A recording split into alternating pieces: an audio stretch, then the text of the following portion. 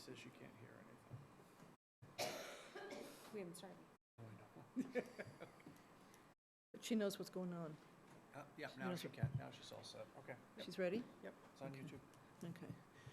All right, so I'm going to call the Select Board meeting to order on Tuesday, February 28th at 6:41 PM. So, welcome, everybody. So before we get started, we've got a technical problem here. So we're going to try to make this work, the same way Planning Board did last night. So for those that are in the Zoom audience, we are going to basically take one of our local microphones and put it up to one of the laptops as you talk. So it should work. It may be a little bit awkward, but we're hoping it's going to work. It did last night with some feedback, I guess. Okay, all right, so, sorry. Okay, we're going to start off with our normal public comment for items that are not on the agenda tonight, and it's 3 minutes per topic. Come on up, Ms. Luttrell. Up there.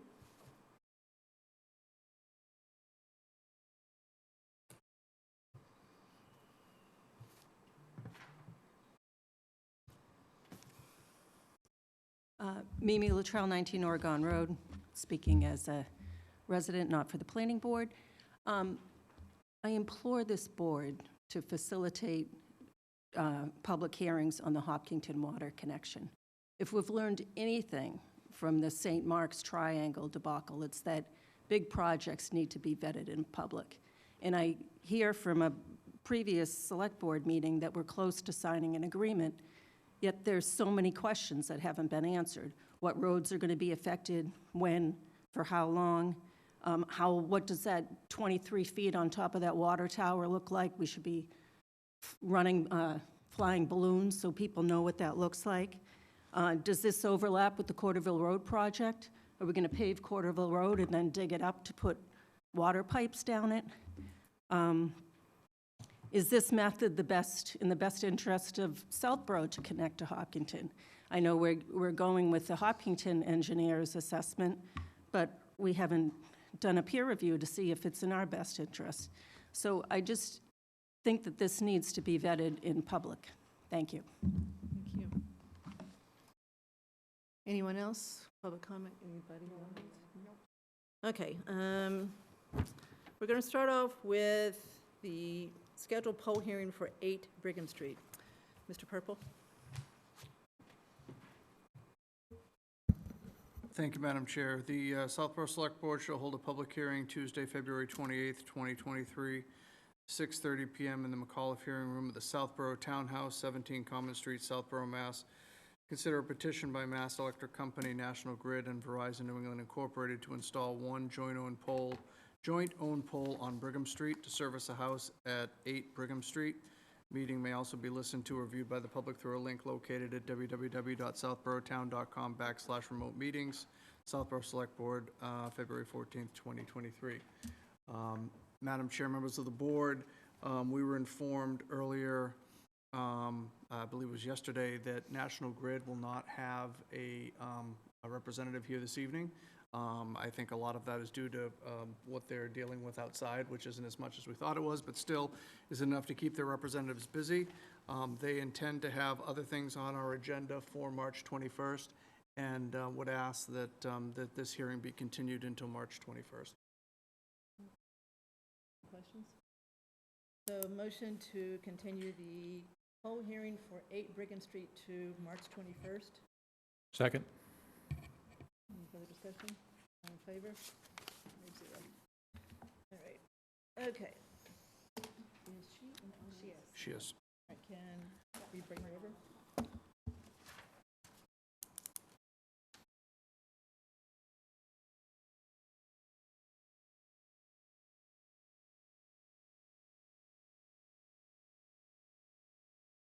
Michelle, let us know. There you are. Can you hear us? I gotta have you stop talking so I can. Okay. Okay, before you do that. Okay, she can hear us, we can't hear her. Okay, Michelle, we're going to turn off our mics in a second and let you talk. So, welcome. We are going to take turns saying hello to you, possibly asking you questions, and then we'll vote on your appointment to the Historic Commission. So that's what's going to happen.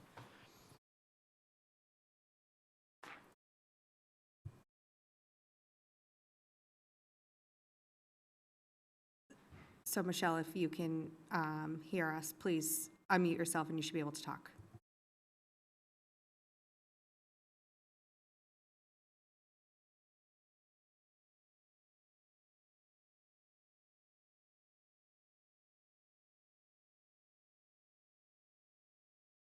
Okay, so let me ask the board.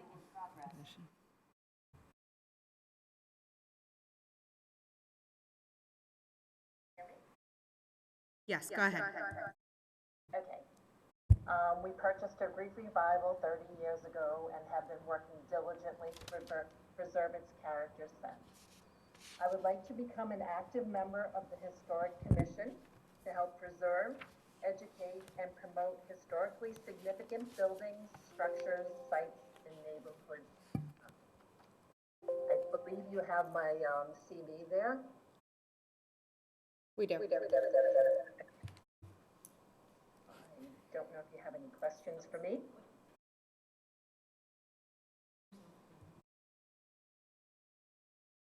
So Michelle, because of our technical problems tonight, we're probably going to truncate this a little bit.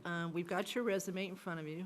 We've got a letter from the Chair of the Historic Commission recommending you for appointment. So I'm going to ask the other members of the Select Board if we do have any questions for Michelle tonight before we go to appoint. Sam? I'm fine with Mr. Miller's recommendation, so thank you. Andrew? I just wanted to ask, Ms. Hoganson, are you familiar with kind of some of the, the recent history and issues involving the implementation of the demolition delay bylaw, and if you just had any perspective on that? I do have to tell you, I know of it. I am not as familiar as I probably should be, but I can read more into that, so my apologies. Okay.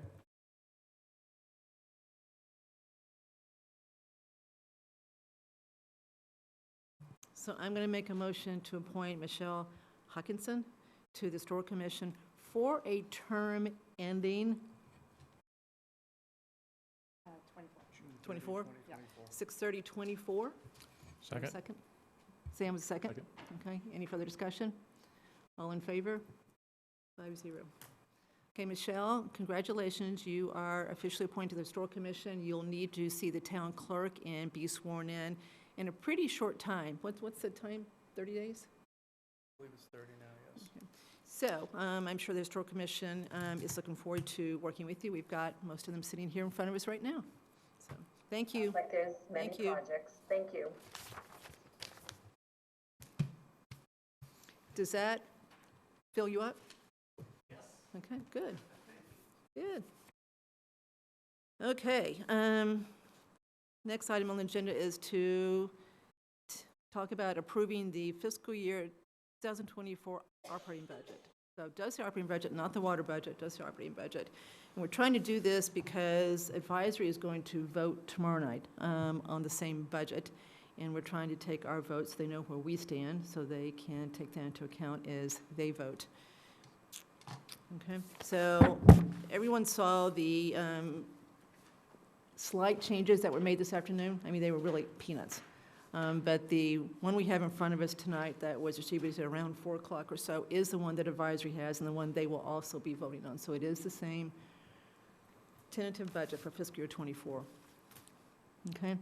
So you saw Brian's memo. There's still a couple of things that are outstanding. There's nothing we can do about them. They'll come in over time. We may have to amend the budget on town floor if a couple of things change before then that we don't get, but we're trying to make this the final budget to be printed in the warrant that will go to the printers on March the 7th. Okay? Anybody want to talk about the budget anymore, or we think we've talked to you and talked about it? I do.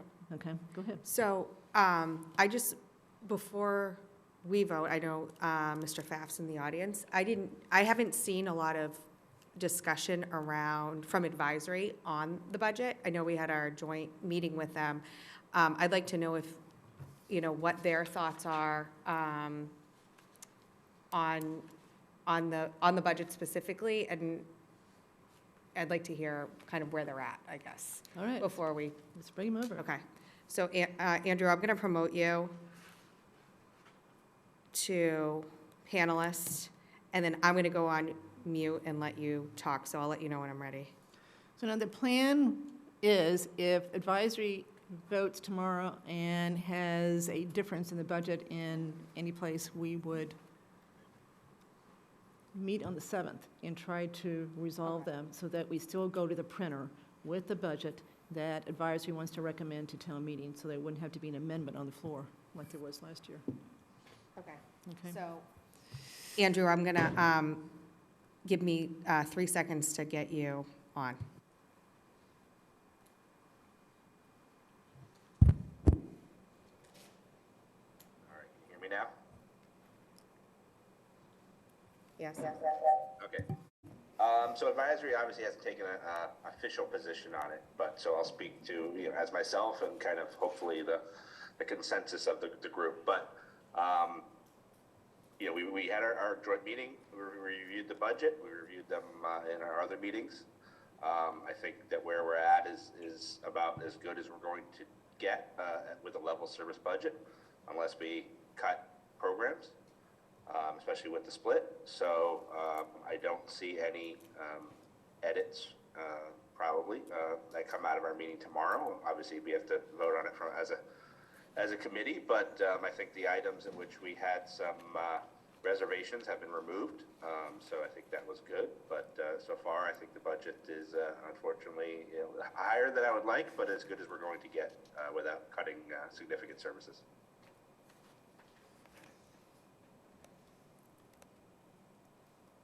Okay. Thanks, Andrew. I'm all set with Andrew, yeah. Okay, so I think it's probably worthwhile letting everyone know where we stand at this moment, what we think the increase in taxes is going to look like, especially to houses. So the overall budget increase is relatively mild. I think we've done a great job in trying to keep the overall increase in expenditures down. It's 2.3% year over year. And in a year where inflation was 6, 7, 8%, I think that's quite outstanding. However, there's always another side, which is the impact to houses is going to be worse because we believe house prices went up between 1/1/22 and 1/1/23 by 12%. And we think commercial real estate went down 4%. So there's a 16% divergence between the valuations, which means more of the tax levy is going to fall to residences than it did the year before, which makes the expected increase to house tax increases about 6%, 5.99 to be exact. So we might as well say 6%. I don't think it does any good to call it 599. I know we tried to keep 6 on the front number, but it's 6. So that's where we are, at least for the moment. There's still other things that have to happen after town meeting to determine the actual levy that are out of our control also, but that's what town meeting will be told. Looks like it's a 6% year-over-year increase to the average house tax bill for the year. All right, anything else? Lisa, go ahead. I'd just like to add, Kathy, that like to thank the finance team for all of the hard work that they put into the budget going into this year, knowing where it was at. We asked a lot of them, and they did step forward and do a great job. So unfortunately, it's not where I'd like it to be, but it, as Kathy said, it kind of is what it is. And but again, just thank you to the finance team. Diane? Yeah, no specific questions. We've been around this many times. I think it would be helpful. I think this is going to be posted or is available on the town website, Mark, so folks who are interested in the details. Yes.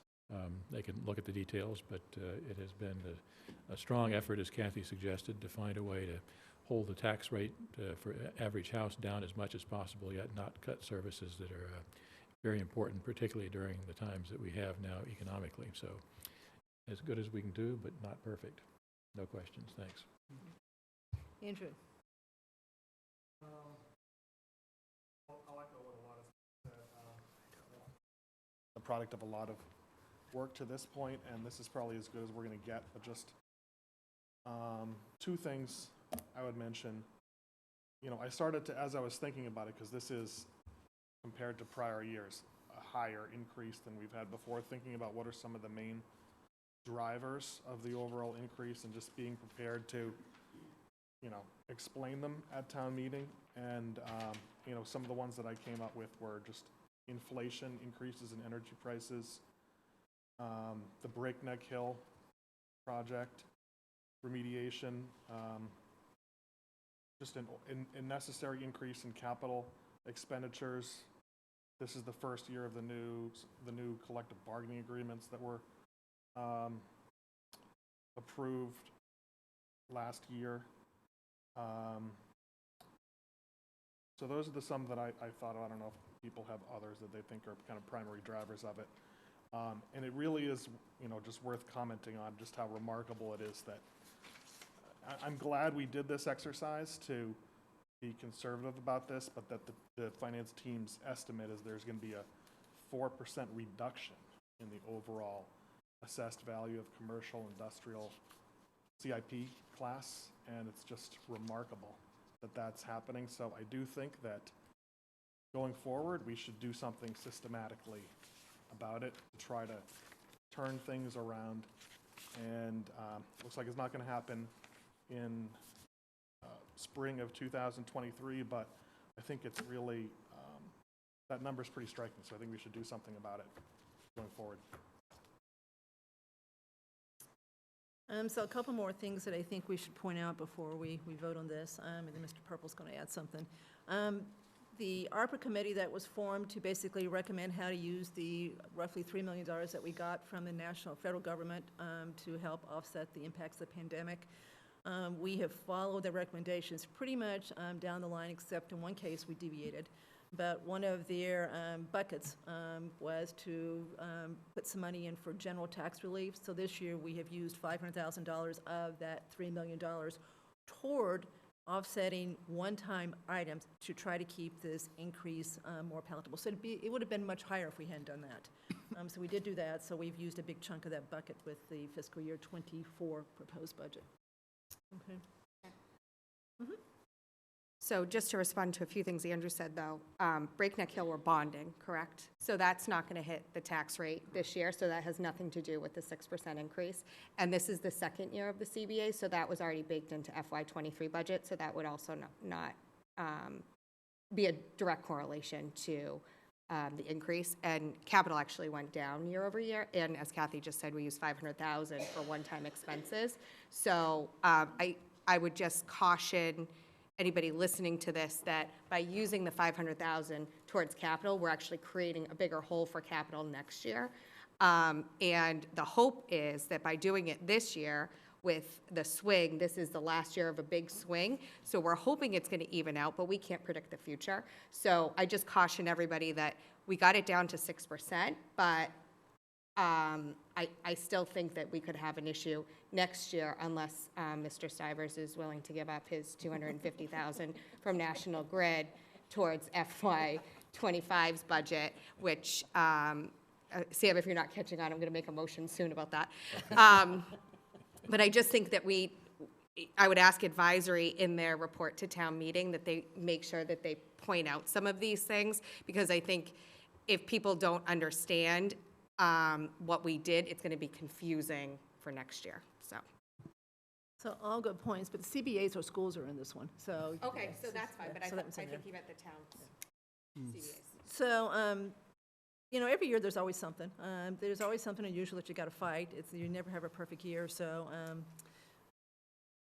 we will see. You can't predict the future, huh? No. Okay, that's too bad. All right, Mr. Purple. Thank you. So just quickly, I do want to acknowledge the board's comments and thanks to the finance team. We do a nice job, and Carl and Brian and Paul, really do a nice job. I think they're some of the best that I've had in my career. So I do appreciate their efforts, and I'm glad that the board does as well. I do want to point out, if there is one negative about this budget right now, it's, you all know we have a new governor and have not formally released her first budget yet, but did release some preliminary data on the cherry sheet estimates. We're only up about $3,000, right? Now, I took a look through some other communities. Some other communities are up 5, 6, 5 or 6 what? Well, Percent or 100,000, no, 100,000, 50, 70, $80,000. I mean, we went up about little over $10,000 on the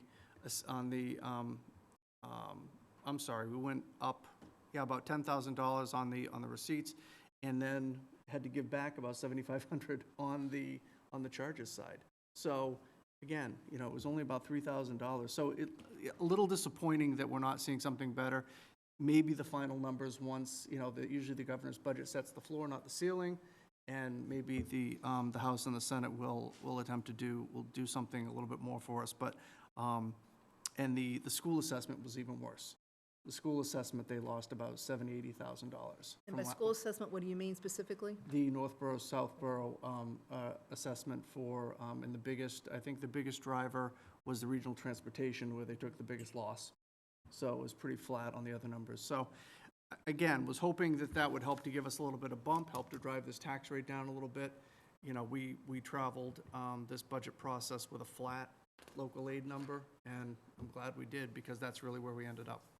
So, Maybe we should get our legislators to take a look at how we fared relatively to other communities. Well, in all seriousness, when we had Jim McGovern come in to talk to us, he said the state is awash, and that was his verb, awash in money. Start, trying to find out, let us know what you need. So I don't get this. Maybe she's just being really conservative. It's the first year, but this is McGovern- surprising. I mean, a year of inflation of 6 or 7% to give us literally zero, just makes no sense. Okay, so it is what it is for now. Legislature hopefully will be more generous. Okay, anything else anybody want to say before we vote on where we are tonight on the budget, so that we hopefully will have this ready for the warrant? Okay. All right, so I'll make the motion based on what we have in front of us to basically support a proposed expenditures of $61,496,888 for the fiscal year '24. Second? Any further comment? All in favor? Okay, 5-0. All right. Okay, we now are going to ask the planning board to join us to talk about a couple of warrant articles. Yeah, why don't you, who's with you? Deb and Jesse? So why don't you guys, come on, because you may all want to be able to talk to the microphone, and then I'll let you call your meeting to order.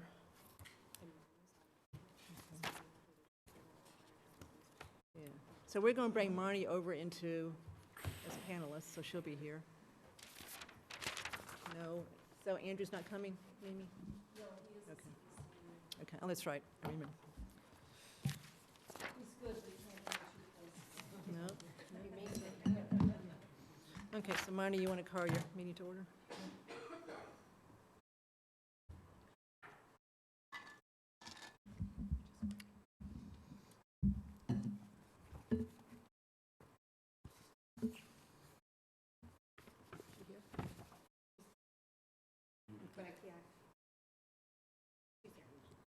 Here she is. All right, I just want to call a meeting of the Southborough Planning Board to order. We have Ms. DeMaria, Mr. Stein, and myself, Ms. Luttrell here, and Ms. Houlihan is via Zoom. Thank you. So welcome, thank you for coming. So what we worded this broadly so we can talk about articles that we think that are in both of our interests as far as town meeting goes. But we want to start out with the articles that you specifically sponsored, which are 26 and 28, what I'll call the trees article and the scenic roads article. As everyone probably remembers, this will be the third time that both of these have been on the warrant. The first time was a year ago, May of '22, and at the request of the Select Board, Planning Board graciously postponed those two because we were running out of time. We were going to have to go to a third night if we didn't do something. So you guys agreed to do that, brought them back to the special town meeting on October 13th. And then, did you vote on the trees? Did you table them both? Just scenic roads. Okay, so you voted on trees, and it failed, and then you postponed scenic roads. Okay, well, try again, right? Okay, so we're here tonight, and we just want you to tell us, well, let's start with trees, and I think maybe you should focus on what's changed since we saw it last, what you heard from town meeting that maybe struck a chord, and as far as what we're here now. rather than go through the whole thing again unless somebody wants to. I mean, I think we're pretty familiar with most of what's here. But your call. So what has changed is there were some amendments that were requested by select board members that were going to be made on the floor at town meeting. Those have been added into the bylaw. And any reference to the drip line, which caused great angst at town meeting, has been removed. So there's no permit required for excavation or construction within the drip line. And the definition has been removed from the definition. Okay. Anything else as far as feedback from town meeting that you wanted to address besides that one? No, that was the main thing. Everything else follows very closely either Mass General Law, Chapter 87, or Chapter 40, Section 15C. What about the issue that Ms. Faniff raised as far as septic system, and you got an issue with the tree and septic system? I don't remember exactly what the issue was. She's here tonight. She could clarify it if you don't remember, but I know she had an issue too, so. Well, it was brought up in regards to the drip line and work on a septic system that's in the drip line of a public shade tree. Right, so removing the drip line may satisfy that one too? Yes. I thought there was one other change that would,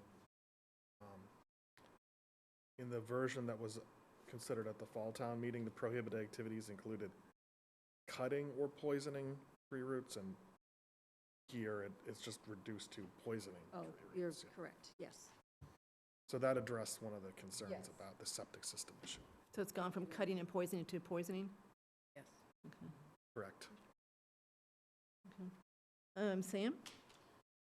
I actually have been following this for quite a while, and I think this is a much improved version. And again, I believe that does deal with a number of the concerns that have been raised. So I'm cautiously optimistic that it'll get approved. I think it's a good thing. Thank you. And I went through this. Sam had some little edits. It doesn't change the bylaw, but some references were incorrect, and he went through it with a fine-tooth comb that we went through today. Again, there were some inconsistencies, but no substantive changes that I think might have been an issue at town meeting, but hopefully that'll get corrected and before it gets printed. So. Okay, all right, thank you. Lisa? Thank you, and thank you for coming tonight. I appreciate it. I think a lot of work has gone into this. I think you've listened to town meeting, what they said, and I think this is, as you said, Mimi, this is really close to, if not pretty consistent with what Mass General Law calls for. So I thank you for listening, for making the changes, and I look forward to supporting it. Thank you. I just have one question. I thought I read in here, and maybe I was not looking at the current version, on a one-for-one tree replacement. Is that actually outlined in the bylaw? I don't think one-for-one is in there. It's not, okay, Yeah, I think it's just replacement. okay, and so then think, yeah. so the tree replacement in section J will be defined outside of this bylaw, and I just want to make sure there's no conflict between section J and reference to a one-for-one replacement. Actually, J does have, each tree will be placed with one public shade tree for each public shade tree removed in J.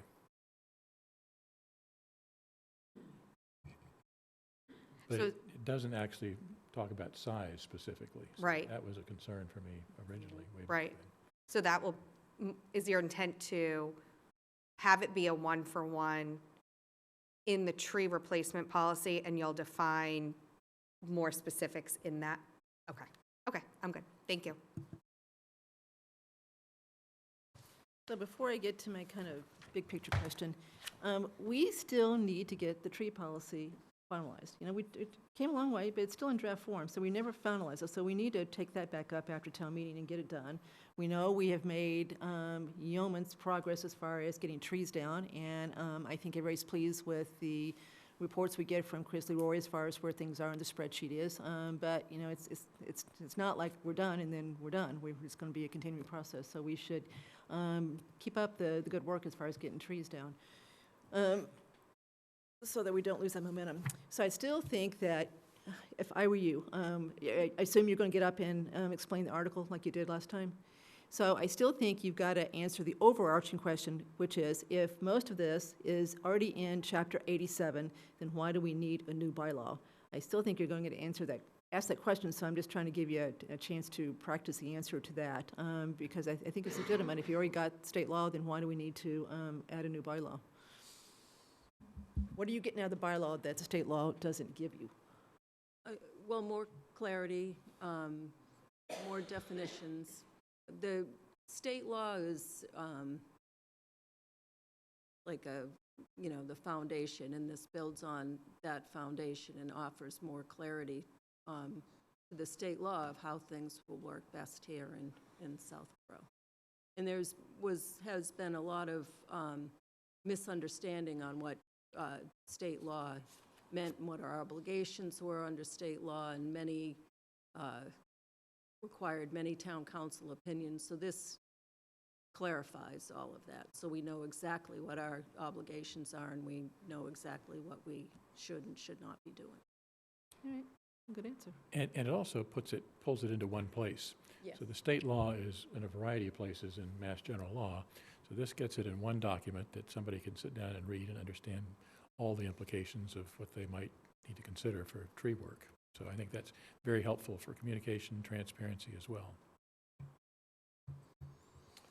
So does anyone else from the planning board want to comment on the proposed tree bylaw? Jesse? Yeah. Deb? Marty? So I support the warrant article, and thank you for your great work. And I hope that this will prevent some of the problems that we've had in this town as far as loss of trees, unnecessarily and preventable. Thank you. So I support the bylaw also. I'm hoping that we have more consistency, because I think that our practices have been inconsistent. Even though we have Mass General Law, I think this makes it really clear for the town. Marnie, do you want to say something? Give me 3 seconds. Okay, so give us a couple seconds. We're struggling tonight technologically.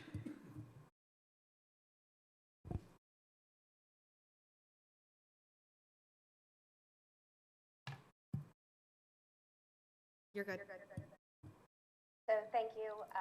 I applaud Mimi for driving this initiative, and I would agree with the comments that have been made. It is a much more simple bylaw that's being proposed that doesn't, require an elaborate understanding of legal writing. It is clear and articulate, and it very much lines up to the state regulations. And so I think hopefully the town will appreciate the work that Mimi's put in to simplify this, so it's much more easy to digest, as well as to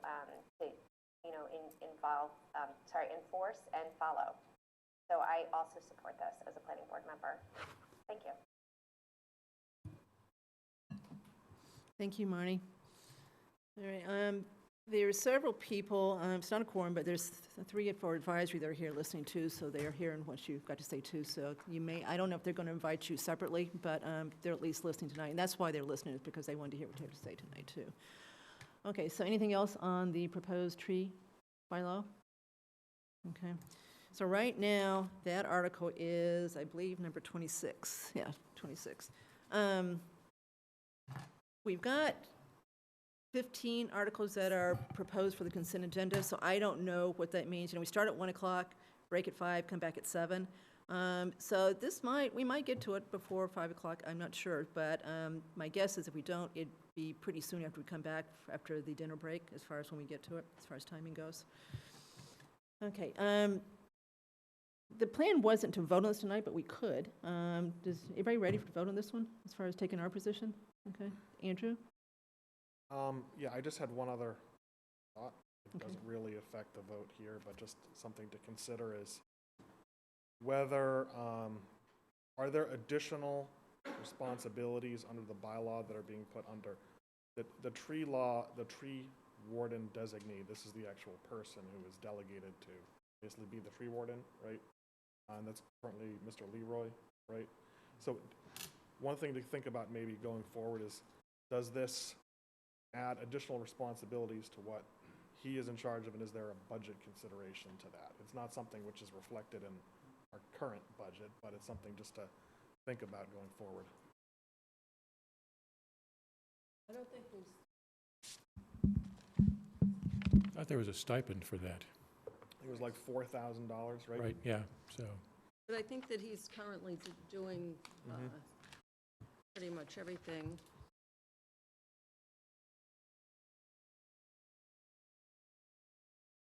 Other than the tree planting program, which I think the planning board's going to try and work on setting the guidelines for that, but everything else he's already doing. And most of which is, required under Mass General Law. Okay, thank you. So Andrew Pfaff wants to be brought over. So he's there now? So Andrew, we took a look, and it doesn't look like you have a quorum, so do you agree with that? Yeah, I agree with that. I think, it'd still be good to at least get I think there's three of us, get if there is questions, have them asked, and then hopefully we don't need planning board or Mimi to come to our meeting, and we can have enough information. I agree. I was just because you did, my point was you didn't. So my point was you don't have to call your meeting to order, not that you shouldn't ask questions. Okay, so you're on. Sure. Hey, Mimi. Here, let me turn my camera. Not that I wouldn't love to come to advisory, Andrew, just for the record. Yep. I was hoping we could kill two birds with one stone tonight, but we don't have quorum. But at least hopefully the three of us can, Tim's on and Marcy's on, and if you guys have questions, please raise your hand and ask them. One question I had is looking through the enforcement, it goes through Mass General Law Chapter 87 and Mass General Law Chapter 242 or Chapter 4021D. Both of those have a maximum fine of one's $500, one's $300. So is that the only penalty? Because it does reference, you need to pay the fee for the tree. So if for whatever reason somebody cut down a tree, besides the Chapter 242 remedies in terms of going to court, the fines in here in enforcement don't list anything having to do with the replacement of the tree.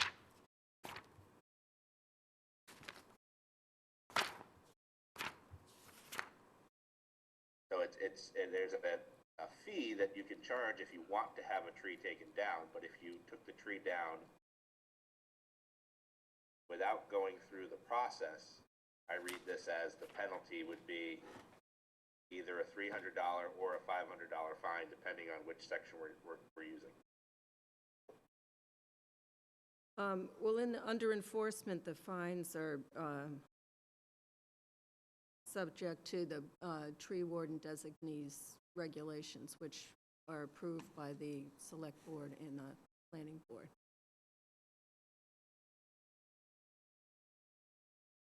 so fines are TBD Yeah. fines. You say TBD? You haven't defined the fine. So the fines are okay, so that's and this was my issue with the bylaw before, is there's no maximum fine in that tree bylaw designee fine.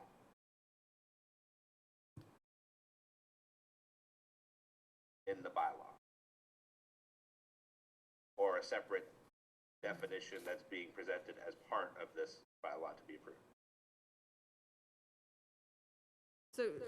So the fines have not been set, but the maximums are set under Mass General Law. Okay. So we're passing the fines through Chapter 87 or, Chapter 242, which is either $300 or $500 fines. But that's a dollar fine. It has nothing to do with the tree. But if somebody cuts down a tree and we're asking them to replace a tree, all they could do is give us a fee of $500.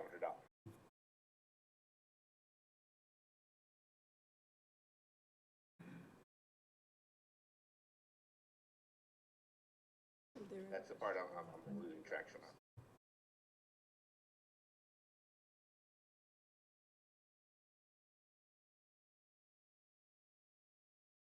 Because it's, fine, under this bylaw, so we don't know what the fines paid under this bylaw are at all. Under Chapter 87, it's $500, and after 242, it's $300.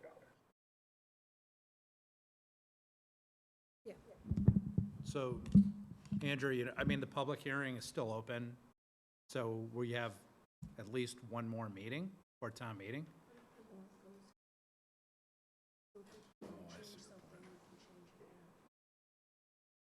Well, we could add. One sec, please.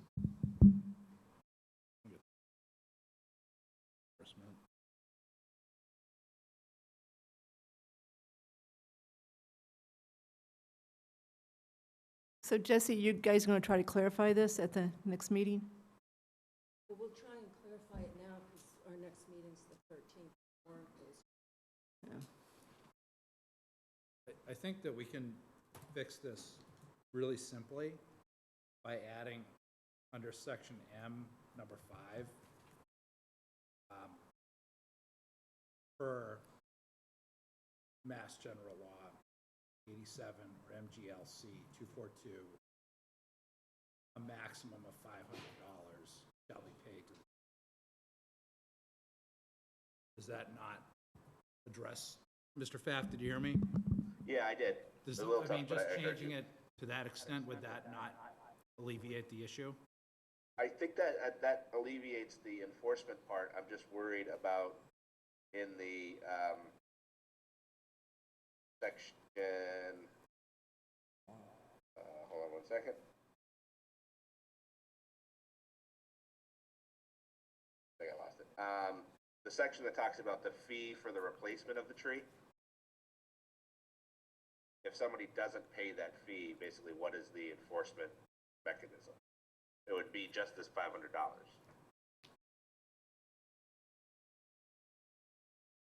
The fine shall not exclude $500. What section are you looking at? I don't have it all. Shall not exceed $500. Yeah.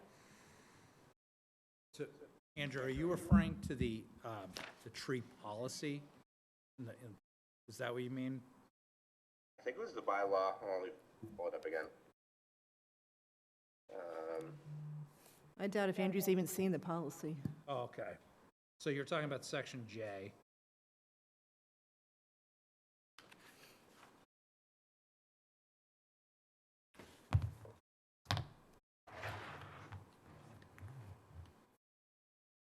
So it says you will pay, sorry.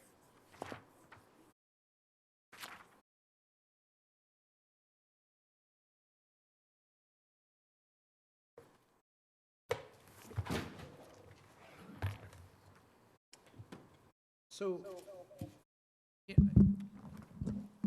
just personally, I think that we could address that in the policy after this is ratified and approved.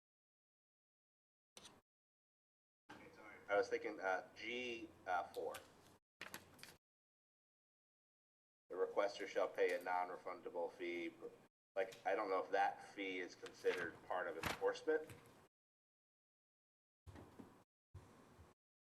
But I guess that's only if you're requesting for a fee to be taken down, not the enforcement if you do it.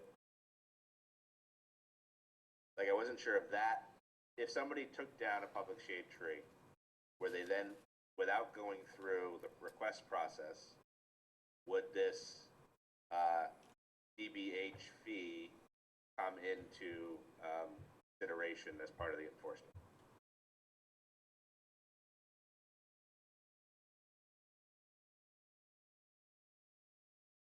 Jesse, we can take it offline if we don't need to go through it right now. Well, the issue is, we're concerned about the timing of this, and if possible, if we can wrap this up in the next couple of minutes, maybe we can fix it. Jesse, can I make a suggestion? Sure. Maybe you tie the two pieces together, G and J, and talk about in J saying something to the fact that the fine is this, plus any fee due under G4 for replacing a tree that has been removed inappropriately. So change section J. J to refer back to G4 as possible add-on. To refer back to G4 and then put the max of 500 in Yeah, G4. the max is 500 plus any fee due under G4. I mean, that seems to me to be fair in the sense that somebody cuts down a tree, you replace it, and, pay $500. I don't know, I haven't, looked at it as a whole here, but that seems to me to be a way to deal with it, to connect the two. What I'm looking for is what is the legal precedent that allows us to charge that level of money? Andrew, I would distinguish between a fine and a replacement fee.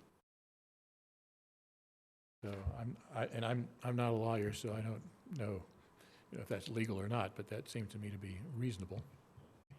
Andrew, I have to shut you off when Sam's talking, so we just missed what you said, so I'm going to put you back on now. Sorry. I was just going to say, I think the question is if somebody didn't pay, they requested a non-refundable fee to be paid and they didn't pay, what is the enforcement action to collect that fee? Well, Do if you wouldn't take down the tree, though, right? do you have an answer for that? If they don't pay their fee? I mean, I would be looking at that as the way the zoning code enforcement officer would address any unpaid fine. Any fee. Whatever that process is. I'm not familiar with it off the top of my head, but it would seem to me to fall into the category.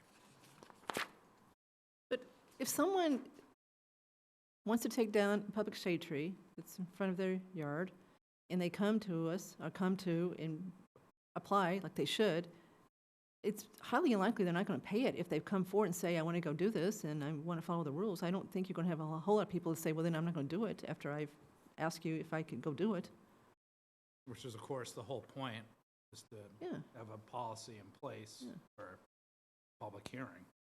And to be clear, the fee is only if the tree doesn't meet certain criteria. It's not a hazard and it's not impeding travel on the road, and there are, several different criteria. So if it meets any of that criteria, at least one of them, then there's, no fee. The town will remove the tree. But if it doesn't, and someone wants to remove, that's where the fee comes.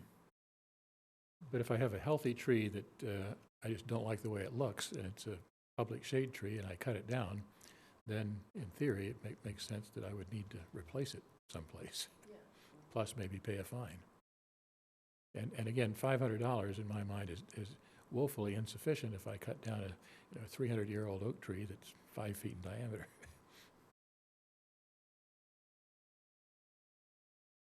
And Sam, that's where I was getting at the enforcement, right? If you cut down a tree, and we're only talking about, I think one of the sections, you can take and record, and they can, see what did the loss of the tree cost from a timber perspective or from a replacement perspective, but it's up to the court to decide the value of that, not the tree warden designee. So it was a little confusing to me, and if it's confusing to me, it'll be confusing to the town meeting. So we need to move on, but I'm still not sure where we've ended up on this. I thought we were going to take a vote on the, Yeah. I think what happened is you made a motion, we were ready to vote on it. We haven't made a I asked motion an yet. extraneous question. Oh, no, then. And we haven't Sorry done to the get off motion it. yet. No, the advisory's asking a question, sorry. So Andrew, would you be more comfortable if we had a not to exceed $500 for the fine in the bylaw? I would, but I also have the same concern that Sam does, that might be insufficient penalty, but I don't like an open-ended penalty. I don't like if somebody accidentally, cut down a tree that was large and had to pay to replace that size of a tree, it could be a substantial cost, in the tens, thousands of dollars, which I think is large. But I think 500 is too small from trying to stop people from just cutting it down without going through the process. State law caps it at 1,000? But it depends on which chapter. But if you cut down a shade tree, if you cut down a tree on anyone else's property, there's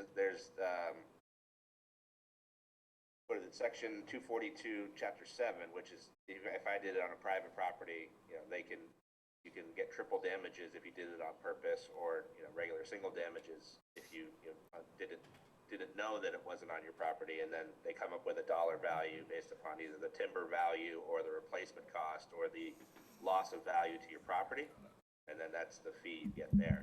Okay, so M3, we're going to change to fine, maximum fines of $500 shall be assessed and collected under MGLC 4021D process, as well as any fee for replacement due per section G. And then in section G, I don't know that we even need to clarify it any further than that. Yeah, I don't think so. Because the policy isn't done yet, and that's normal and typical for any of these kind of bylaws. The rules and regs get done after the fact. And I think that gets us at least close to what we need, and then the regulations can clarify that, seems to me.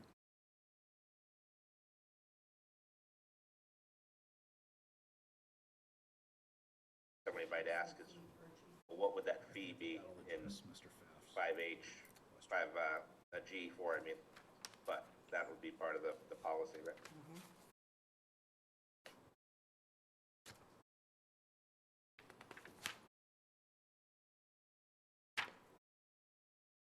Agreed? Yes. You guys want to vote, or? Hold on, Marnie. She said no. Okay, Marnie, give me 1 second. She's waving no. Okay, go ahead. She's fine. She's waving no. Oh, you're fine. Sorry. So we're on the same page. Mimi, do you need to take a vote? Are you done? Other We're not going to vote, Okay. because our public hearing is still open. Okay, all right, so, other advisory questions? okay, so Andrew, other advisory questions from you or Tim or Marcy? He's done? So Marcy or Tim, can you raise your hand if you want to come over and talk about the tree proposed bylaw? Andrew's what? Again? Andrew, go ahead. I was just going to say, I don't see Tim just texted me. Marcy says no question, Tim says they're good. Okay, Okay. thank you. Okay, so I think we're done on that one, okay? All right, so I will make a motion to support current Article 26, which is what I'm calling the tree protection bylaw, is written in front of us, As amended, you mean? as amended. Second. Okay, any further discussion? Okay, all in favor? So you got a 5-0 vote on that one, okay? That could be a liability, actually. Sam, let's be positive here. Okay, all right, so there's that one. Okay, now let's go on to scenic roads, so go ahead, Mimi. I think this is Ms. Houlihan. Marnie's wants to do it. Okay, sorry, Marnie.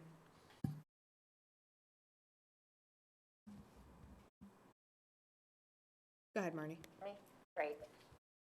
So I hope not to take too much time on this. This is, I guess, the second time we'll have presented this. You've seen this before. This has not changed since last meeting. The purpose for this meeting is we have 183 streets in town. 63% of them, or 115 streets, have been designated as scenic roads through 3 town meetings, 1975, 1978, and I'm going to forget the last one. And the last one, sorry, 1975, 1976, and 1978.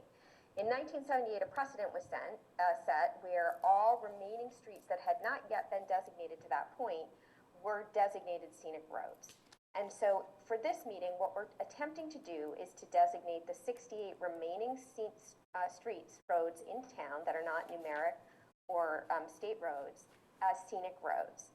And the reason being is the scenic road designation per MGL Chapter 40, Section 15C, provides any road that's designated a scenic road special protection of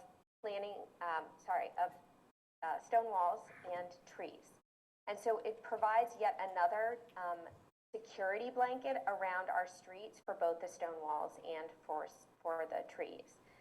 So the rationale behind this is that when we think of scenic, I would advise you not to think of the scenic road definition that comes to mind as bucolic and beautiful and picturesque, but rather as an administrative designation to help the town manage expectations that scenic roads, that now we have 63%, so what we're looking to do, again, is to find the 37% that aren't, to make them scenic, to allow those to be managed as scenic roads, which would require the joint tree warden and planning board hearings for any modification for changes to any of the trees, public shade trees, not private, and any stone walls that are in the public right-of-way.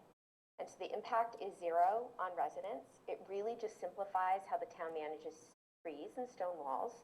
So it's a process to request hearing that doesn't change.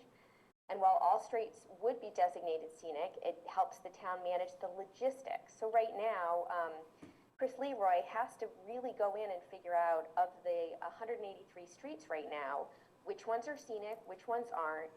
How do I process to manage these streets versus those streets?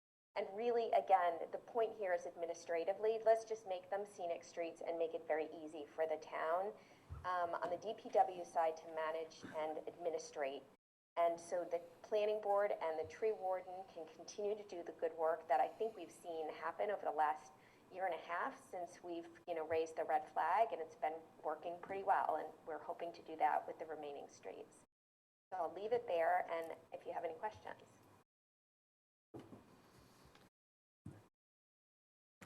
Okay, so I'll start this one.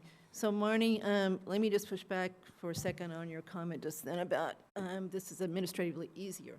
I think you could take the opposite case if you wanted to. Chris Leroy can look at a list and see what's scenic road. I don't think that's that hard to know which ones are, which ones aren't.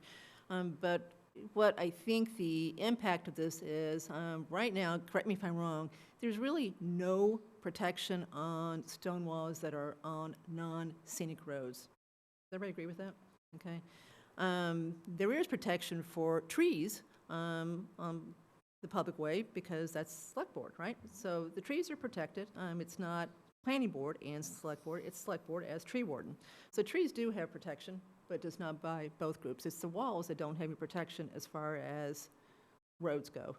So Marnie, my question to you is, I know you hate this one, and I know you've gone around and looked at almost every street. How many of the streets that are not currently scenic roads would you guess, and this is the guess, have stone walls on them? And I'd have to pull up my spreadsheet, but I did do that. I don't have it on the top of my head.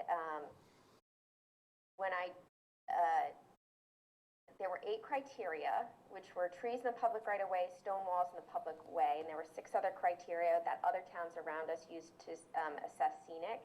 And when I looked at that, most of the 68, the only way I said this is most of the 68 remaining streets had at least 2 of the criteria designated by other towns, but I can't tell you at this moment in time what percentage had stone walls or not. But it's probably a fair amount, right?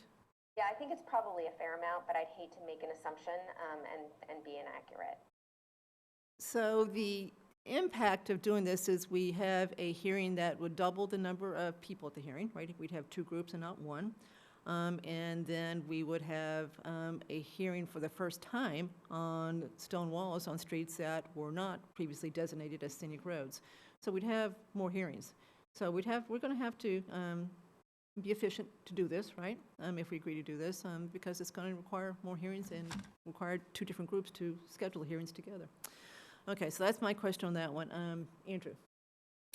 Yeah, I don't support this. I just have the same view that I had when this came up last time.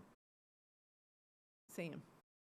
Yeah, I think Marnie hit on the key point here. As I've talked to people and recall the town meeting conversations about this, I think people immediately think of scenic, as you suggest, Marnie, in terms of the beautiful vista from the mountaintop kind of thing.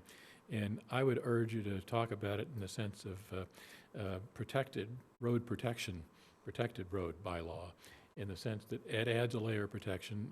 I think that we have been losing stone walls around town in a variety of ways over the years. I think that the additional layer of protection for both trees and stone walls here, in my view, is worth the extra work in terms of hearings and so forth. So I'm strongly in favor of this and would focus on the, again, protected roads description as opposed to scenic. Lisa? Thank you. So just for clarity, Mimi, on the Stonewall hearings, that's a planning board function. It has nothing to do with the select board. So all we would be doing is, on the quarterly meetings we would be having for trees that we've talked about, they would just all be joint versus the selectmen having a hearing on some and planning board hearings on the other.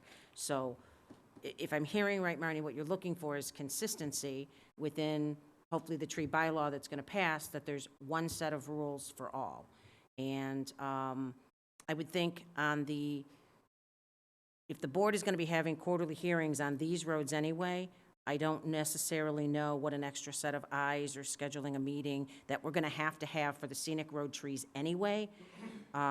It just seems easier to me to just schedule one set just for consistency. So is that a fair assessment, Marnie? Yeah, okay, thank you. Chelsea? So I've been not in favor of this all along.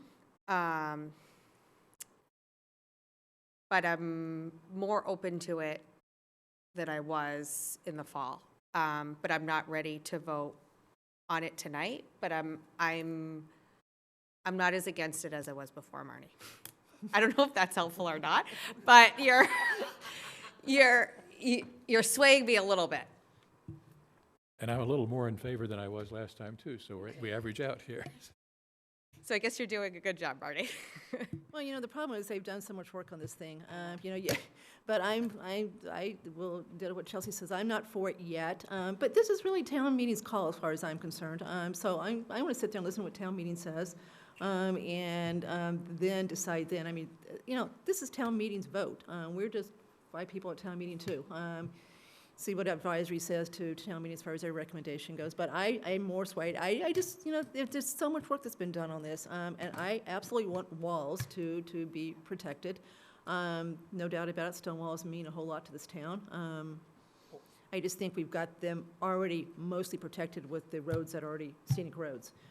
So we'll see what happens at town meeting on this one. To that point, I think that there's one issue about protecting stone walls on streets that are part of the character of the town, and there's another about stone walls on subdivisions that were created in like 1994. So that's one of the reasons why I don't support it. Okay, so Marnie, you may have your work cut out for you. Got to keep, you're good at it, so we'll see what happens at town meeting on this one. All right, any other questions on? Can I just make a comment? Of course, of course. On the subdivisions, it appears to me that there were a lot of people that carefully planned those subdivisions to make sure that they had trees and stone walls. It struck me that when the discussion around Davis Farm Road? Davis Road and Davis Ashley Road. Road was going on, that there was a discussion about removing the triangle or intersection. Median. Which Median I think along. was in the public way, and that would have been a protected tree if that was considered a scenic road. There's no trees in that median. That's all. Wasn't there a tree in the median? It's all, I live there, so I can, it's all kind of dead stuff, and that's the problem. There's, I thought there nothing was an lives. issue with somebody not watering the tree or something like It's that. not a tree, it's just the whole, it's a long meeting, and it's just never been taken Shrubs. care of, so there's no trees. Okay, so I apologize, but if there were a tree that, and it happened to be in the public way, that I think would be an example where there would be a little bit more protection than, for example, somebody coming in and just dismantling and ripping out walls and trees to change the look of that intersection. So it does, I think, offer protection also to subdivisions. Thank you. Jesse, you want to say anything? Well, I'm really not prepared to, I was trying to pull up the code because I just know from experience on the planning board, we have had situations where we've had to mitigate the movement of stone walls. And I don't recall a situation in which the property owner came away, unhappy. I think that we've been able to resolve things both to the town's benefit and in a way that wasn't too much of an upset to the owner of the property. And I tend to lean toward preservation of our stone walls in general. So to me, I think to Marnie's point, this does simplify it by simply adding the remaining roads and streets that should have been there in the first place to that end. So I fully support it. I don't see a problem with it. Thank you. Thank you. Yeah, and there has been an issue with DPW knowing which streets are scenic and which aren't. There's a list now that's was compiled, but we just found out, like 2 years ago, I think you found out that there was that vote in 1978. And that was a town meeting vote that we should have been complying with, that we haven't been. So there has been confusion, and this just makes it easier. There's just one process. You want a tree down, this is what is followed. Fair point, fair point. Okay. All right, so we're not going to vote on this one tonight, okay? We'll Any advisory questions? I just can't see, is Andrew raising his hand on this one? No questions? That's what he said, no questions? Okay, all right, thank you. Okay, anything else you guys want to talk about as far as planning board articles related? We're going to talk about the tree fund probably on the 7th, as far as how to deal with that one. So we're not going to talk about that one tonight. So anything else you want to talk about? Well, we're going to stay in session till Okay, all right. All right, so the thank you. bitter end. Yeah, thank you. Well, Specifically, the memorandum of understanding, because we discussed that at last night's planning board meeting. is that the next item? No, Oh, sorry. no, Sorry. you're committed. We've actually got a long one coming up. Thank you. Thank you, guys. All right.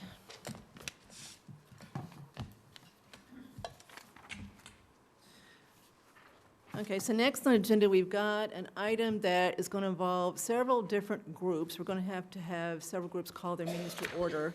We're going to talk about the property at 5 Cordoval Road.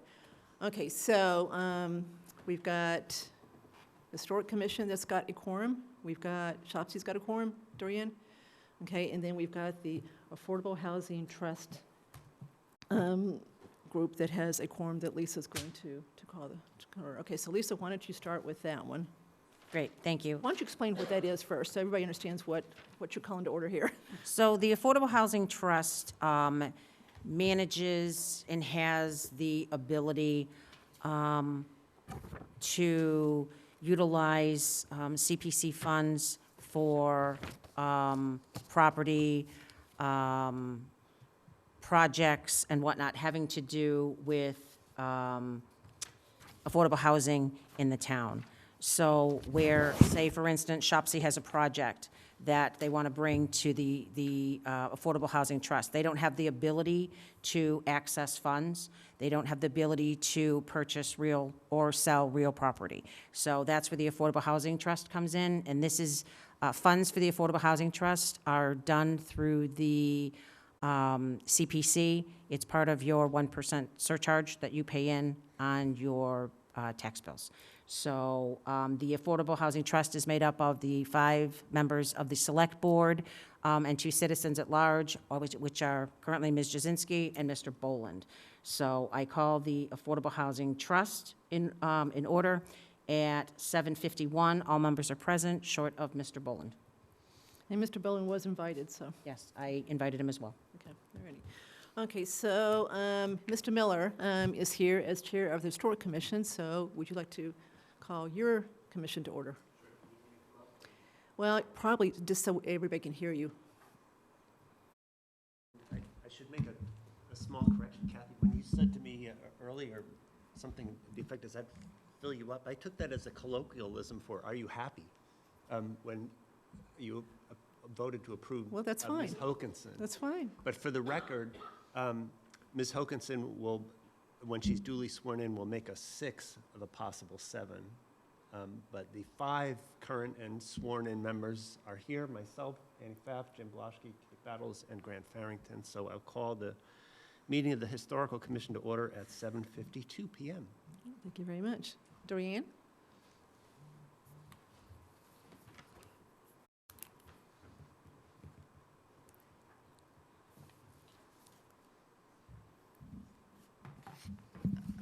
Good evening. I'd like to call the meeting of the Southborough Housing Opportunity Partnership Committee to order on Tuesday, February 28th at 7:52 p.m. We have 1 member missing. Most of us are You have 1 member what? missing. Okay, is everybody here and physically present, they're not on Zoom?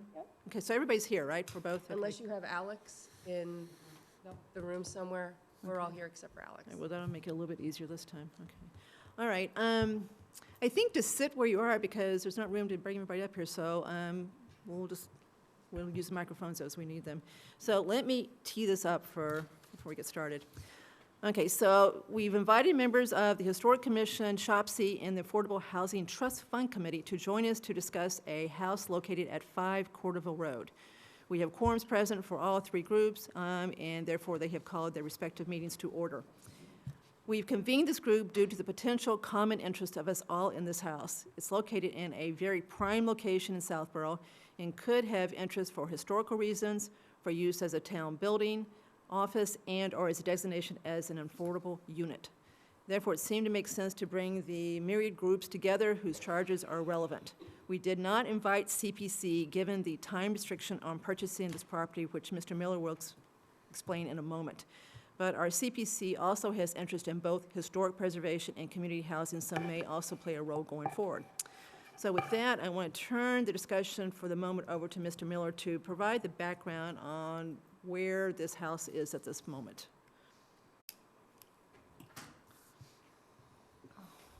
Thank you, Kathy. I appreciate both being invited, the Select Board inviting both Historical Commission, SHOPC,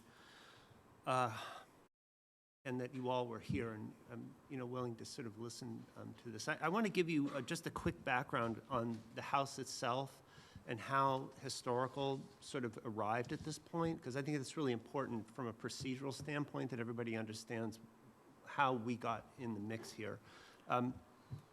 I actually heard from, the home was owned by a man named Raymond Skip Hewling, and he was actually a 27-year employee at Fay School. He worked for both the facilities and the athletic departments, and as I understand, was really much loved and appreciated over there. And he was also, late in life, quite ill, unfortunately, and ended up really confined to his home, that he was very reluctant to leave because he was quite devoted to it. And I understand that Fay tried to provide him some support through his illness, and as well, actually, I'd just like to mention while I have the microphone that there's that program with the Board of Health and through the a senior center to sort of send police or firefighters to elderly residents that needed help during COVID, and there was a firefighter that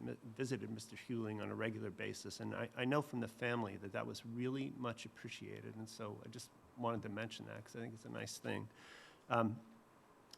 But he passed away in August, and I heard actually about this house for the first time in September from Sandra Hewling, who is his personal representative handling the estate. That's a sister of Mr. Hewling who lives in California.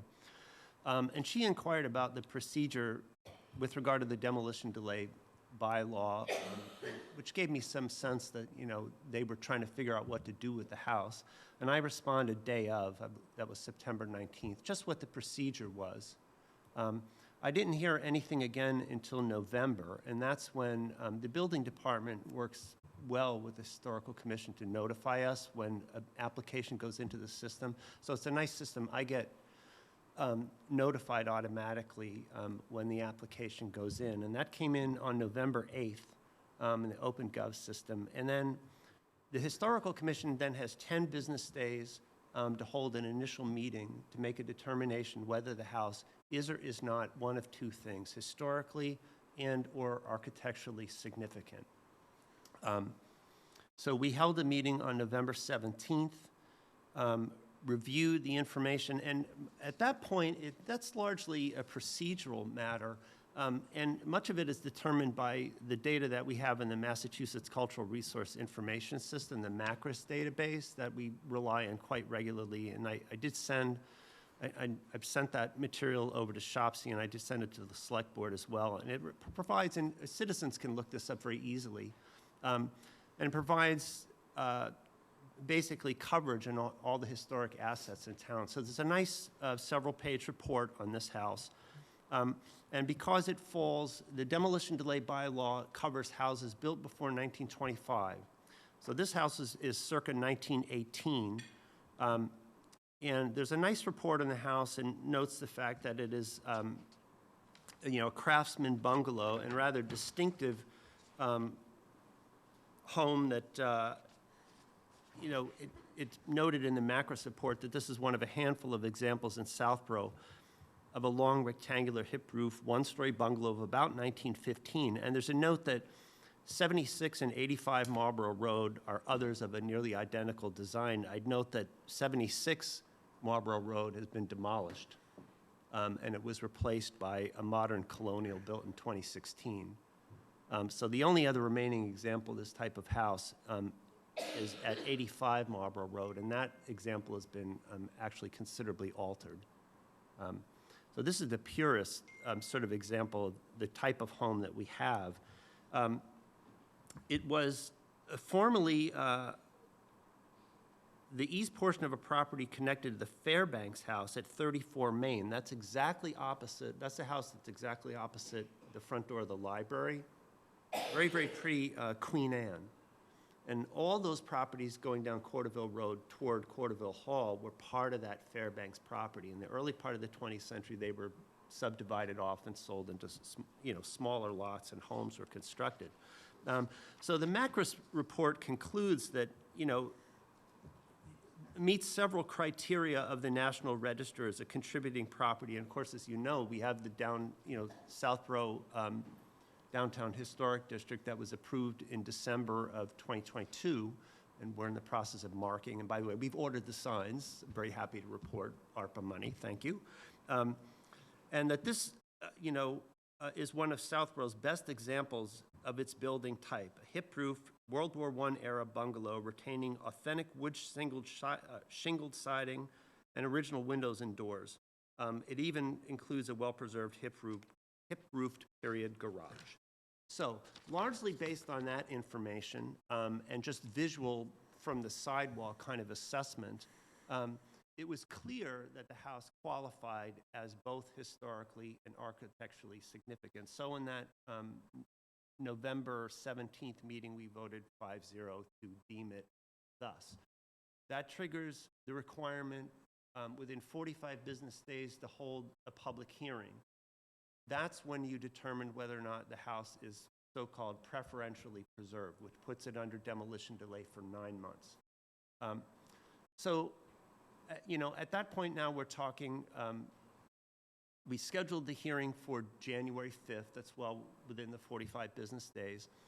And on December 19th, I had been contacted by the demolition application was filed on behalf of the applicant by Kendall Holmes. And they had sort of brokered a very much contingent deal, which was worked out with Andrew Abu Realtors between the heirs and Kendall Holmes. And Kendall Holmes' application indicated that what they wanted to do was tear down the house and come back and build something modern, much larger, and so on. They were nice enough to provide access on December 19th. It was the access provided by Mike Howard of Andrew Abu Realtors. And that was a walkthrough for the Historical Commission for the sole and express purpose of evaluating it under the terms of the demolition delay bylaw. This is us doing our due diligence. It didn't have anything to do at that point with any other motives or ideas or whatever. We're just there to evaluate it, whether it deserves to stay or go, because the applicant indicates it's falling down and in danger and all that kind of stuff, and we have to go look and see for ourselves. So we went. I attended that walkthrough. Grant Farrington attended, and Annie Pfaff. Also in attendance on that day was the Select Board Chair, Ms. Cook, and the reason she was very kind to come out on a cold December, I think that was a Monday, a week before Christmas at 10 o'clock in the morning, was because I felt that the sensitive location of that property, directly across from Choate Field and Woodward, within sight of the community house, a chip shot to the town library, 2 doors down from Corderville Hall, 2 doors down the other way from the town-owned home at 1 Corderville Road, that it was a very, very sensitive location, and I felt that the executive body of the town, in terms of town government, should have this on the radar going forward, should we make a determination. One of the views that I have as chair of historical is that I do not believe in delay for delay's sake, and I think it's incumbent upon me in particular and my commission to be, if we do delay a property, to think proactively about possibly what could be done with it. At the same time, I'm trying not to get out in front of my skis or to make any assumptions or to intrude on any other board or commission's territory, but just to think about it. So I invited Ms. Cook. She very graciously came, walked through the house. We don't get to deliberate, of course. It's strictly a site visit. We have to be mindful of OML. We looked at it. We chit-chatted about the weather, and we all went our separate ways. The hearing was held on January 5th. At that point, it was an open hearing. People spoke. The representatives from Kendall Holmes spoke at length about the house. We discussed it. We weighed the information, the site observations of the 3 members that made it. I also took photos, which I distributed internally to the Historical Commission.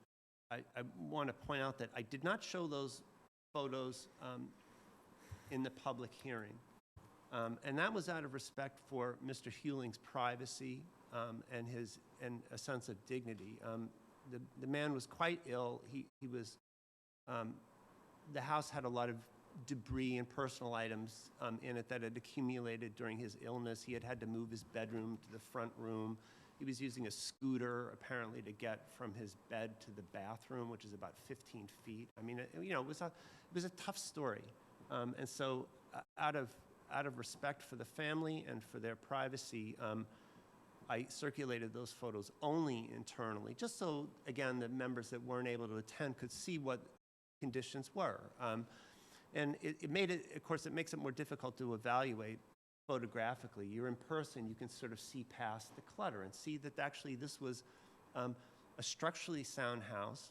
remarkably well preserved because it had been unaltered for many years. The original oak floors are there. For instance, glass knobs, escutcheons, some nice architectural features, built-in cabinet in the kitchen, that kind of stuff. So very attractive, but cluttered up with a lot of stuff.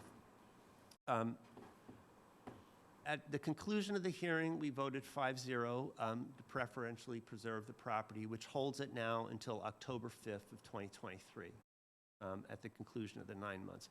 I would say that during the initial meeting we had in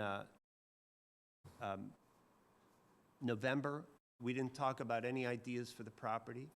It was inappropriate. We didn't talk about any ideas for the property at the January 5th hearing. That's not the time for it. It was strictly to determine whether or not the house should be preferentially preserved. So once it was, subsequent to January 5th, then I feel obliged to swing into action and to try to bring forward ideas. And I saw the house because of its location and its promise. I thought, well, gosh, I see only one way this house is going to get saved, right? That's my job, to try to save it. And I thought some civic use, perhaps offices, perhaps affordable housing. The latter option, given its location across the street from a school and the main soccer fields, the kids, at least so far as I can tell, I don't have kids of my own, but I see them playing there all the time, and I think, wow, perfect location. The libraries, 2-minute walk away, all the things that the town has to offer are right there. So, I went back to Ms. Cook and I said, well, gee, I'm no expert on this. Affordable housing is not my bailiwick. It's not my job. It's not my space. But it sounds like a good idea. Could maybe we get our friends over at Shopsy involved in this? Ms. Cook said, that sounds like a good idea. Let's call a meeting of the 3 groups to get together and sort of talk about it. Now, again, Historical Commission has not had any debate about this because I wanted to reserve when we were all in the room together and could hack it out and look at the idea. And now we have met since then. It was February 16th, 17th, 16th, I believe. We had a meeting. We didn't talk about it then either. I simply said that, actually, Ms. Cook had called, you'll recall the meeting for, I think it was going to be February 8th, and I guess the Shopsy folks couldn't make it. We could. So I let everyone know we got to come to this meeting. Then it got rescheduled, and the only thing I said on February 16th was, it's been rescheduled for tonight, so show up and let's talk about it. So, I've got some ideas. I've got some notions. But I think it's important to make clear that, I'm just trying to bring forward an idea that I hope will appeal to people, because I think it's such it's an opportunity, I think, in my opinion, to save a historic house, to preserve a contributing property in the National Register District, to, if the affordable housing side of this agrees, to give a deserving family a chance in what I think could be a beautifully restored house. The other thing I should, if I'm giving you the full timeline, I almost forgot this, is that a couple things. I have been in touch with the heir, Ms. Hewling, who's sort of administering this.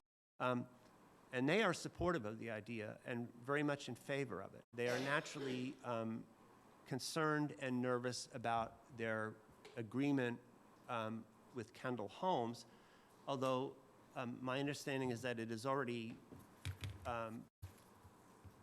failed to live up to one of the contingencies, was that the property perked for a 4-bedroom septic. They did a septic test, a perk test in November. It passed for 2 bedrooms. Now, the other thing that went on is there was a second walkthrough. I was asked by the chair to arrange an inspection for representatives of Habitat for Humanity, who were, I think, contemplated as a possible partner in rehabilitation of the house. Given the time constraints of the meeting, there is another sister who's an Mr. Hewling's other sister who lives locally was able to going to arrange access for it. She had very limited availability. I was back and forth on the email last weekend, or now or a week and a half ago. I'm trying to put the thing together, and was able to arrange the walkthrough for Monday, last Monday, President's Day, the 19th. And I did ask the SHOPSI chair, and she wasn't available, on vacation, right?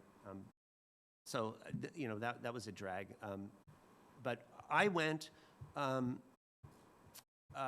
Hamilton, Al Hamilton went, and Mr. Paul Ribello, who is a construction manager a local construction manager for Habitat. So it was Linda Turmail, who's the sister who gave us access, Mr. Hamilton, Mr. Ribello, and we spent an hour there pretty thoroughly, and we were all covered in cobwebs and soot from the basement and the attic at the end of it. It was a lot of, I mean, I was telling Al that, is he here? Yeah, there you are. Knock all the debris off his hat. He had the good sense to wear a hat. I was bareheaded. But we had a good look at the property, and they came away feeling very positive about it, about the potential. And I was sort of pleased that my own non-professional evaluation was kind of seconded, particularly by Mr. Ribello. So they had a good look at it. They like it. I think it's promising, and sort of that's where it sits. I think this is a chance for a big win, because the property can be had for shockingly short money for a town like Southborough. I will tell you, incidentally, that this is 1,120 square feet finished. The first floor has 2 bedrooms, a living room, dining room, kitchen, 1 bathroom, and a little entryway off to the right as you look at the house driveway side. Upstairs is unfinished, and the Habitat folks can speak better on this than I can, but they see the potential to finish that as well and possibly get another bedroom, possibly another bathroom, and possibly, depending on location, there's potential for a larger septic. So ironically, you may get more septic on this property by preserving the smaller footprint of the house than the developer wants to go with a much larger footprint, which would restrict septic location. So it's a very interesting thing. The house, by the way, it's a 0.67 acre lot. It's 29,251 square feet. Much of that, though, in the back is wet. That's why it's restricted. There's a sort of wetlands and turns into a stream that runs. It cuts the old section of the rural cemetery from the newer section. You know how that stream feeds into the reservoir? That's where that water is coming from. So it's a very interesting house. Again, it is historic. I think it could be quite cute, restored. We would love to put a historic house sign at the end of the day on this house and say, wow, we saved a house. Our friends over at SHOPSI got a big win. The town got a win. We gave a family, a fighting chance in an expensive town. I mean, there's a lot of, desire, I think, for affordable housing. And this is an unbelievably prominent location it could be put in that would really send a message, that we care about this kind of stuff. So that's where we're at. But again, the Historical Commission really hasn't, we haven't been sitting around talking affordable housing. This is, again, us doing our job in the steps that we're supposed to do it, not trying to get on anybody else's turf, that's for sure. I did go to a SHOPSI meeting and try to sort of clarify that point, because I think there was concern on it. But again, when you delay something under demolition delay, I think that I have a responsibility to be proactive about it, and that was the only reason the idea came up, and the reason I asked the head of the executive authority in town to come look at the property, because I wanted it to be, teed up that if we made the decision to preserve it, and if the rest of my commission agreed, there would be a path forward. And so that's where we're at, and I'm delighted that, SHOPSI folks are here, and they can hear what I have to say, and I'm very interested in what they have to say and what the, at the Affordable Housing Trust Fund Committee, as I get that right, has to say as a group. So, is that enough for now? Okay. So the date again, so January 5th was the date you enacted, so. Yes. Sorry. Thank you, Chelsea. So it's 10/5? Yes, it's good till October 5th. Okay. And can you maybe clarify even further what you think that the sister who's the executrix, or executor wants at this point? Well, they want, and I must say, Ms. Hewling is a lovely person to deal with. Both sisters and I have now met, one just by phone and the other in person. They're really lovely people.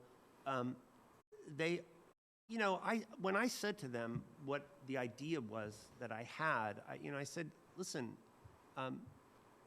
I consider myself an ally of yours here, and I want to see you.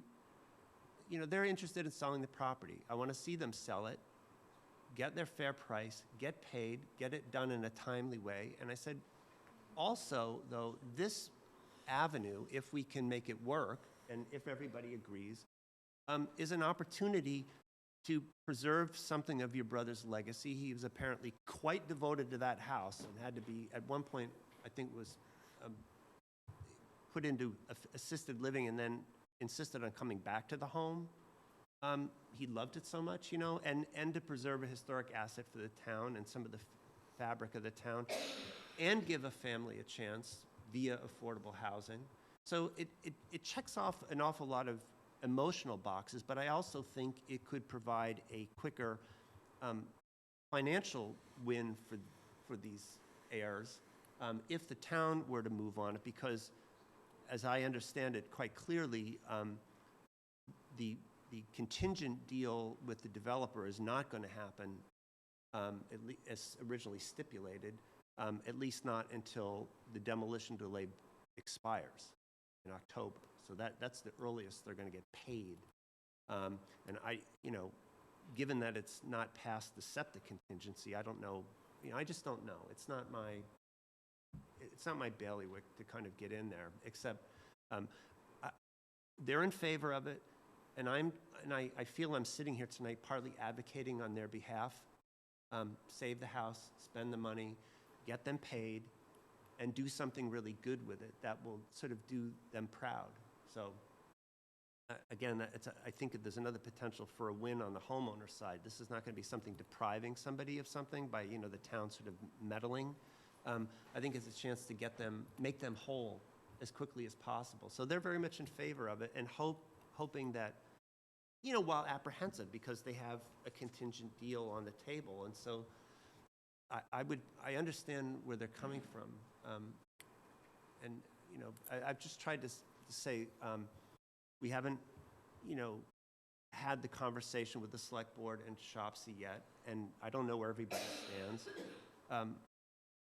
So I'm going to advocate what I think is the right thing to do here, and hope people will come along. But yeah, they're in favor. So Kevin, did Kendall Holmes come to the demolition delay bylaw They did. hearing? Yes, they did. And did he state, the representative state point blank, they were going to tear the house down? There was no Yes. doubt about it? Okay. Yeah, the intention is to take it down and to put up, I think, a roughly 3,000 square foot house. It'd be like double the volume of the existing house. And there, Jim Blaschke, a member of Historical, did ask if Kendall Holmes was interested in doing a historic renovation, and the answer was no. That's not what they do. They build very beautiful, big new homes, and don't want to do this kind of project. I don't think they think it is. The thing about this project is that I don't think it's financially viable for a developer. I do think it's financially viable at the right price for the town, with the participation of something like a group like Habitat that provides, of course, labor and a large measure of materials. And I think with the, I saw Mr. Purple's email the other day about Representative Donahue looking for, this is a perfect earmark, between $10,000 and $75,000 that could help, for instance, save the garage, because Habitat made clear to me when we met last week that they spend money on things that shelter people, not that shelter cars. So they don't want to deal with the garage. And I thought, well, we could save the garage. And I thought to myself when they said that, well, gee, if it had to be one or the other, I'd rather save the house than save nothing at all, you know, and give up the garage. But this opened the path to me from like, well, maybe we can get the garage too. And then, of course, I understand there's the Department of Housing and Community Development grants. There's that money. So I think the right confluence of partnerships and funding could make this revenue neutral for the town, because if the town sells the house as affordable, if you buy it for the right price, you get the participation that lowers the cost of redevelopment, you sell it as an affordable unit. That would be my goal, would be that it actually puts back as much money into the buckets that it comes out of. And again, I'm no expert on the money part of it, but that my hope would be that it would put back as much money as as went out. So that, for instance, the affordable housing folks could go on and do other great things, you know, that this is part of a chain. That I think this is an easy one. In a way, it's sort of teed up, it's right there, it's ready to go, and we've got willing partners sitting behind me in the Habitat folks. So that's how I view it. All right, thank you very much. Okay, so, yeah. Go ahead. I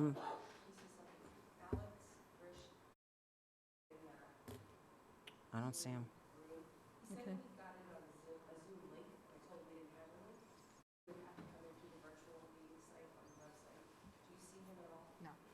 Unless he's on his cell phone. Why do you think he can't do the Zoom link?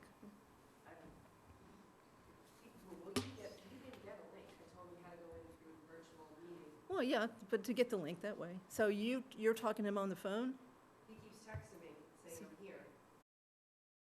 There's a 617 number there. What's his phone number? You also just- Duran, is he on YouTube, or is he actually in the Zoom link? Is the 617-293 his number? I don't know, hang on. It is 617-543. Well, we don't know where he is. He's not in the Zoom room. Thank you, I'm sorry to interrupt. That's okay. I just wanted if you could figure out how to get in that, like. Okay, Lisa. All right, thank you. Thank you for the timeline. Thank you for sharing information. I applaud the discussions that are taking place today. I have a ton of questions, but I'm going to share a little bit of frustration. So the timeline makes me even a little more frustrated. So there was a walkthrough on 12/17. The Affordable Housing Trust, who controls the funds for this, wasn't asked to participate in that. I understand you asked Kathy, and that's fine. The first I'm hearing about this or being involved in any discussion on this is now, 2 months later. It seems like there's been a lot of discussions and a lot of things that have taken place, and Habitats came in, which, again, thank you, and I commend you for that. But I would have thought Shopsy should have been involved in the discussion, members of this board, and I will share my frustration that how I found out information about this was watching Shopsy meetings and Mr. Dennington talking about there's partners that are interested, but I can't say anything, and then finances were brought up, and I believe, Kevin, it was you that said, I'll talk to you offline. To me, that's not a transparent process. And I think if we haven't learned anything from town meeting up till now, people want to be involved in the discussions. And I understand this is starting a discussion now, but Shopsy is your affordable housing branch. And to have them not included in a walkthrough, not included in even having Habitat come out. Part of their job is to facilitate affordable housing. They spent a lot of time in the last couple of years getting housing plans done, the 5-year strategic plan done, and, you know, it should have gone to Shopsy. Shopsy should have been included in a discussion. If historical was interested in preserving this, I get it. This is all about collaboration that didn't take place. And let me just finish. So I'm frustrated to hear that all of these things took place. I, as a sitting member of the board and as chair of the Affordable Housing Trust, wasn't made aware of any of this. And again, to have to find out things through other meetings that are taking place, historical or Mr. Dennington giving an update at Shopsy, is very frustrating to me. I am also one of the CEOs of this town, and I sit at this table with 5 other people. And to have not been updated, and that's, again, I've said this before, process. There's a process we should be following, and Shopsy should be included in that process. I, as a member of the Board of Select Board, sitting here, should have been having updates, short of tonight hearing that Habitat has already come out. And again, nothing against Habitat, Al. This is about process and how we got here tonight. And it's frustrating that Habitat's walked this house. I haven't walked this house. I'm a sitting member of this board, and I'm on the Affordable Housing Trust. Shopsy hasn't walked. I understand there was an invitation, but my understanding was the invitation came on a Sunday when the walkthrough was on Monday, on a holiday weekend. So I'm a little frustrated at that. My goal is to find a path forward on this. But again, it has to be a transparent process and how we get there. Because one of the things is, with the Affordable Housing Trust monies, the trust has the ability to purchase property without town meeting. So I want to make sure that the public is well aware of what's taking place, the public has a say, or at least have the opportunity to comment. This isn't against historical, this isn't against affordable housing. It's strictly a process issue. So, that being said, and Kevin, Can I absolutely. respond to one thing? Sure. On process, the walkthrough on December 19th was for one purpose and one purpose only, the execution of the demolition delay bylaw. It didn't So have why was the chair of the because- selectmen invited if there was no other thoughts? Because, given the sensitivity of the location of the property. I get that. I thought that I simply wanted it on the radar of the executive body that, makes those determinations now. And I will say, Lisa, that I know nothing about, I started watching Shopsy meetings, CPC, this bucket, that bucket. That's not my area of expertise. I don't know anything about it.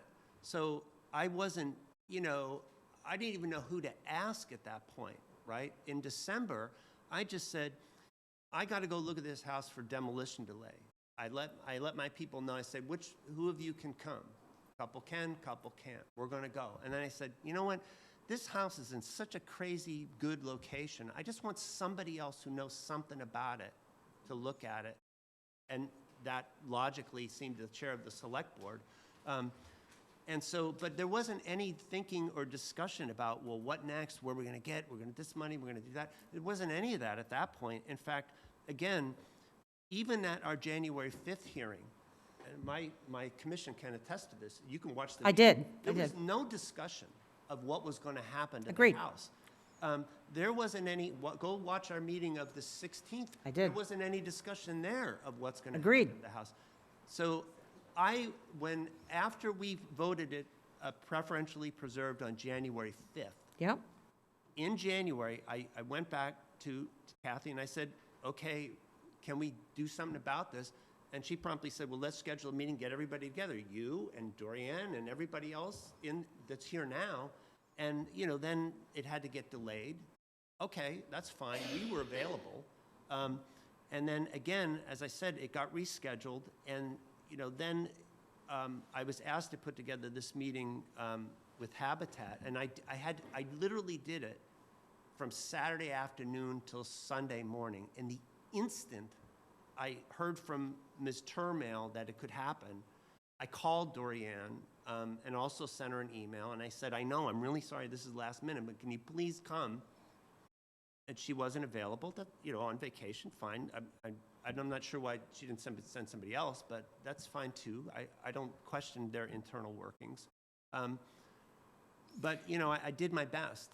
But Kevin, I'm not faulting you at all. I'm faulting the process. Right. I'm not faulting you as I know a you're not, historical. but I just I'm not faulting Kathy or Shopsy or Andrew. I'm faulting the process and how we got Well, here. I'm glad I'm not being faulted. We were going to meet, they voted on January 5th. I had it on the agenda for February 7th, which was, the second meeting afterwards. We had a full meeting the one before, Ms. Jazinski was invited, and she couldn't come because she was on vacation. So at your request, we rescheduled the meeting for the 28th. And I So- appreciate that, Kathy, but a lot has transpired since all of this started, even since February. I mean, Habitat was invited to come out before this board, me as a member of this board, was even updated that these discussions were even taking Habitat place. wasn't invited to come out. Habitat asked to see if they could walk through and see the house. What would a simple solution have been, an email to the board updating us that there was an opportunity on a house and that we could have done a walkthrough? So I haven't done a walkthrough, which to me is a problem. Had I been invited, had I known that any of these walkthroughs or anything were taking place, I would have attended. We're trying to do this tonight, Lisa. We I have get it. pulled So- a lot of people together to start talking about something that is very time sensitive, that we've got an executor that's being very nice, but would like to sell the house. And Andrew, am I wrong? Weren't you invited to that original walkthrough, or am I talking myself into that one? Yes, but I Okay. didn't go. All right, thank you. So, again, it's how we got here, now how do we move forward? All I'm saying is I hope going forward on any processes like this, there's more discussion, that the trust is more involved and Shopsy's more involved. Instead of, again, frustrating for me, Kathy, to have to watch a Shopsy meeting to get information that this is even taking place. I'm a sitting member. I'm going to So- respectfully disagree with you. I think we have moved as fast as we can, and there's more on the table besides affordable housing. This is a really prime location. We need space for certain departments in this town. So there's a lot to consider here, which is why we try to get everybody together to talk about all the things that we might use this house for, given where it is, and given how cheap the house would be to acquire. So we're just trying to have a nice, holistic discussion tonight. And again, I take great exception to that we didn't include and we didn't move fast. Andrew's part of Shopsy. He was invited in the first one. He couldn't go, which is fine. Have 3 people, got a quorum. So 2 people were invited from Select Board. And I appreciate that. All I've asked for, and I've asked this before, is just information sharing. For me to have to hear about what we're trying to something do. else. Well, you're doing it tonight, but at this point, Habitat's already done a walk. Shopsy hasn't been involved in any of these discussions. I understand there were conflicts and whatnot. But, again, it's process. I'll leave it at that. I do have some questions. So the agreement with Kendall Homes. So at your meeting on the 5th, they came and they told you they had an agreement to purchase the home. I understand there were contingencies, and that's fine. Has anyone spoken to Kendall Homes? I mean, at this point, there is an agreement still in place. Has the homeowner broken that agreement? Is the intent to break that agreement? Or does Kendall Homes even have an interest? Has anyone had a conversation to maybe do something smaller there? I've not spoken with Kendall Holmes representatives subsequent to the 5th, and that has been at the request of Ms. Hewling. I think that, they're interested in this process, and they're interested if the town has interest. And as I said,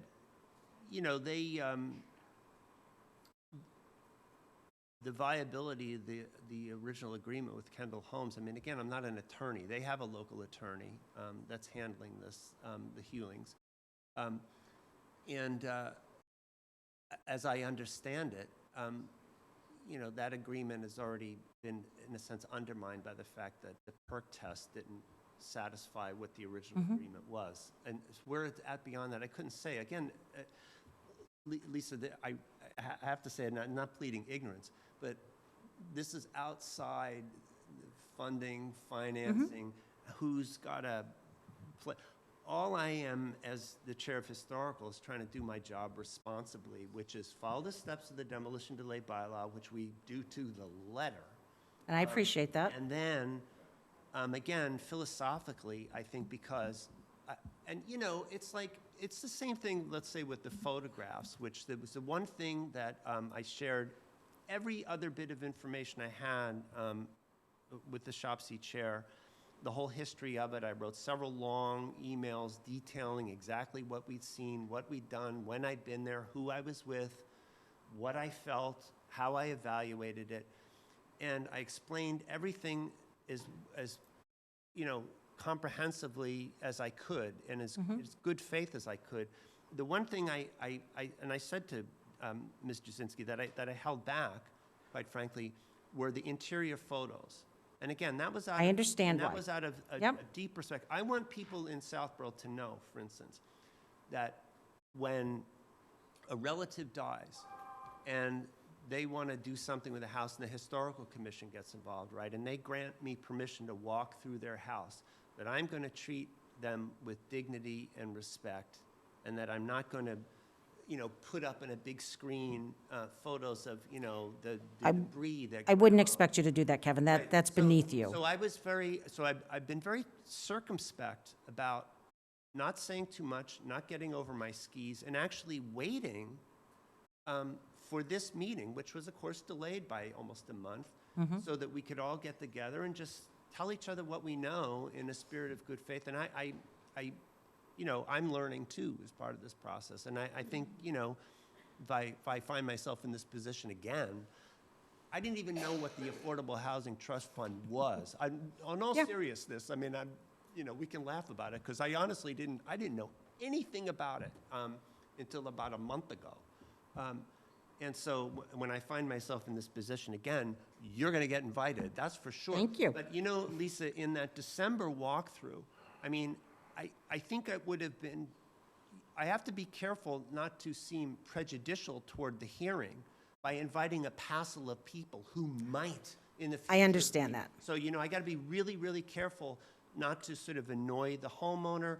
The broker was the guy letting us in, and I don't want to get out over my skis. And I think, for instance, in December, if I had invited AFH, whatever it is, Yep. and Dorianne and a whole bunch of other people, it would have been like, they would have looked at us like, what are you doing here? You're already making plans for a house. And I wasn't at all. All I thought was, again, it's a sensitive location.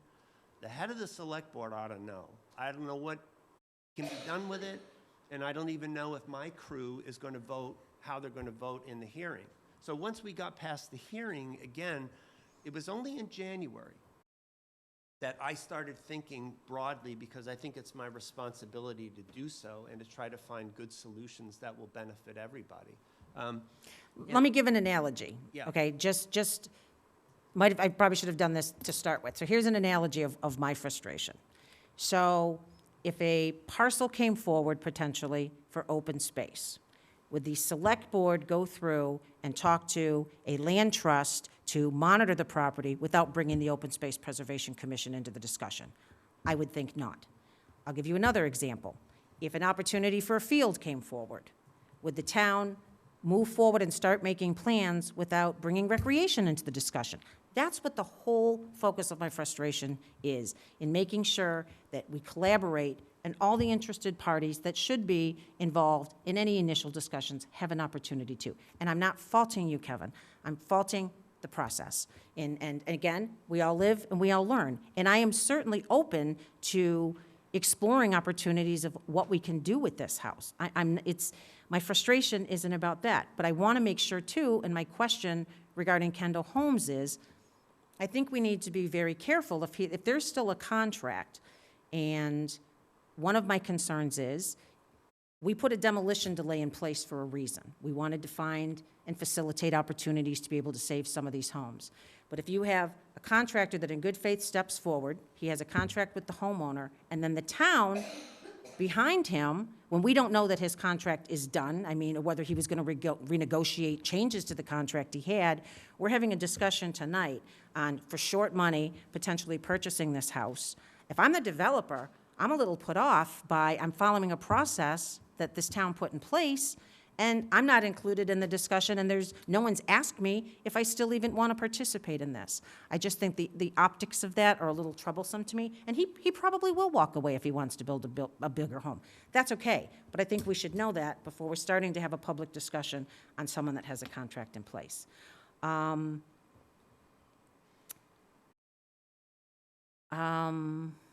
just trying to look through some of my notes real quick here. I mean, again, I will just end with, I'm certainly interested, as we all are, I think, here tonight, in trying to find if there's any way to do this, but I want to make sure that we do it the right way, that it's an open process, that everyone's involved in the discussion, and I think we need to utilize SHOPSI as our affordable housing piece. Oh, one other question. So, and Mr. Hamilton, if I can ask this of you, if you don't mind, is Habitat able to, if Historical wants to preserve the home, and there's a preservation restriction, or preserve it to its, old livelihood, if I may, is that something that Habitat is able to do? Are they involved in historic preservation? Is this, Yeah, it's working. Thank you. it is working? Yeah. Okay. Introduce yourself Hi, first. Al Hamilton, 35 Pine Hill Road. When I stopped serving on town committees, I started volunteering with Habitat for Humanity. So far, I haven't fallen off the roof yet. That's a good So, thing. about every week, I go out and build, and I believe we also have 2 Habitat members who are actually from the organization. I'm just a lowly hammer swinger. I would like to set the record straight on the Habitat visit, which I set up. I offered to Ms. Cook and to the Historic Commission to have somebody who actually knows about historic preservation and building come in and look at the building to give them their professional estimate as to whether the building could be saved. And that was the purpose of the meeting. So in effect, this is now a case of no good deed goes unpunished. But, there is no, Habitat would certainly like to do the job, but it was, the purpose was really to go through the building and figure out whether it could be saved. The answer is yes. It certainly can be saved. To address the question of historic preservation, the answer is definitely yes. And in fact, the closest example are 2 buildings in the center of Northborough. I think it's 37 and 39 on Main Street. And those were done in conjunction with the Northborough Historic Commission. And they are buildings that used to be the old general store. Yep. The exterior has been preserved, has been modernized inside. The interior of the building is up to code, modern, and, the sort of thing you would expect from a complete gut renovation. And that would probably be the case in a building like this, too, if Habitat were involved. So the answer is yes. They have done this on numerous occasions. This is familiar territory. We discussed with the historic things, parts that could be saved, parts that could be rebuilt in the same fashion. So, for example, the clapboards are rather, the shingles are on the first floor are in good condition. On the second floor, not so much, so they'd have to be replaced. But they would be replaced in the same style. The Historic Commission mentioned that there was a porch once on the site, and a Habitat house normally has a porch. And so we discussed, whether it would be possible to build a porch in a similar style to some of the pictures they have. And the answer is yes. Historic preservation is something that Habitat has done in the past. But as I say, the sole purpose of this visit was really to offer to the town a professional estimate on whether the building could be saved. And the answer is that we believe that the folks at Habitat believe that it could. So, I don't want to have anyone think that we were doing anything nefarious. This was really, a courtesy to the town by myself and the folks at Habitat. Thank you. And I wasn't, if I came across as implying that Habitat was doing something nefarious, I apologize. That was never the intent. I know the good work that Habitat does, and I've seen it all across the country. I've seen it down in Florida after the hurricanes when, it has come through. My family lives down there. So I have seen the good work. And if anyone interpreted anything I said as a slight to Habitat in any way, I apologize. My frustration was at a process. That's all. So, I'm now going to vent my frustration. please. The town has been setting aside money from builders for over 20 years, including developments in my neighborhood, for the purpose of allowing the builders to avoid building affordable housing.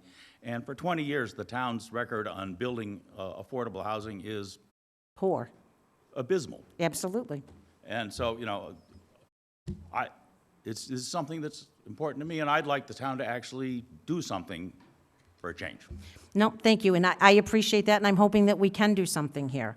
So- Okay, let's, Can I say that, and again, to underscore what Al just said, I think the purpose of Habitat's visit was to provide better information for this discussion tonight. And it wasn't to come with a predetermined conclusion. It was to have good information so that then you folks that, you know, are the experts can make an informed decision. And, you know, I was just trying to do my best to facilitate the conversation, whether it was sending, you know, going to a SHOPC meeting or sending, responding to Dorian's request for information and sending further information unsolicited, sending stuff to you folks.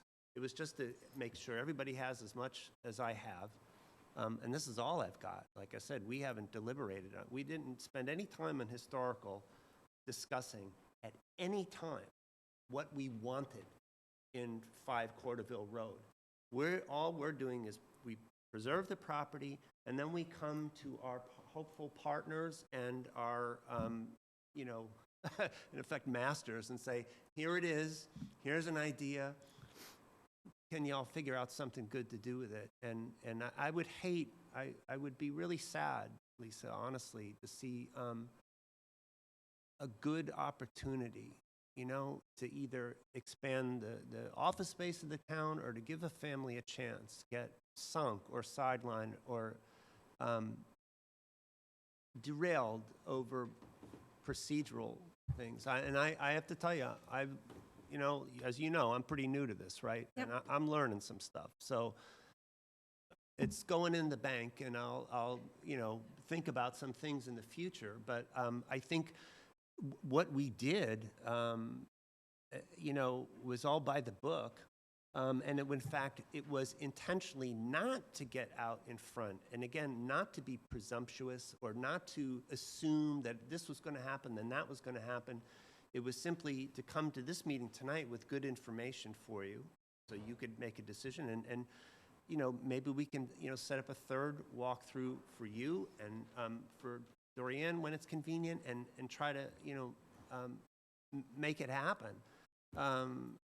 But it's, again, it was, you know, I purposely did not, again, discuss my vision because I had some ideas, but they're very flexible. My goal is to try to do the right thing the right way for the right reasons. Well, and I think we're going to get there, Kevin. I do. But I would have been doing a disservice if No, I didn't share my thoughts. So I think going forward, you know, we're all clear and we all have a path. So that's it. Okay, we need to let others wait in here. Mr. Stivers. Thank you. I guess I'll share my frustration too. My frustration is Mr. Hamilton's frustration, is that I'm very disappointed that we've not been able to do anything for creating affordable housing in a long time.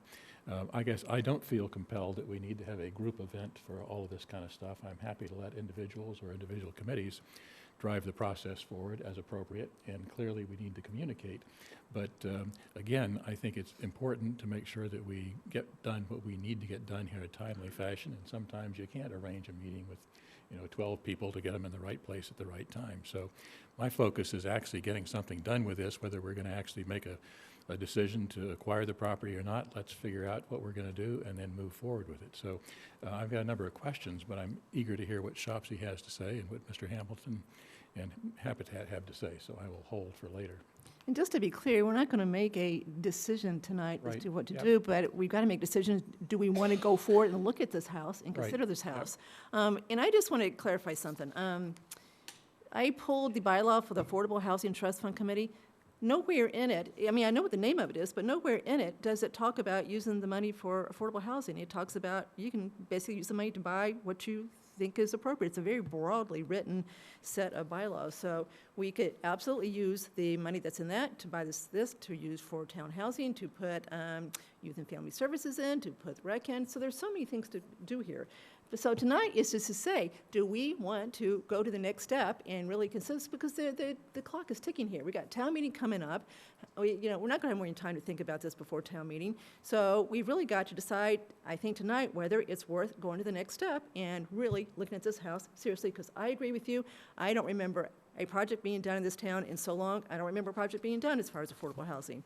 I'm working very hard with a local resident as far as a house that he would like to leave this town when he's no longer on the earth. Substance over form. So, Andrew. Yeah, I also share the same frustration with Mr. Hamilton and Mr. Stivers.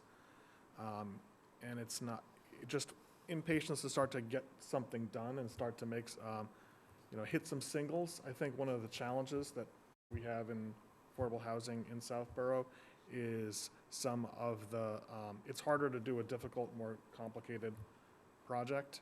And I think there's a confluence of factors, the location of the property, what looks could be the relative affordability of acquiring the property, the offer of help from Habitat Humanity. We should be open to these opportunities.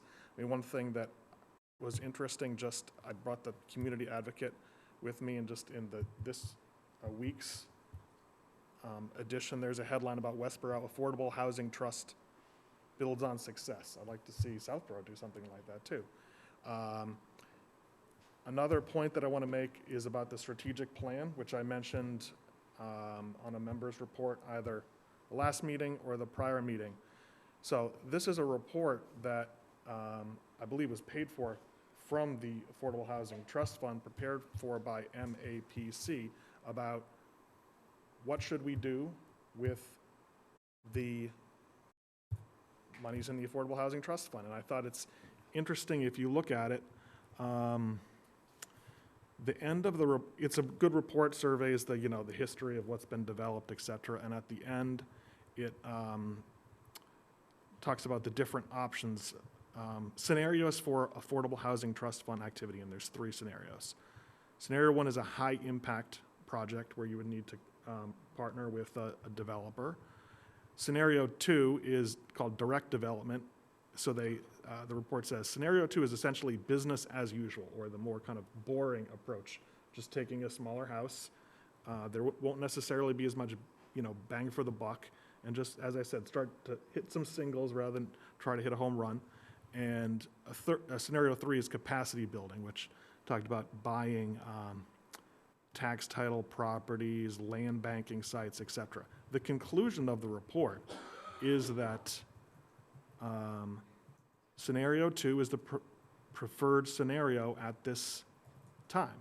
The Affordable Housing Trust Fund Committee has proven success with this model, and it has community support. So that was one of the reasons why I think that we should be very open to this, because as much as, we'd like to see some major progress made on building even more units, I would like to see some progress made, something we can feel good about. And I think we should be receptive to some of the offers of help that private organizations are offering. And, the discussion is really just beginning today about getting all the different groups in the room and just finding out at a basic level, is this something that people are interested in? So it sounds like there is some consensus, maybe, about at least being open to this. And, at the Shopsy meeting yesterday, there was a lot of questions about, would this be a rental property, or would it be first? I don't know. I think the most immediate question is just, there's an expiration of the demolition bylaw, and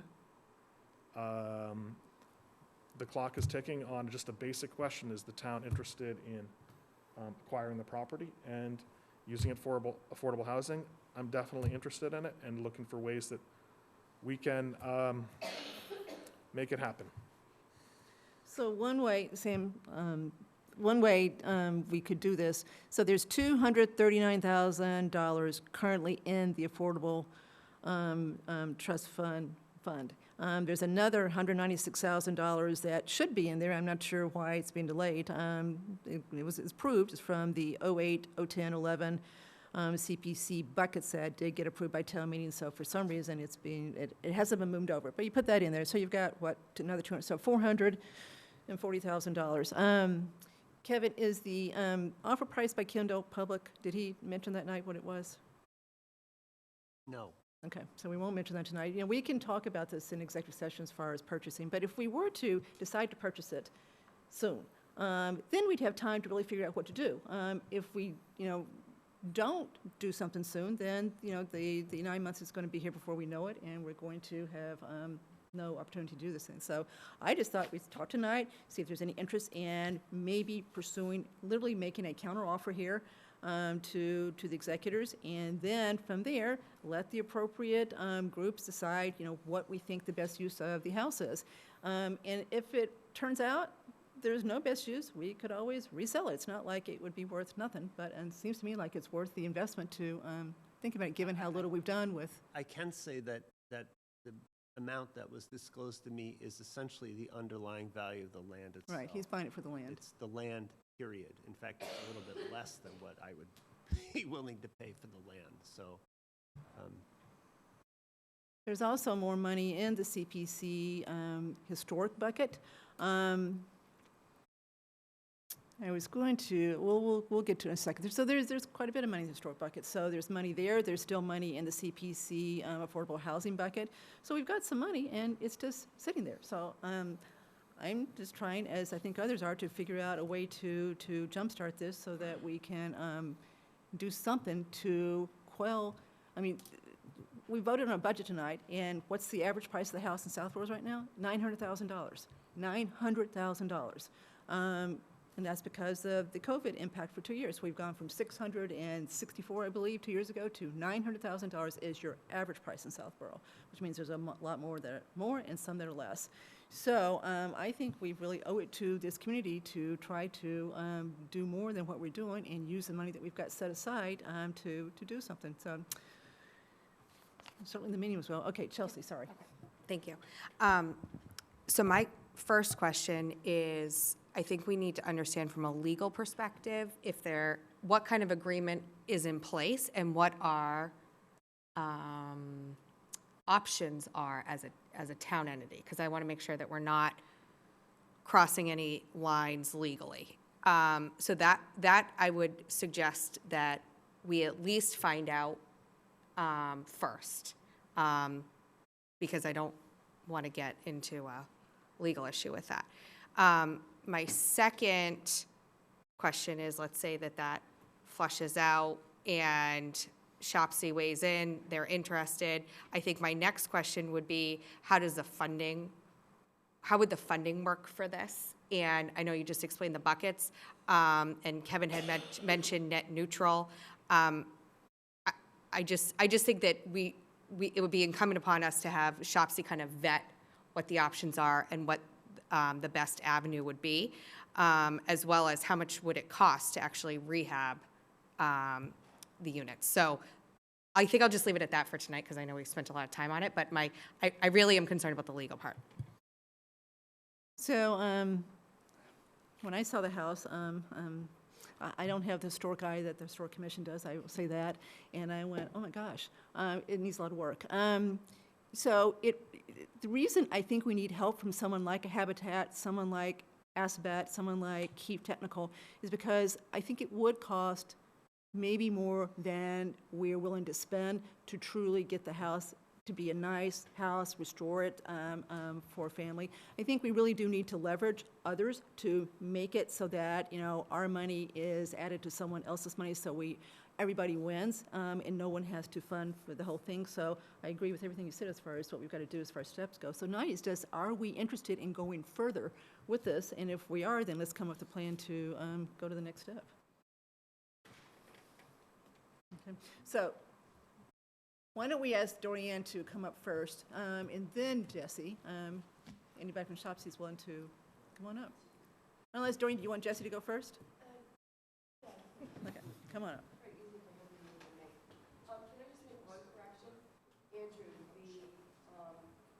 this 5-year strategic plan was paid for by a $15,000 grant that we received, but the Affordable Housing Trust Fund made a $1,500 donation to the state.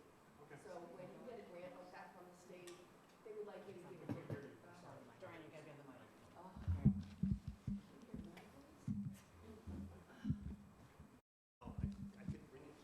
That's okay, thanks, Kevin. I just want to let everybody know that the 5-year strategic plan, we obtained a $15,000 grant, and the Affordable Housing Trust Fund made a donation to the state of $1,500 to help kind of offset their expenses, but that was paid for by a grant we had applied for, just so that everybody knows. It didn't come out of the trust fund money. Okay, understood. I'm going to stay here. So, Jesse? Mrs. Brascio, you'll correct me if I'm wrong, but the Affordable Housing Trust funds do consist of Community Preservation Act funds, and those Correct. are actually specifically by law earmarked for affordable housing. Yes, the monies that came from CPC that is in there, correct. I don't think what's in there is CPC. I checked with Carla today, and there was a sale of a house that has funded this. Now, there's CPC money on the way for sure, but what's in there now, at least according to Carla, is, yeah. Stockwell. Stockwell. It's Stockwell, but it was originally CPC money to pay for affordable housing. When that house was turned over and sold again, the money went back in. Okay, so, you know, it's a fact that can be verified. Go ahead, Jesse. So, Mr. Miller, earlier you had mentioned that you had sent information to Shopsy regarding, I believe it was the style and characteristics of buildings. So I personally did not receive that, and I'm not sure that other members did. I just would recommend disseminating the information. Send it to your chair, and then that's your chair's That was, choice. I sent you all the emails, so Kevin, in Okay. that email you sent me, it just mentions Macris. It doesn't have any kind of connection or anything to get into it. It just mentions I Macris. attached it, it's an attachment, similar to the way I sent it to the select board. Oh, I sent you the whole chain of emails, Jesse, so maybe it's in there, because I didn't see Okay. the link. I didn't see the link either. Yeah, it was a PDF attachment. Yeah, I didn't see that either, so, but I had sent them all of our stuff. Terry, are you trying to? Sorry about that. It was a PDF attachment. So it, you know, I can go back and look at my email, but Or, yeah, I mean, I think it'd be a good thing for us to just disseminate to the rest of Shopsy.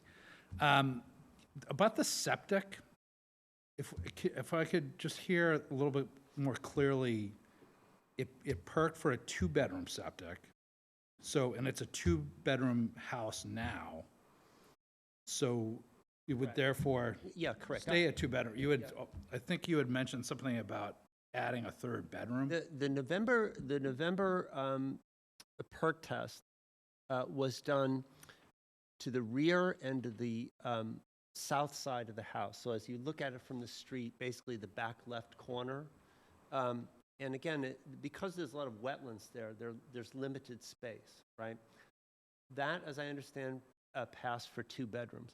However, when Mr. Ribello and Mr. Hamilton and I were looking at the property, you know, a week and a half or so ago, there was some speculation that to the right side, in front of the garage, that is an area that presumably the developer, in building a larger footprint house, wouldn't be able to use that land. So the irony of it is that the Habitat folks noted that possibly a septic system placed in that location would allow for a three-bedroom septic. So there's a, you know, it's a kind of a funny situation, Jesse, where in other words, by preserving the smaller footprint, you might, they didn't say they know or they would guarantee. And there was some evidence also of some digging in that area, a limited amount. And I did call Mr. Costello at the Board of Health, who's the sanitary inspector, and ask him about this. And he said he was present, and he confirmed for me that it was two-bedroom septic. And he said he didn't think that there had been any extensive digging in that front location that the Habitat folks were speculating about. So again, you know, I'm not an expert on this, Jesse. All I know is that there was some talk that there might be a possibility to get a third bedroom and perhaps a second bathroom. And because the second floor of the house, Jesse, has fairly high ceilings, it's got 3 dormers, either side and the front. So it's sort of ripe. Either it's going to be the biggest attic ever in terms of storage, or it has potential to be finished. But that's contingent upon septic, and it would warrant, if Shopsy and everybody else concerned were interested, it would certainly warrant further investigation, because it's Okay. a kind of tantalizing, you know what I mean? I do. Thank you for Tantalizing clarifying irony. that. So you've exercised the demolition delay. Does that mean that it's inevitable that you'd have to have a historical preservation restriction on the property? No. I- I have not discussed this with my commission, so I only speak my own opinion on this, that if Habitat, let's say, were to partner with us and come through and do, a lovely, sensitive restoration of the house, and particularly we're concerned with the exterior envelope, replace some cedar shakes that are decayed, replace wood trim. My speculation is that we'd be interested in some kind of light PR that would prevent, for instance, a future homeowner from vinyl siding the house. In the same way that if you buy an affordable house, of course, you can't flip it and sell it for a big profit, right? That affordable component. Well, yeah, that was going to be my next point, as far as Remains. a deed restriction for affordability. That's, That's Shopsy. I know, I'm just, I don't know since anything this is, about well, Yeah. that's okay. My point being, that it's great, and I support, historical preservation as well as, advocate for affordable housing. I'm just putting it out there for us all to think about, that a preservation restriction, would have to be sort of congruent or compatible with a deed restriction for affordability on the property. I understand what you're saying, and Okay. that would have to be worked out. Yep. So another item, the deed restriction is critical. That's typically 80% of area median income for the owner, if it was to be sold, or a renter.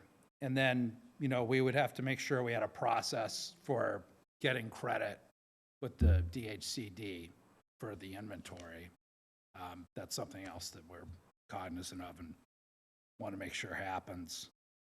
And then, of course, whether or not it's going to be owned by the town, retained by the town.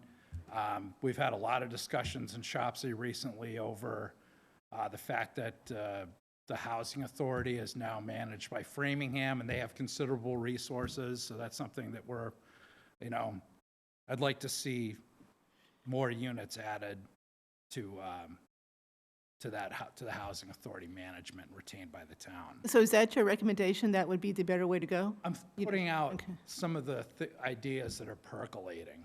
I don't have a direct recommendation now. I think this is a good first step in terms of airing out, all aspects of the discussion. And I'm sure we're going to have subsequent meetings to arrive at those kind of conclusions. As, of course, who will manage the project.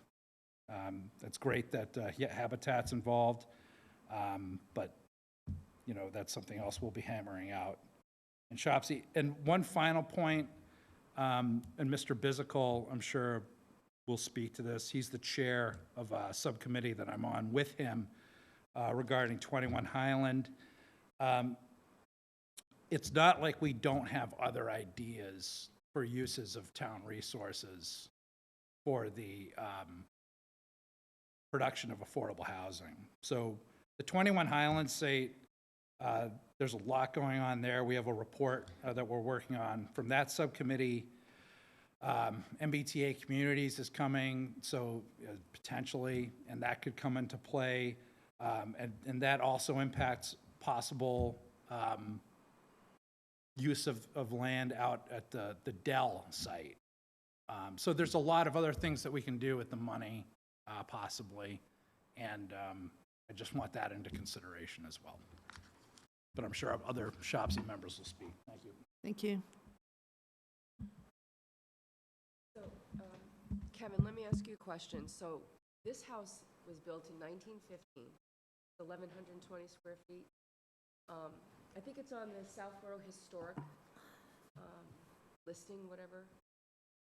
So wouldn't that have to have a preservation restriction put on it? because it's No, on the historic list? No, not under any existing bylaw. No. Again, I simply opined, maybe out of place, that if Habitat were to come in and do this beautiful restoration, I would just want to see some sort of control on it so that restoration was respected. But, certainly nothing onerous, just, please don't, again, vinyl side the house kind of thing, and modest, but no, we don't, for instance, the demolition delay bylaw, there's been a lot of confusion over that over the years, but the fact of the matter is, all it does is delay. We can't tell anybody what to do, and I should clarify that the newly recognized National Register District, this is very interesting, right? We had a very interesting presentation from the guy at the state level about National Register District. And people misunderstand that the National Registration District is not the same as like a local historic district, which some towns have. And those tend to be sort of onerous and tell you, you can't do this, you can't do that, you gotta. But the National Register simply, it's a recognition. It's an inventory. It allows you to put up we're gonna put up some very nice bronze signs and celebrate that we have this. But it places no encumbrances upon any homeowner. And I live in the district myself, so I know, like, I can still paint my house pink if I want to, and do something crazy. I won't, but, So the onus wouldn't be on an affordability family going into that home. There wouldn't be an onus on them. They would have to maintain the historic look or the shingles or the roof or anything on the exterior of that house. well, again, I haven't taken this up with my commission because I don't want to get over my skis, but my opinion is that I would like some sort of thing that would simply, again, prevent somebody in late setting from putting some hideous addition on the house. That they would preserve the envelope as restored by Habitat. I don't think that's a particularly onerous, you have to stay in the house every 7 years. It's going to be shakes, so it's low maintenance kind of situation. But I understand your concerns. But if it's historic, it's historic. So Right. you can't put siding on it or clapboard or. So we're getting into a lot of details right now, so I think that's for the next meeting. The onus on if you have an affordability family living in there, Kathy, what I don't want to do is give them undue stress and worry about financial burdens being placed on them by the town because they have to maintain the historic nature of that house. Well, I think That's my concern. One thing I would say is that, for instance, Habitat, the folks came through and said, well, these windows got to go, right? So it'll have all new windows, for instance, nice, sensitive, double pane, low maintenance kind of thing. But yeah, I would be personally, again, I'm not speaking for my commission, but I personally would be interested in making sure the house remained cedar shakes because that's historically accurate. I don't think that's particularly onerous to, an affordable. It's certainly cheaper to stain it every 7 years than to spend money to vinyl side it. You know? So my conception of that would be minimal, and I totally respect and understand your concern about putting burdens on, an affordable buyer because they can't afford to all the bells and whistles, so that I respect that concern, and I think I'd be willing to negotiate on that point. And the point is, even when a historic house, even if it gets vinyl sided or can, right, it's still there. I would always rather have a house covered in vinyl siding and still exist because I know a future owner could come and remove it. So as long as the house is preserved, all the rest to me is negotiable. This is the way I was mentally, and again, I hadn't even discussed this with the commission yet, but I'm mentally flexible in the garage. If we can save the garage in the process, we've done the right thing. If we can't, better part of a meal than the whole thing, or not have it at all. All right, thanks, Kevin. Mr. Wood? Hi, John Wood, 10 Gilmore Road. I'm a member of SHOPSI as well as the Southborough Housing Authority. I just have a couple of questions. So there's different options besides just Habitat, as Kathy was alluding to, you can use trade schools. There's Habitat. You could work with the Housing Authority, which they've done. The Housing Authority has done one quarter of a road that's owned and maintained by them, which makes it true affordable housing. Not, hey, it's $1 million house, we can give it to you for $800,000. That's affordable. No, you can actually put somebody that needs to be in that home. So I like that aspect personally, and I think there's a lot of potential on that land, which is a great thing that we should be considering, but it's all moot if we haven't talked to, the homeowner and get a letter that they do want to sell it or something like that.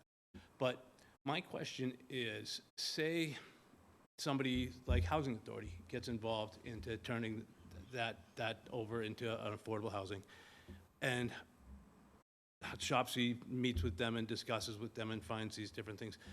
Get into what Dorian was saying. So Housing Authority has different codes and they have to meet these different things. So if it has a historical attachment to it and then all of a sudden something to meet the housing code changes, would that be allowed through the historical aesthetics to it, I guess, is what I'm asking. Yeah, the Historical Commission, we don't have any say-so over what anybody does on the inside of their house. We're principally concerned with maintaining, the structure outside.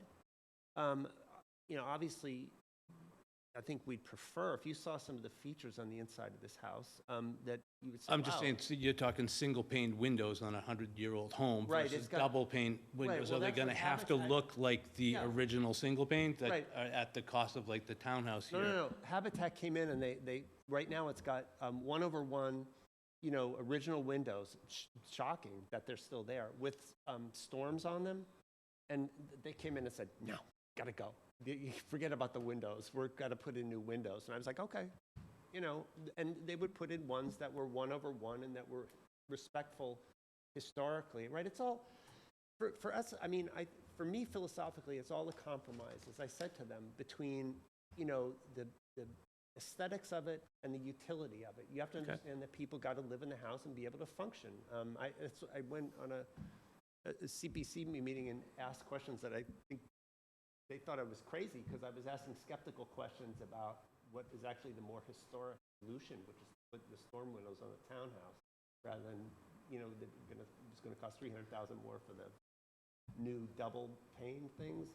But I asked those out of a spirit of just sort of inquisitive, like, I want to make sure you guys make the best solution for everybody. We're concerned with preserving the house as much as we can, having it look good, but also having it be livable for whoever lives there. And of course, Habitat made clear that they would have to conform to current building codes. Doorways might have to be widened, some things might have to be moved so that, you know what I mean, that Okay. accessibility is accounted for. And then my next question is for the select board. Do we have other monies? Is there any other revenue stream that could be used with like ARPA funds? I know there's part of ARPA funds that could be used towards housing and different funds like that. Is there other means, just in case the Shopsy money, the Affordable Housing Trust, say Shopsy's like, hey, we don't think this is the best. Okay, so I'm going to cut you off and answer the question because we're going to end up setting the alarm off tonight again if we don't keep going here. Sorry. You're probably going to see 4 people sitting here with a grin on their face to answer your question and 1 not. So we've pretty much used ARPA money for the most part. We've got a big chunk left for sidewalks, which one is for sidewalks, but there is a small piece of ARPA money that might be redesignated, but have to vote on it. So possibly. But again, we're not trying to get in the weeds. So I appreciate everything everybody said tonight. I want to let Ms. Faniff come up.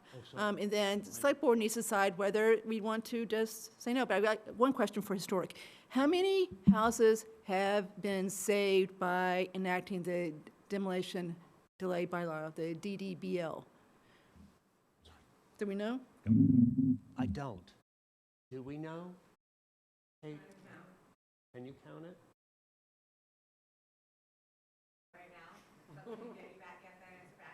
Okay. And I will say this, I think this is a fact. Kevin and I have talked about this, Al seeing the house. I don't believe that there is likelihood of someone coming in on a retail basis and agreeing to restore the house. It's just not economically feasible. So the only way this house is going to get saved is if we are involved. So I think that is a fact that we can probably leave here with tonight, okay? All right. So go ahead, All Bonnie. right, real quick, because I'm not going to hold you up on this. I've served on the Affordable Housing Trust, on the Southborough Housing Authority, and SHOPSI. I work with Vera Coleus and SHOPSI for a number of years. We purchased 1 Carterville Road. The town did. They voted to purchase it. We turned it over to the Housing Authority because of the work that was necessary to be done on that house, and we were devaluing the property because of the road construction project that was taking place. So that's why we got involved in that. There's a home on Gilmore Road that the town voted at town meeting to take the property because of back taxes. We had to return the revenue from the trust back to the town to pay the taxes. Then we purchased a home on Parkerville Road, doing the same thing. However, the individual that owned the house passed away, and I'm cautioning all of you right now, you need a letter from the trustees that you have access to that property, and what you're disclosing this evening, you should be disclosing. And without a letter even for access into that house, I think you need to get it. So Bonnie, before you go, just quick, so what do you think about the project? For someone that's worked on 3 of them for the town, personally, I think this one, if the town decides to go that route, it should be turned over to the Housing Authority for them to manage it. I think there's a lot more management issues that have to take place than you're prepared to do. And without a home inspection done by you or the Housing Authority, what you're hearing this evening, even if it's from experts, you need it in writing to protect yourselves. All right, thank you. Sorry. Okay, quickly? He's on Okay. SHOPSI again. Oh, sorry. I didn't, so can you introduce yourself? So I'm Yes, sorry. I'm Tom Bissacole. Hi, Tom. I'm a member of SHOPSI, and as Mr. Stein mentioned, he and I are both on the 21 Highland Subcommittee, which, of course, as the board knows, we've been investigating, and our report's going to be coming out in the next couple of weeks. I know it's a little overdue. But the concept of that report is to explore the conversion of 21 Highland, the South Union School building, to affordable housing.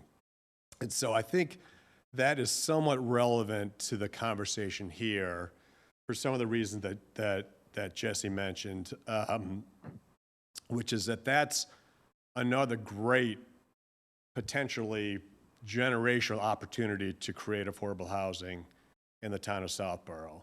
And, you know, I won't give away the whole report, but basically our subcommittee's finding that we could probably get 10 to 15 affordable units on that property if it's developed the right way.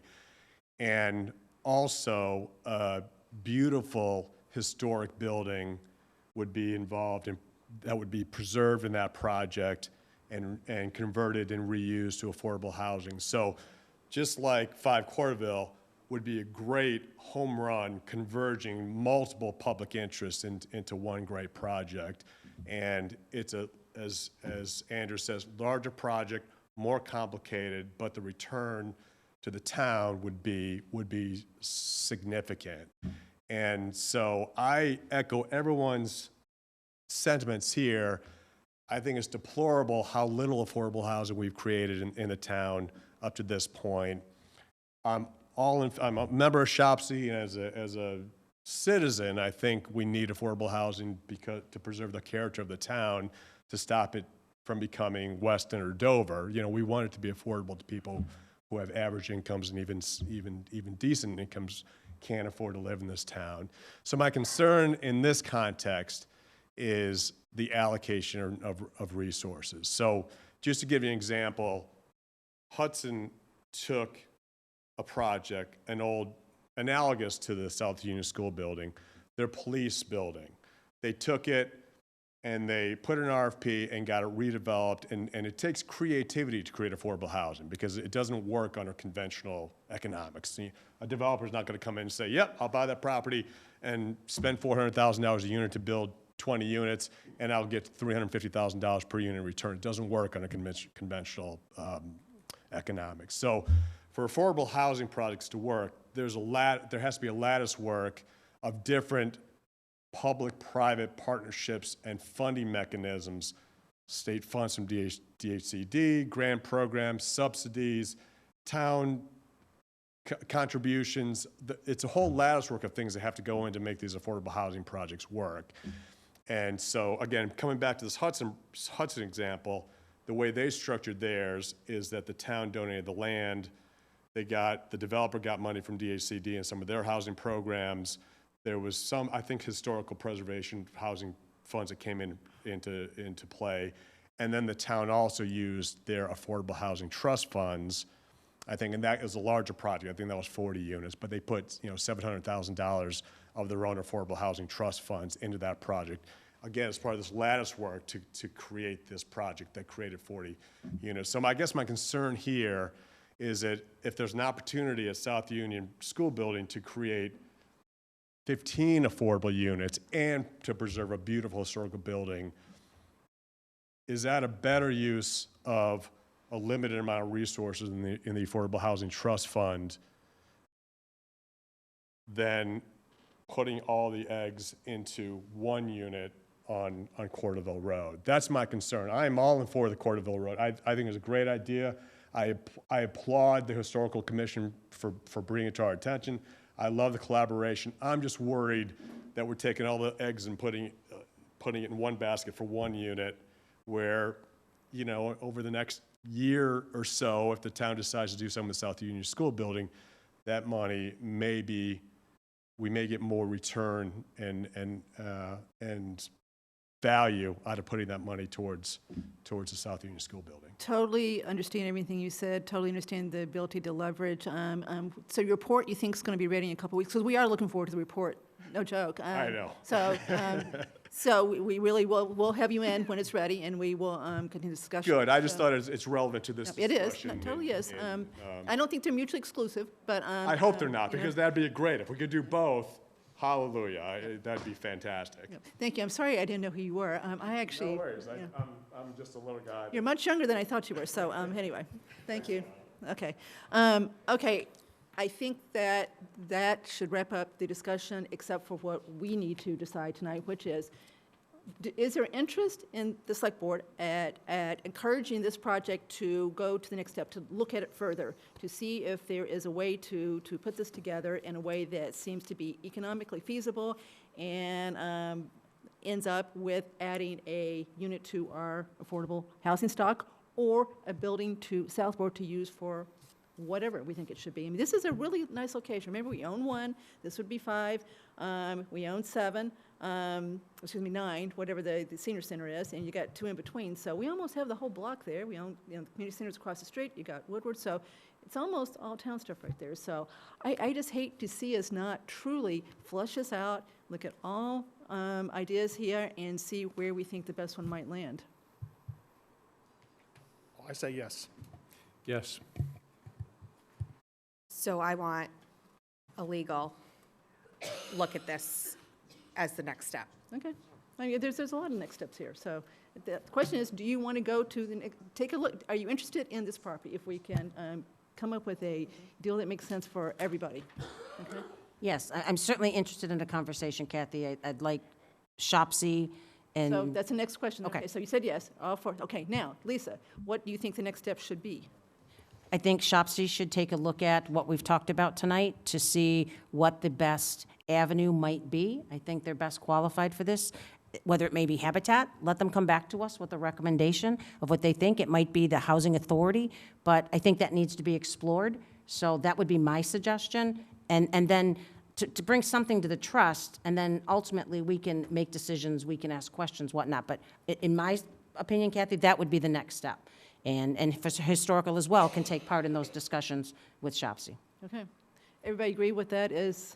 I don't. I think we need to get legal opinion first Well, that before. first. Okay. Before. I thought we were doing that Let first. Shopsy, they can. But I also think we need to be clear on who the negotiators are of the town. Yes. I don't think that we should, I think we need to be careful on who is in communication with who. So I think we just need to get with council, flush that through, and then loop back with historical and Shopsy on next steps. Okay, so what are you specifically saying do as a next step? Talk to town council. Okay, and then decide what to do? Yes. Okay, all right. Everybody agree with that? Yeah, that should be quick. I mean, that's a legal think so, question, too. and, Okay. I mean, real estate is pretty straightforward And stuff.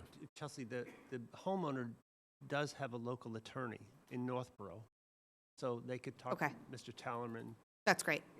days. Great. Thanks, Kevin. Okay, so I will take it upon myself to do the legal piece of it, okay, and report. I think it is too. Assuming it's straightforward, what is the next step in terms of how do we sort out who the contact point is and how that works? I mean, Shopsy clearly has work to do there, but my goal is to actually, let's get something done quickly here. Let's not I agree. put it off till, So I'm going to keep this on the agenda April till or we May or really have whatever. it planned as far as Okay. for it to go forward. So thank you, everybody that came here. Shopsy, Al, thank you for staying so late. Kathy, do they need to adjourn their meetings? Yes, they do.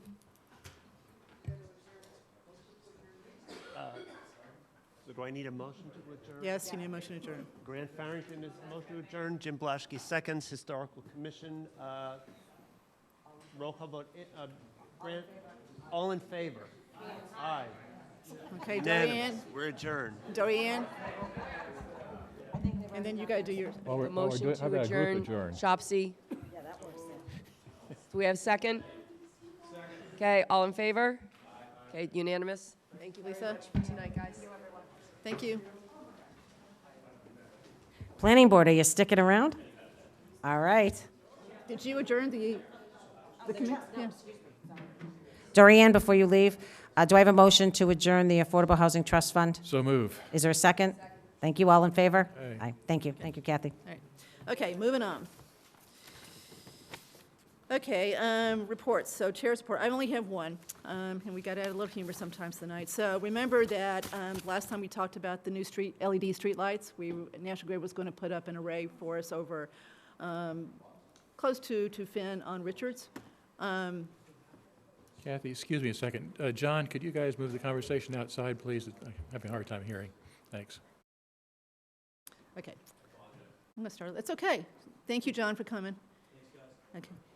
Okay, so remember where we left this off when the professor came and Marnie came and John and National Grid was here. They were going to put up an array so we can really compare the 15-watt to the 19-watt bulbs. And I spent a month arguing with my husband about, you don't understand, it's Kelvin's. I said, we do understand it. Anyway, they have started the process, but they messed up. So if you go over there now, they put up a 10-watt, which looks like a flashlight. And so they've got to go back and do it right. So he says he thinks in the next 2 weeks they'll have them up so we can go over there and look at the different wattages. But the 10-watt is definitely not one we want, I can tell you that. Okay, so they haven't forgotten. They messed up as far as the wattage. So they're not sure how it happened, but it did. Okay, who's doing the Cultural Arts Council Grant Awards event? Me. Okay, go ahead. I had the pleasure of attending the Cultural Arts Council Grant Award presentation, I guess a week or two ago now. For the folks who aren't aware, our Cultural Arts Council gets a grant from the state each year to support local arts programs, and it's around $5,000 a year. It comes from a state budget allocation plus funds from state gambling revenues. And they issue grants, typically a few $100,000, $1,000 for a dozen or so groups, things like performance groups, various art programs, et cetera. And great program and a lot of interesting things going on there. So they're always looking for donors and participants. So if folks are looking for something to get interested in, the Cultural Arts Council is an interesting, they've got a vacancy now, I think, on the council as well. So if folks are interested in participating, they would entertain applications. So great group, and they do a lot of good work that doesn't get a lot of visibility. It was a pleasure to attend the ceremony. Thanks. So I really don't have anything specific tonight. Most of what's been going on lately has to do with budget, town meeting. And so we've already talked about one, and we'll talk about the other one shortly. All right, thank you. All right,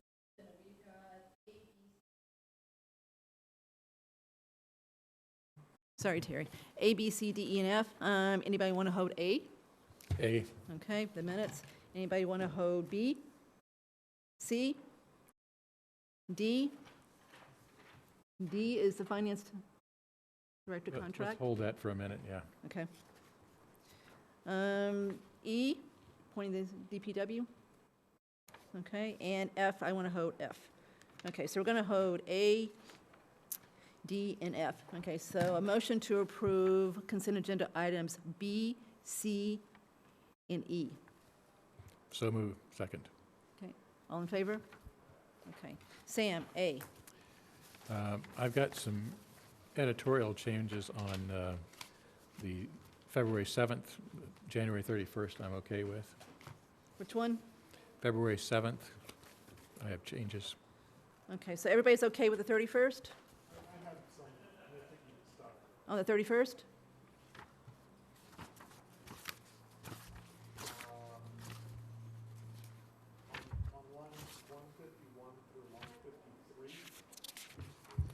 On lines 151 through lines 153, we're talking about the approval of St. Mark's MOU, and there's capitalized license agreements. I think it should just be singular in 151 and 153.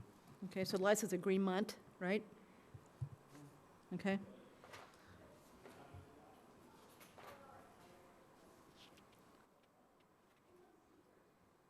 That's the only one I had for January 31st. Okay. So Sam, what you got on the 7th? Yep, I got a few on the 7th. Go ahead. Lines 91, 93, and 94, Mr. Wood's name is misspelled, has an S on the end of it inappropriately. It's John Wood. Okay. Lines 219 and 222, Ms. Faniff's name is misspelled, needs an extra E. Line 222, I believe it should be E ampersand D instead of END. Line 232. It's EMD. Is it EMD? Yep. Yep. What is EMD then? It's not END, it is It's EM. Emergency Management Dispatch, I think. Okay, EMD. You should know. I know. Okay, so END is EMD, Bridget. That was excess and deficiency like the schools, so anyway, Nope, okay. nope. All right, line 232, instead of downtown demo delay, just demo delay. I didn't know we were demoing downtown yet. Delay the demolition of downtown, yes, so please do that, okay? The Historical Commission has been very busy. Trying to slip one past us. All right. Uh, Keep going. Line 241, it's Mr. Nichols Worley, Nichols -Worley. And line 255 should be where will. And that's it for that one for me. Yep. And EMD is emergency medical dispatch. Okay. It's when they read from the cards as far as when people call and tell you what you're supposed to do when you're not doing so well. Okay, is that it, Sam? That's it for me for 27. Okay, Lisa, Chelsea? Okay, all right. I Bridget? had one on line 33 Okay, where the sentence began, he suggested. I think should say Mr. Roselli suggested. Because I think okay, he's the person who mentioned that point, not Sam. okay. Mr. Roselli? Is that it? That's it. Okay, good job, Bridget, as always. We don't thank her enough, I don't think. This is Yep. our job. Okay, so I'll make a motion to approve the amended minutes from January 31st and February 7th. Second. Okay, all in favor? Okay, done. So we're all caught up except for the 14th. Okay, next one held is the employment agreement for the finance director. Mr. Ballantyne. Sam? Yeah, I assume the one that we're voting on now is the one that was most recently. Well, we got to make there's one typo in it. We got to change, we got to get the S. Okay. Okay? But that was so- the one that was most recently distributed this Yes. afternoon? So Okay. you got two this afternoon? Yep. Pretty close to each other? So did you see the second one? So there was typos all the way through. There was nothing substantive changed. So I just want to make sure you got the second one. Yep. Okay? All right, so that's the one that we're voting on, and there's one more change to be made to it. So go ahead, Sam. The only other change I would suggest is that, as we've done in several of these agreements, we need to get the right name for the Fair Labor Standards Act, standards plural. And we got standard singular in a bunch of them, so I'm trying to get to those as we get them here. So, not a big deal, but let's get it right. So, All right, okay. So that should be it. It's an S, okay? right, yes. We're adding an S to Fair Labor Standards Act, okay? Right. Apparently, it's a nitpick with Mr. Stivers that we Yes. don't ever get it right. I'll be chief nitpicker. Okay. All right, everybody okay with that? Okay, so I'll make a motion to approve the amended contract for Mr. Ballantyne for the year beginning July 1st, 2023 through June 30th, 2026, as amended by adding the S to Fair Labor Standards Act. Second. Okay, all in favor? Okay, and let's just take a minute to say he's not here. I know he doesn't feel well. How happy we are that he works for this town, how great he is to work with, how pleasant he is to work with, and what would we do without him as far as the work that he does to get this budget, and always does it with a smile on his face. No matter what you ever ask him, he gets it right back to you, and just is a joy to work with. And Kathy, also, I think that in the document reflected his hire date, some date in March 2003, so his 20th anniversary is coming up. Yeah. I think it's appropriate. Do I don't know if it's between now and the next meeting that we thank Mr. Ballantyne for working for us for 20 years. Yep, that is a milestone, so good point, Andrew. Okay, the next one is the OPM. Okay, so this is the townhouse project. So, the good news is, we were worried for a while that the project was going to cost a lot more than what even CPC had approved, even with the contingency, with the flesh, et cetera. That's not the case. I wanted to bring this up when we were discussing 5 Cordova because it may be relevant. Anyway, so I just want to go over the numbers so everybody has them and find my worksheet. So, long story short, there should be about $600,000 that comes back to CPC when everything's said and done. And that's after paying the OPM, that's after paying the architect, et cetera, per Mr. Parent. So it's a lot less than what they thought it was going to cost, even when they approved it at town meeting 2021. He also said that the contractor is chomping at the bit to get going, so it should get going pretty soon. I asked him for, if he had to guess how long it would take, he said, Kathy, don't ask me that, but I said guess. He said, no more than a year and a half. It all depends. There's a big lead time on ordering the windows, so that's what's going to determine how fast it gets done. But what he did say is, this building is going to look so nice when it's done, with, all the things that are planned to it. It's a beautiful building anyway, but he thinks we're going to be really, really, really happy with this building when this project is done, okay? And this would give, hopefully this will put more money back in the CPC historic bucket, which might be used for 5 Cordova Road. So that was all good news. Okay, so I just wanted to make sure everybody knew what the numbers were before we voted on this one. Okay. So, can I just ask a question? Of course. So what we're looking at is including the alternates, Yes. almost All three. 1.3 million? Yep. And we approved over 2, but did that include the architecture money, and that's why you're saying it's 600,000 that will go back? So here's your exact numbers. Okay. Jesse, since you like exact numbers. Yeah. So the article was 2.238281, so call it 2.238. Okay, yeah. The architect is 237,000, and the OPM is 60,000. So if you add the 237, the 60, and the $1,277,000 that we're being asked to approve tonight, you're going to end up with 600,000, 664 left over. Okay, Okay? thank you. All right? Yep. Okay, any other questions on that one? So I think that is great news that it's about to get started, and we'll end up with a, we got a great new bathroom, and then everything's going to look really nice. Okay, so, Mr. Miller, did you hear all that? Okay, hopefully that makes you guys happy too. Okay, so I will make a motion to approve the low bidder on the contract of, and I don't know how to say this, I guess Calise Restoration and Weatherproofing Corp. For $1,277,000. That includes the 3 alternates: $58,000 for the chimney rebuild, $59,000 for the rubber roof, and $20,000 for the copper downspout. Second. Okay. Any further discussion? Okay, all in favor? Okay, that's done. Before we move on to the next item, can we take a 5-minute break? Yes, Thank you. absolutely.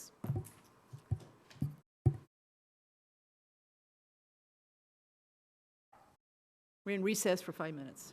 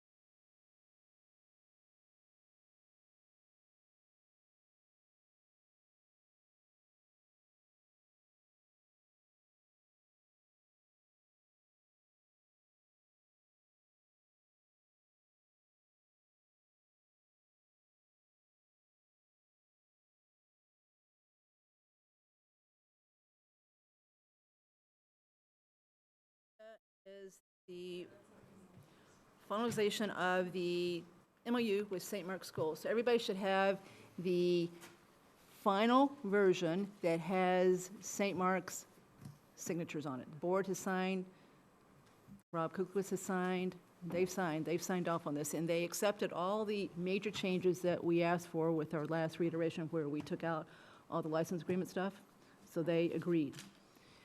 One thing I wanted to go over that we talked about last time that we had a question on, but now I understand why it's in there. If you go to the section on, I think it's, yeah, number 7, parties to bear their own cost of construction. Remember, we had a question why this was in there. It was the last sentence. It says, provided, however, that each party understands that there may be incidental work on each other's properties. We didn't understand what was in there because at that point, you own your property. The swap's done, you're starting to work. Well, it's in there for a good reason. Let's say we're doing work on the new St. Mark's Street, and the machine needs to be on the St. Mark's new land to be able to do its work. So this just allows each party to do the work they need to do, even if it, gets on the other person's land while they're doing it. They're not doing the work on our land, but they may need to touch our land to be able to do what they need to do. So that's why that's in there. Okay? Make sense, Andrew? Make sense? Yep. Okay, Sam? Lisa? Yep. Chelsea? Yep. Okay. All right. Other than that, there's a couple typos. I got those fixed, and let's see.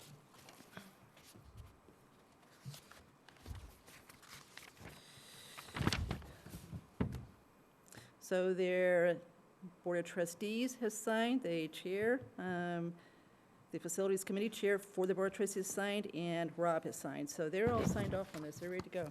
So, our turn.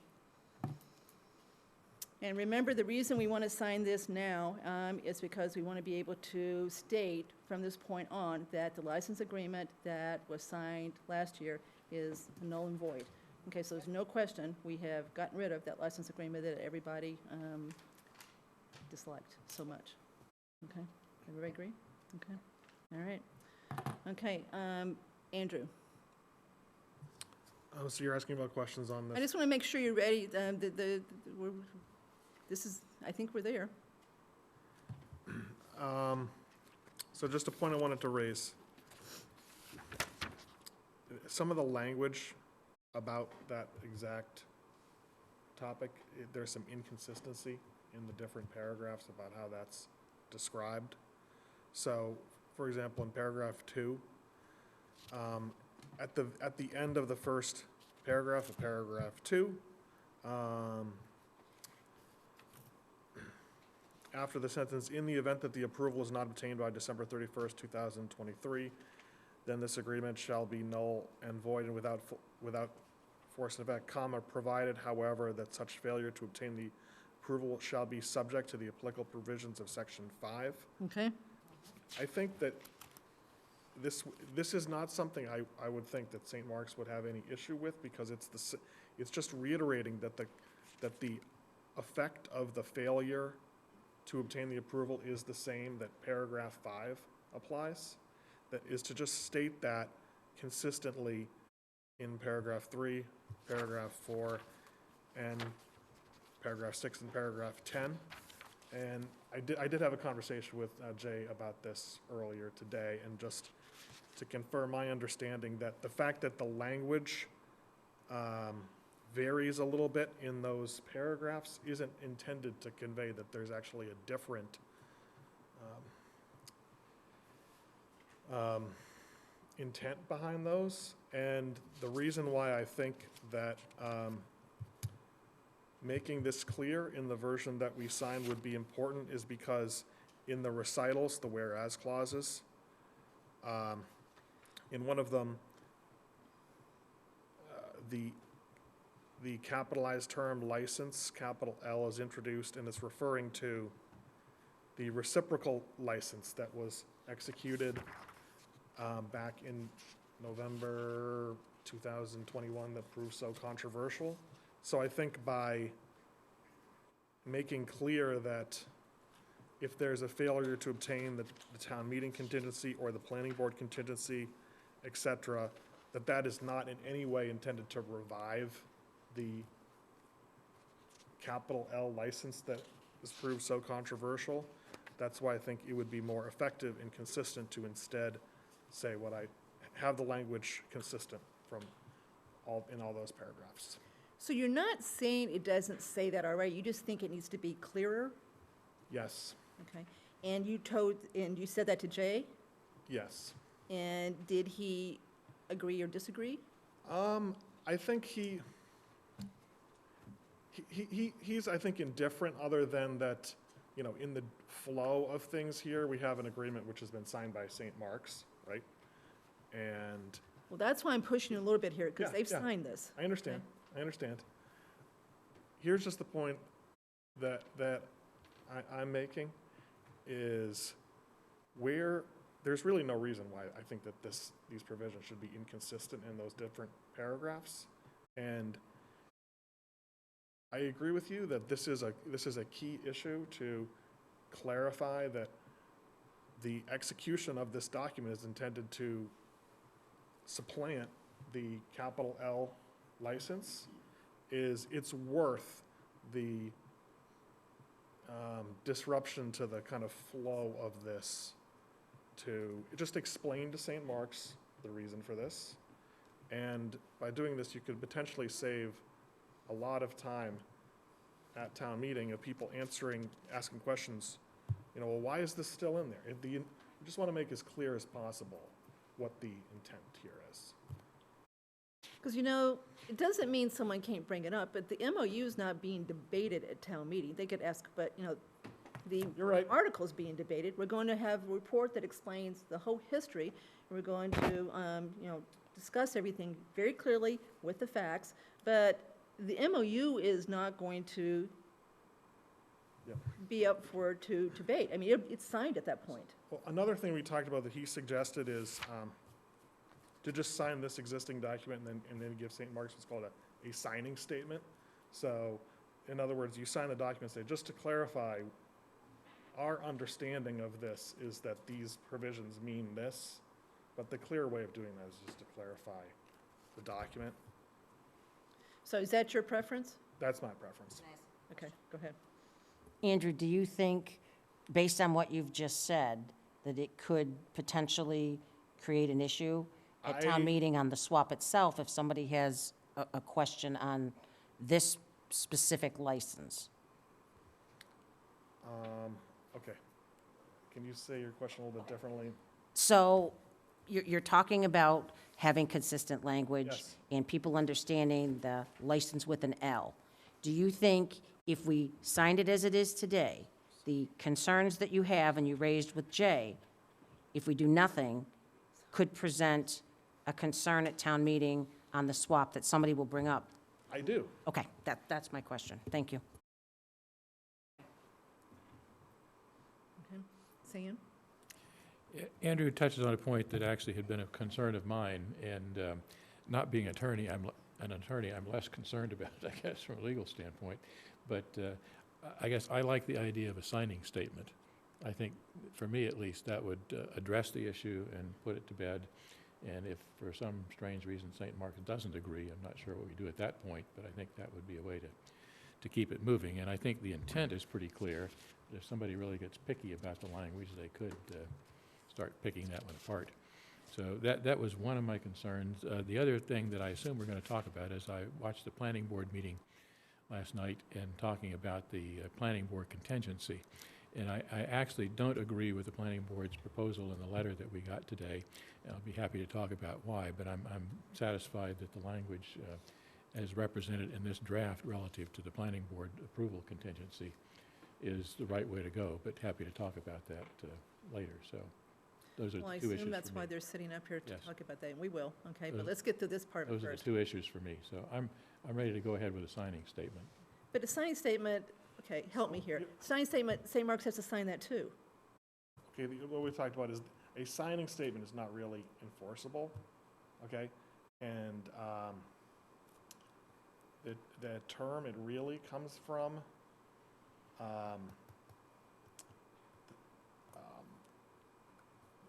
there was a practice among some presidents, you sign a, Yeah. yes, you sign Yes. a piece of legislation, then you also sign a signing statement. This is our understanding of what this term means, blah, blah, blah. It's not really binding. So, I mean, I think Jay would prefer to go with the signing statement, right? You know, he says there's no reasonable person could really read the language in the agreement as suggesting that it's not intended to supplant the capital L license. And I agree with that, but just my own preference for how contracts should be drafted. If the intent is the same, then the language used in each paragraph should be Okay, but answer my question. Who signs the signing statement? just us. Oh, okay. So no wonder. I mean, you also you could have an amendment to this. I mean, I know we're getting to the point where we really don't want more edits. Back and forth. Yeah. But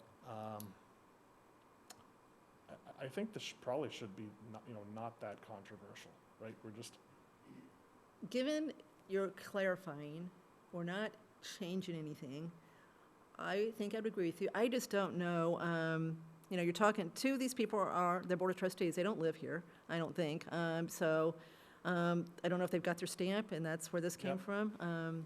So I just don't know how much trouble it will be to get this done. And I would hate for it to be a lot of trouble. But to me, I think this reads, I think it reads like it should. I think, until you said that, I didn't see what you saw. But you're the attorney. Four of us aren't. So I want it to be done right. I don't want anything being brought up at town meeting that would just be, an unforced error. As far as, so I'm willing to ask Jay to go back. If you can go, but can you do the drafting with Jay? Because I'm still not quite sure what you want in here. I wrote something out and brought it with me, but Okay. it's just taking that language and putting it in the same paragraphs, and I discussed it with Jay too. So, everybody okay with that? Okay, Sam? Okay. All right, so it's on you if they don't sign. When it blows up, Well, here, we know I where think to that, call. Yeah, no pressure at all. makes sense to, before, having a phone call to someone to just explain this. When are you leaving on vacation? Tomorrow.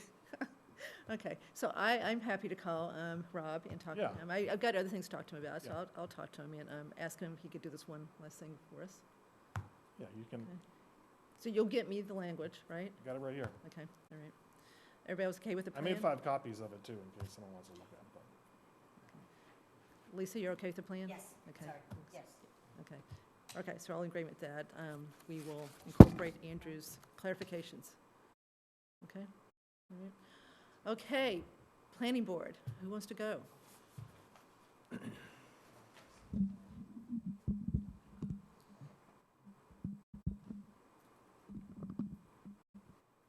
I will. So we were finally able to meet with town council. He attended our meeting last night, gave us 45 minutes.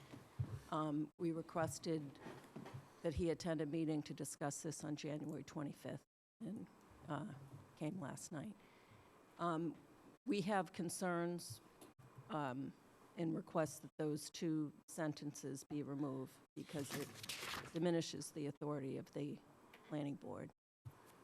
The sentence regarding the alternatively give notice that no such approval is required, that was just added in the second, on the 2-7 copy. So that didn't come from St. Mark's. That is far from my understanding, listening to select board meetings, it came from our town council.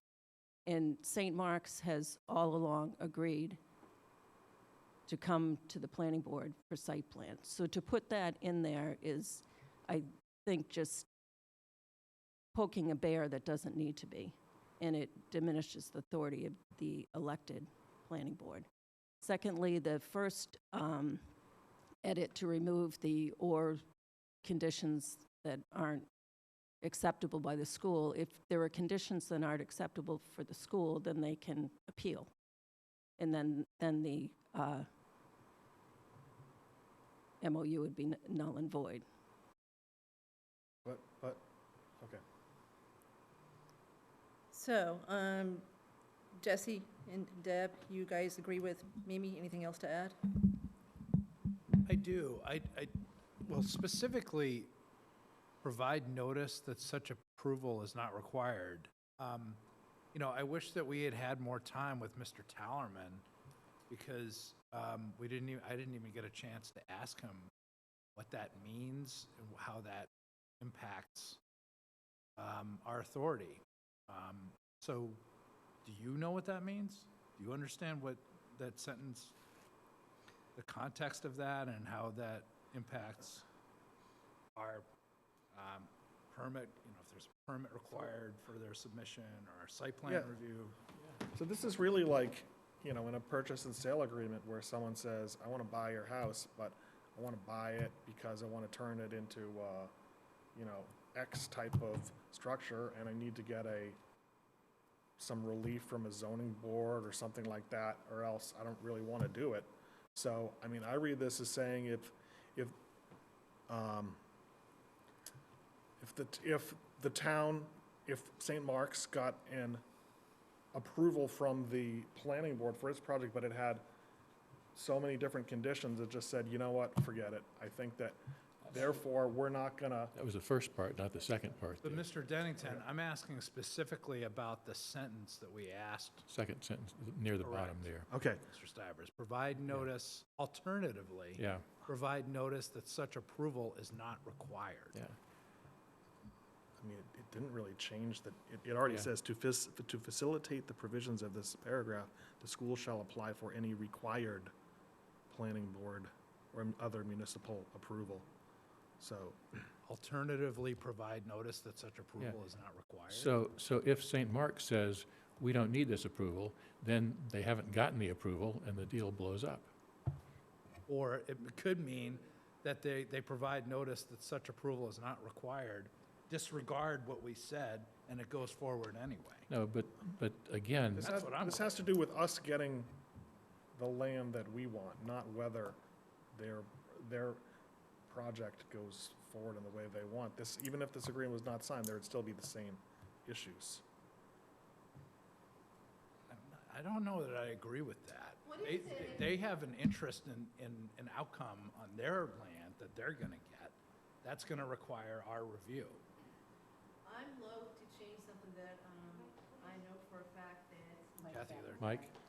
All right, I'm still loath to change anything that I was told point blank that St. Mark's Council put in. I asked, when I first saw this, I said, who put in paragraph 3? Point blank, they did.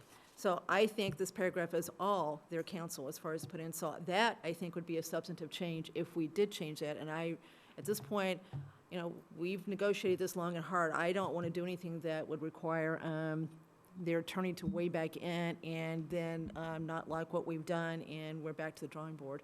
So that alternatively sentence was put in by our town council. I don't think you can assume that, Mimi. I didn't assume it. He said that point, he said that. In the select board. Okay, well, I'm not, He said it I'm at the select telling you what I know. If he told you differently, then that's news to me that he put that in there. Well, you had him there, why didn't you ask him why it's in there? We had 45 minutes. We asked him as much as we could in the time we were given. Well, I thought the whole purpose of that meeting was to talk about paragraph 3. And discontinuance of the road. All right, so you spent, okay, all right. I didn't realize, I thought it was all paragraph 3, so we could get this signed. I guess what I'm asking is, and I understand your desire to expedite this and put it behind you, but if we did get a promise, so to speak, from Mr. Talon that he would attend a subsequent meeting. So if you could give us a little more time from the town council, maybe we can work through this.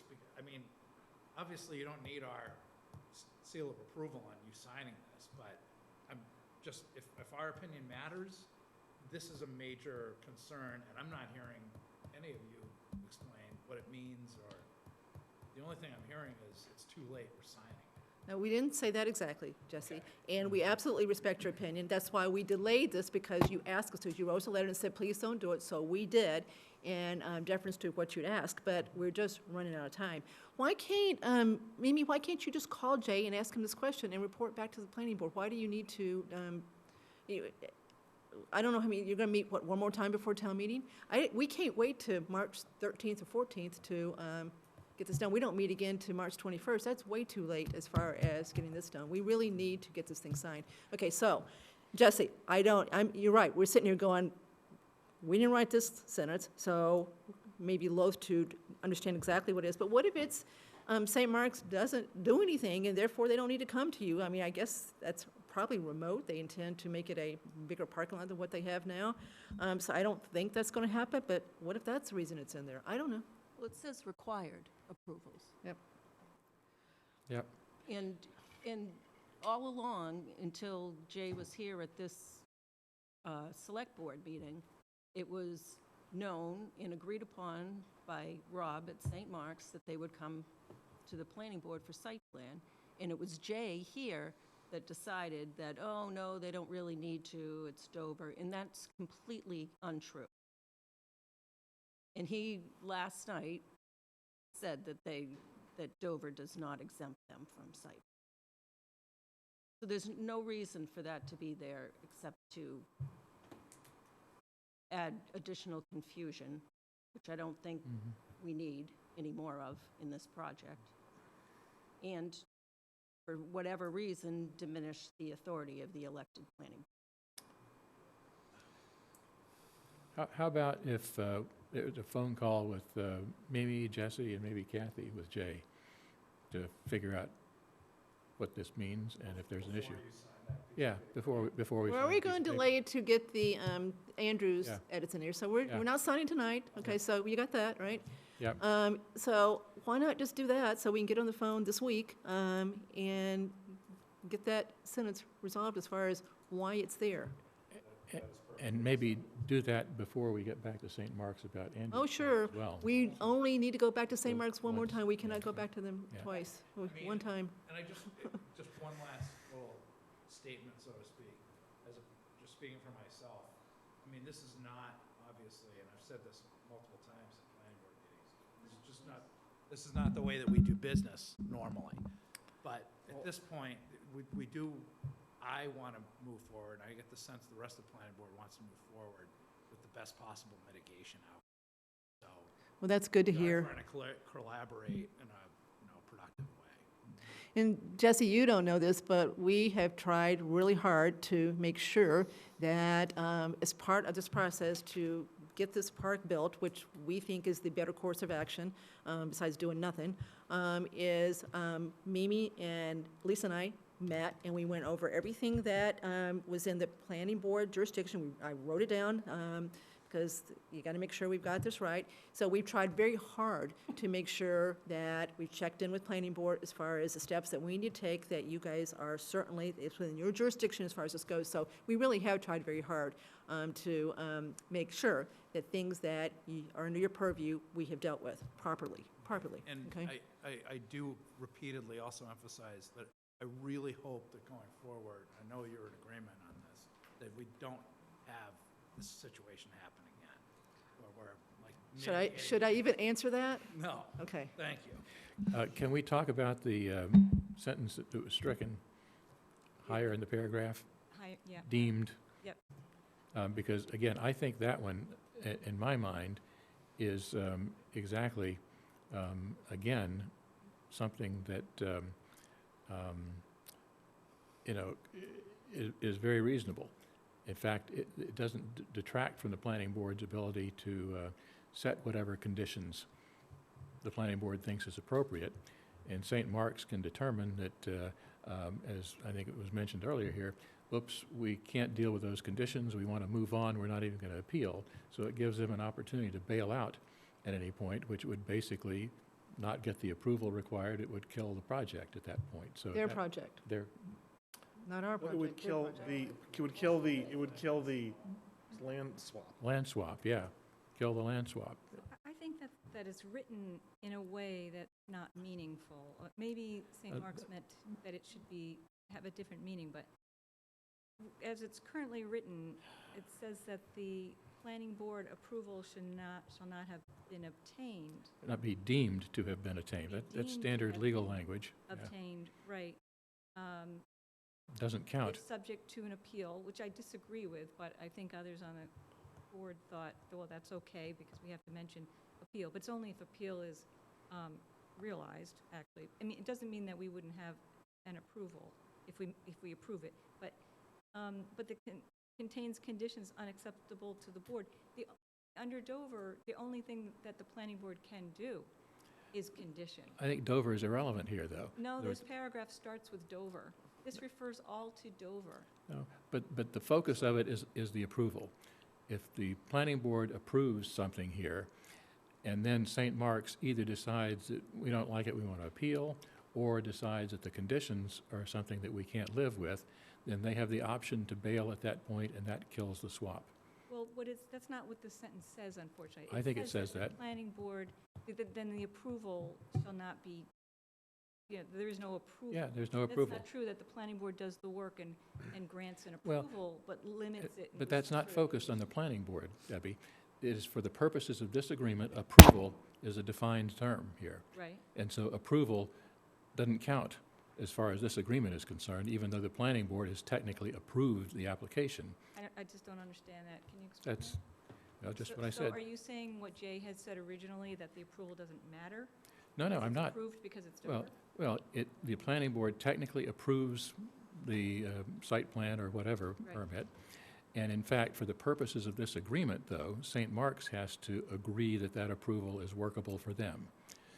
So, and if they determine at their sole discretion here that there are conditions or they decide to want to appeal, then for the purposes of this agreement only, totally separate from the planning board's approval with a capital, double capital A or whatever for the purpose of this agreement is not in effect, and therefore the agreement Well, I would crashes. prefer that the statement say then the agreement is not in effect, rather than the approval isn't granted. But this is very standard, I mean, I'm not an attorney here, very standard legal I think language. the point that I was trying to get at is that, and please feel free to jump in here to, I'm not the lawyer. well, the capital A approval, this is not saying what the law requires to do this project or not. It's just, this is the St. Mark's is, forget about it clause, right? Which, if that's exercised, then you just go back to square one. The town doesn't get any, we're back to the same situation, and then St. Mark's could still apply to build whatever parking lot they want. Do something else And then there, whatever is, yeah. none of this would apply, so. Can I ask a question, I Kathy? just- Well, But this is really like their piece of it. It's not really intended to say what approvals legally are or are not required to do whatever work they want to do. It's really their, forget about it clause. And This we, is their paragraph, this is yeah. the school's attorney's paragraph. Go ahead, Lisa. so just a question, Mimi. So when Jay was there, did you have an opportunity to speak to him about this specific sentence and your concern with it? And I would suggest, if you didn't, that maybe on the phone call that you're going to have with him, he might be able to provide some clarity. Yeah. Just a suggestion. This I mean- was discussed, yeah, this Yeah. phrase, yeah. And what was his, I missed that piece. What was his thought process on it being in there? Well, like Mr. Dennington said, and I Okay. understand why it's there, like any developer that comes, that signs a purchase and sale on a property, it's usually contingent upon getting certain approvals, and if they don't, then it's null and void. And so I see this as the same thing. It's just some of these things in here are not protecting the interests of the town. It's way, Well, that's what this Over. paragraph is for, is to protect the interests of St. Mark's. Yeah. And we got our interests protected elsewhere. I guess the point that why I am hesitant to, I thought the edit that I had in mind, I'm very, very hesitant. I think Jay is hesitant to any more edits, but it's just clarifying one intent that I think everyone agrees on.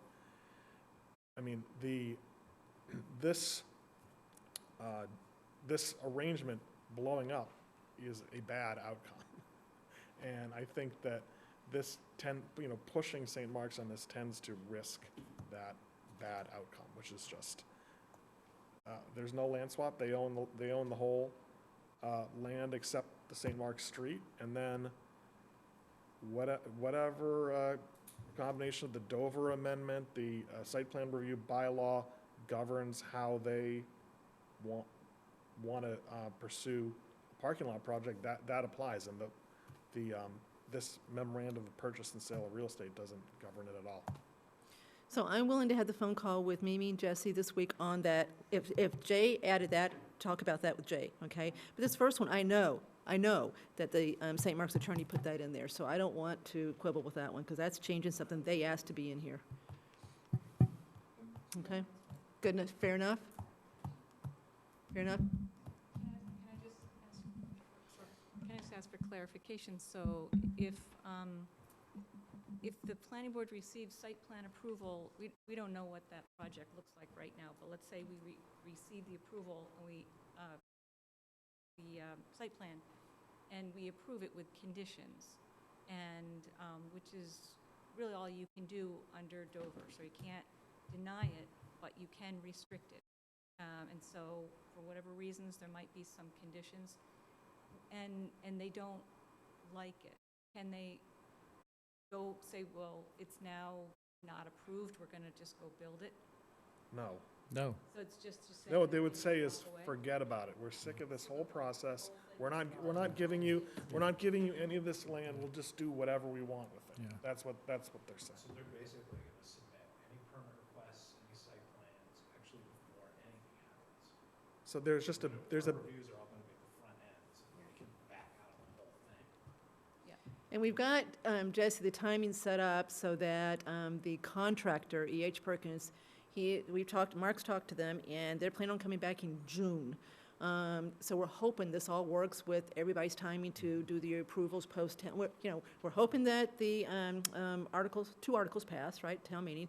Then we're hoping that what has to happen after that, which is really planning board at that point, happens in a way that allows the contractor to come back when he's supposed to, because he said, I'm coming back once, He threatened to not come back last year, but then changed his mind when he realized he had to come back anyway for other things. So he's still got one big project to do. He's got the sidewalk to put in, he's got Cordoba Road to do. He's got quite a bit to do, so doesn't mean you have to start on that to begin with, but we're hoping that that all works with everything, if we have our druthers as far as trying to get this thing done. So, okay. So I will be in touch with you two and talk to Jay and get something set up so we can get on the phone with him. Okay, is that okay? Okay, thank you. Could I ask a question, please? Yes, you can, absolutely. Okay, Thanks. no, thank you. Yes, you may. Motion to adjourn.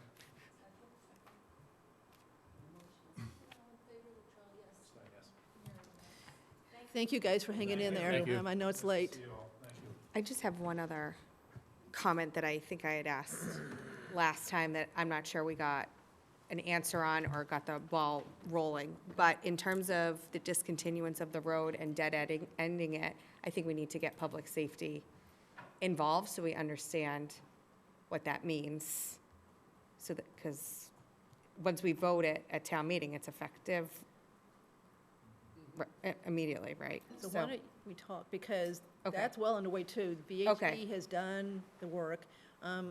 So I was going to even talk to Mimi, but, so we've been trying to talk because Okay. we've got to make sure that's done right too. Yeah. So I agree. Okay. So there's no. I just didn't have any follow-up on that, so I just want to make sure it's All right, moving. So if we can get an update in the next meeting. okay. And that was Okay. discussed at the planning board last night with Jay as well, so. Yep. So lots of details to work out. Mr. Perry, Yeah, well, Andrew, you say you have your wording, but you never read your wording. We don't know what your wording is. Neither do they. You said you have 5 copies, but you haven't stated what your wording is. Can we Yes, hear he it? did, Mr. Perry, yes, he did. He did? Yes. Or can I hear it? Said it was the same sentence as in the previous paragraph. It's going to be a standard sentence in each clause. Is that how I understand it? Provided, however, that such failure to obtain. Mike? Provided, however, that such failure to obtain the approval, and then you could substitute in the planning board approval, the school approval, et cetera, shall be subject to the applicable provisions of section 5. Of section 5. What's that? Section 5? The license. Yeah. The license. And so so what are you proposing to do? You're proposing the board sign say what again? What are you proposing happens to your language? We are proposing to get on the same page with St. Mark's that there is no real, that the change that I'm suggesting is really just a change to the language that clarifies the intent, that we're all on the same page. That if any of these things don't happen, that the prior reciprocal license agreement is indeed, has been supplanted, and that paragraph 5 governs. So just to clarify, are you personally hoping that St. Mark's amends the I don't memorandum? even really think it's more of an amendment, it's just clarifying what the all right. intent is. And even if they didn't agree, I think that it's pretty clear that, Yeah, Still works. yeah, I see. So just to be clear, so you're hoping that St. Mark's will change the document to include your paragraph? I hope that we, as I said, get on the same page about that. That would be great, but even if it didn't change, I still think it's clear that it says right up front. Yeah. No, I'm just trying to understand what you Okay, want. thanks. Because Kathy was saying she didn't want St. Mark's to change anything. She wanted to leave it as it is and not sort of rough the waters. But you're proposing that they do, that you are going to. All right, okay. Okay, can I just ask some other things? So is there an article about discontinuing the road? I didn't see that. Or is, It's going to be part of the land swap article. are you Yes. going to add it onto the land swap? So we're working on that with the consultant from VHB and Planning Board to get it right. I see. That's going to be part of 12. Yes. Where's the dollars for the new road? Then that's not in here. The only thing that's in here for dollars is the next one, which is the park itself, the surface area of the park. The dollars for the new road have been spent in large part. There is a little bit more to be spent, and we're trying to get that clarified from the contractor so we know. There's about $1 million left in that contract. It includes 3 things. Cordoval Road South from Main Street down to past the public safety building, they got disrupted with the big project.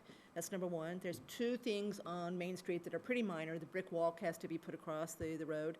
The sidewalk has to be built down 85 on the library side. That was always part of it. Then they've got to finish the road itself, pave the road, gravel it, whatever. So we're trying to get clarification of how that $1 million is to be allocated among those so that we can explain to town meeting exactly what's left in that contract to be spent. So when someone like you tries to convince town meeting that it would be cheaper to not do anything further, we will have the numbers to say, we respectfully disagree. These are the numbers all through. So we were going to be very, very transparent as far as what's left to be done. So that's still that's inside the E.H. Perkins contract that was signed in August of '21. So you're saying you're not going to have an article with the dollar figure to finish your project? Yeah, we are.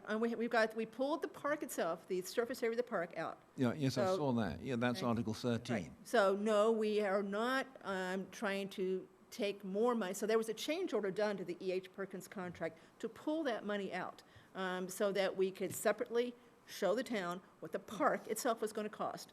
Okay, so no, we have not tried to pull out any more of the infrastructure work because it's almost done. They may even say it's all paid for. I don't know what they're going to say. So I'll get you the answer. We've asked the question, Yes, and we've asked them to. what I want to know is there going to be an article where town meeting says, are you going to fund X dollars to finish the road and the intersection? No. There isn't. No. That's already been decided, What do you already mean been it's- voted on. Where has it been decided? The major project, the $1 million+ project, the Perkins The contract. $2.5 million Perkins contract is still in existence. It's still effective. There's still $1 million to be spent on that contract per Ms. Galligan before she left. She just couldn't. Okay, so let me get this clear. So your suggestion is town meeting last year approved a lump sum Nope, for Perkins. Nope. which- nope. What do you Town suggest? meeting never approved that contract. This was a road contract called Berry Streets. Select Board approved the contract. It was okay. not a town meeting vote. Okay, so let's get it clear. So you're suggesting then that you're going to tell town meeting that the select board had the authority to fund the road work, and you approved it last year, and that included the finishing of the road and the intersection, which hasn't yet been done. Is that what you're going to say? Yes. that's what you're going to tell town meeting. Yes. So how are we going to know what the actual figure is if it's not spent? Because How much are you going to save? David, Let's say you're I'm really trying to answer your question. Just Okay. listen to me. We have asked the contractor, E.H. Perkins, to take the money that's left to be spent on the contract and tell us what it's allocated to, so we can pick apart the piece that still belongs to the infrastructure of the park.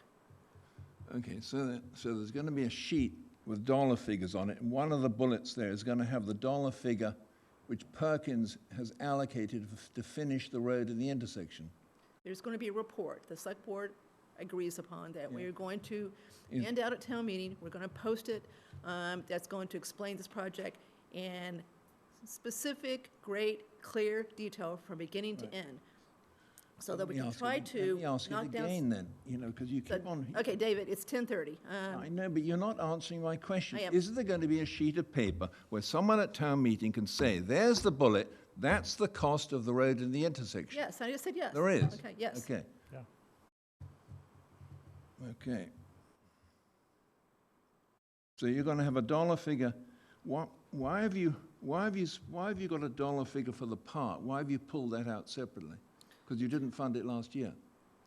We pulled it out separately so that we can show the town what it really is costing to do the superficial part of the park, the plants, the paths that the working group is working on. So the piece that the working group is working on, we're trying to make sure it's clear, because we got a grant for $290,000. So we're trying to show we're not spending any more than $290 on the park piece. And when I say park, I'm not including the stuff underground, the road, I'm not including the road, I'm not including the pipes that were put under to help the drainage problem.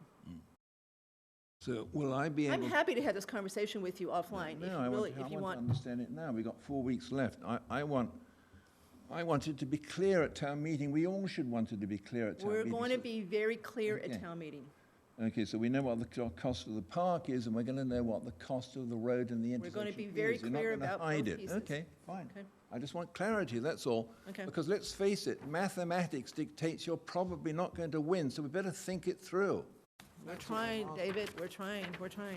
Okay, so, moving on. Mr. Purple, back to you. It's 10:30. I'll be brief. So regarding the building commissioner search, we are getting resumes in. I think the main thrust of this is I just want to acknowledge some of the efforts that Ms. Hale has done in terms of outreach.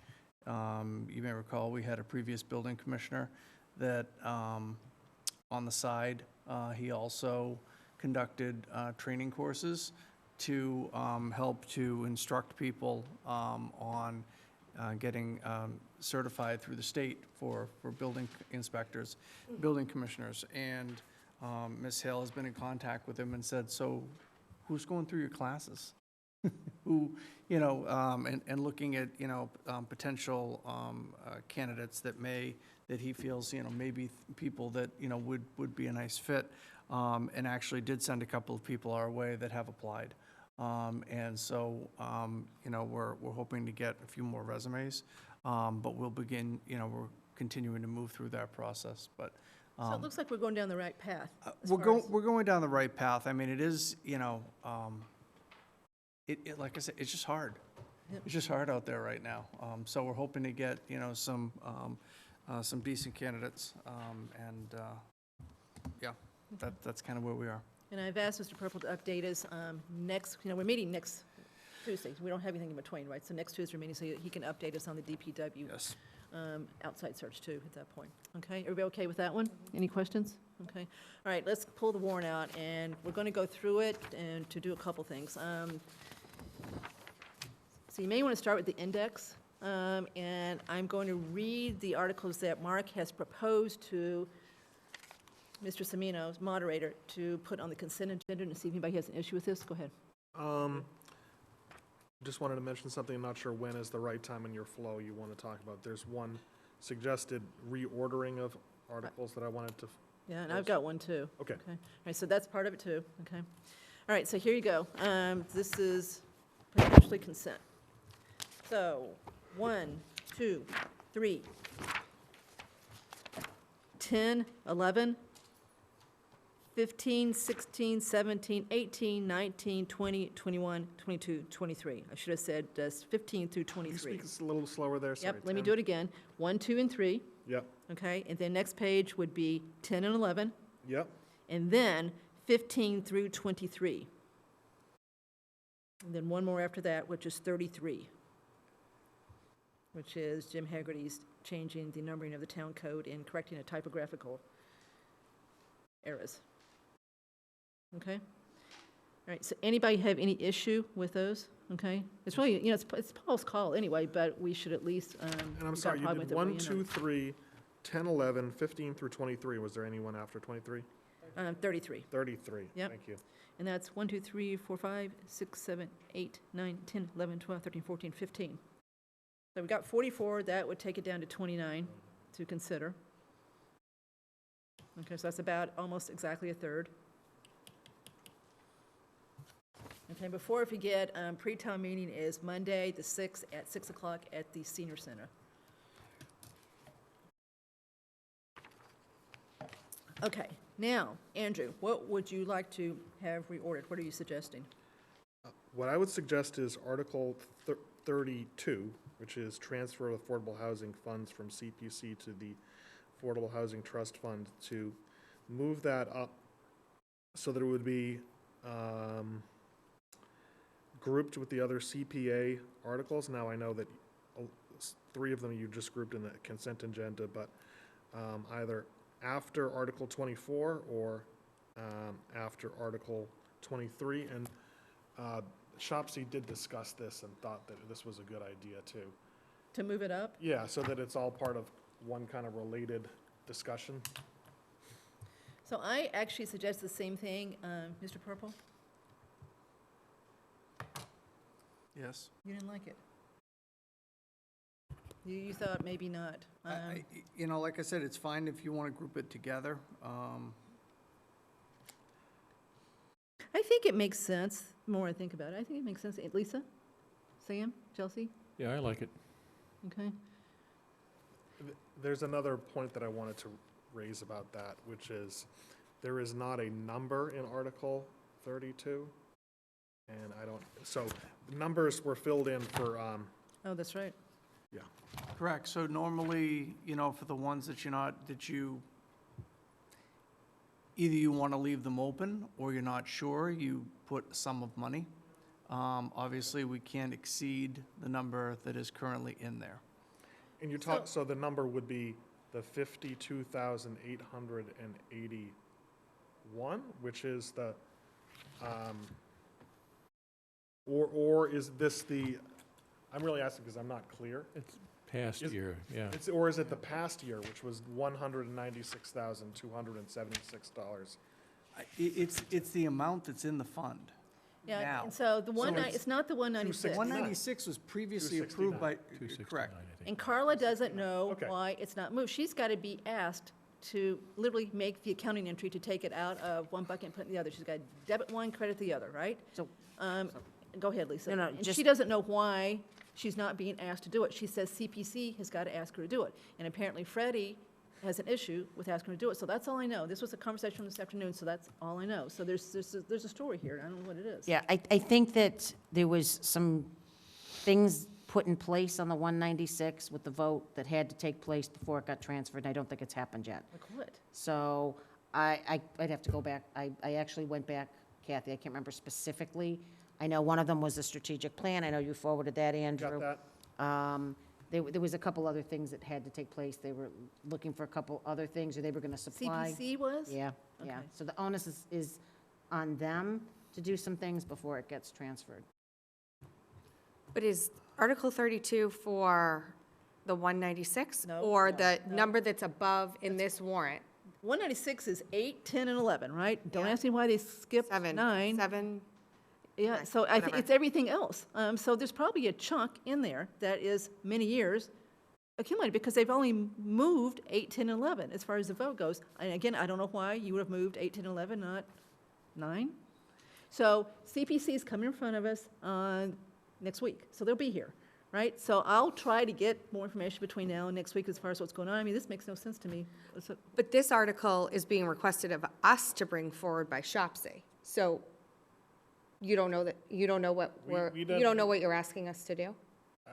No, we need to clarify Okay. that number. So I'm confused, because if it's related to the article that's above, then it should be included on the consent. If it's related to the housing number from above on this warrant. And if not, but regardless, this is a select board article, not a CPC article. Correct. This is a perspective. This is not retroactive. So the 196 are prior votes that were taken. So this is perspective, but I think it's bigger than the $52,000. It definitely is, that's a fact. So it's because there's money that is put in. Every year, you have an administrative article that breaks out, here's what's going to be put into that bucket. So there is money that is sitting there, and in conversations that I've had with Jay Tallerman, there are communities that will have an article like this on the warrant every year to basically take money from the affordable housing bucket of CPC and transfer it into the trust. So Carla gave me the number that's in the bucket a couple weeks ago. It's on an email. So don't hold me to it, but I think it's $400-something thousand. I think altogether, we've got about $800,000 of affordable housing money when you put everything together. Just don't hold me to it. I'm not too far off, I'm pretty sure. So can I just add, I think this is going to be a well-discussed article at town meeting. Do you really? Oh, I do. I certainly do. I think that, for one thing, CPC, this has never been discussed with CPC. Well, that's why we're going to discuss Right, but what it I'm saying next is, week. prior to this being on one, if not two prior town meeting warrants, it's never been discussed with CPC, and CPC has a little bit different lay of the land than specifically Jay Tallerman, is my understanding from things I've heard through their meetings. So I think at town meeting, this could turn into another big discussion. Which is why we should discuss with CPC and try to see if we can't come to a meeting of the minds. I can see why CPC might not want this, right? Because, again, this is their bucket that we're trying to move it out of. There's a good reason to move it out of. What we did tonight was a good reason, because you can use money faster, right? Isn't that the reason you want to do this, right? No? No, I agree, Kathy. Okay. I completely agree. I just think that going to CPC and asking allows a little bit of contingency on conditions on potentially how it can be spent, as far as, there's requirements within the law that once it gets into the affordable housing bucket, they're still reporting. And again, I'm just saying things I've heard over the few years. And again, having them in is a great idea, to let them explain to us why they may deem this to be an issue Yeah. prior to town At meeting. least know what we're heading into, right? Okay. All right, okay, so. So do you have a preference after 23 or after 24? Where you would like to put it?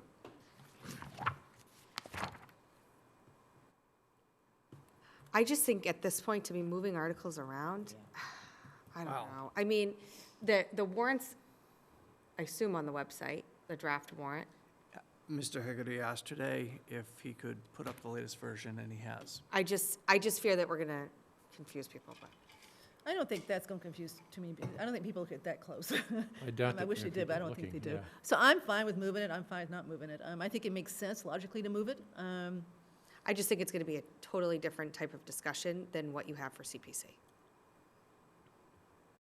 Well, it is different, for sure, but there is a relationship. It is, trying to you're still taking money out of a CPC bucket, or CPA bucket, and putting it someplace else. So I still think it's related.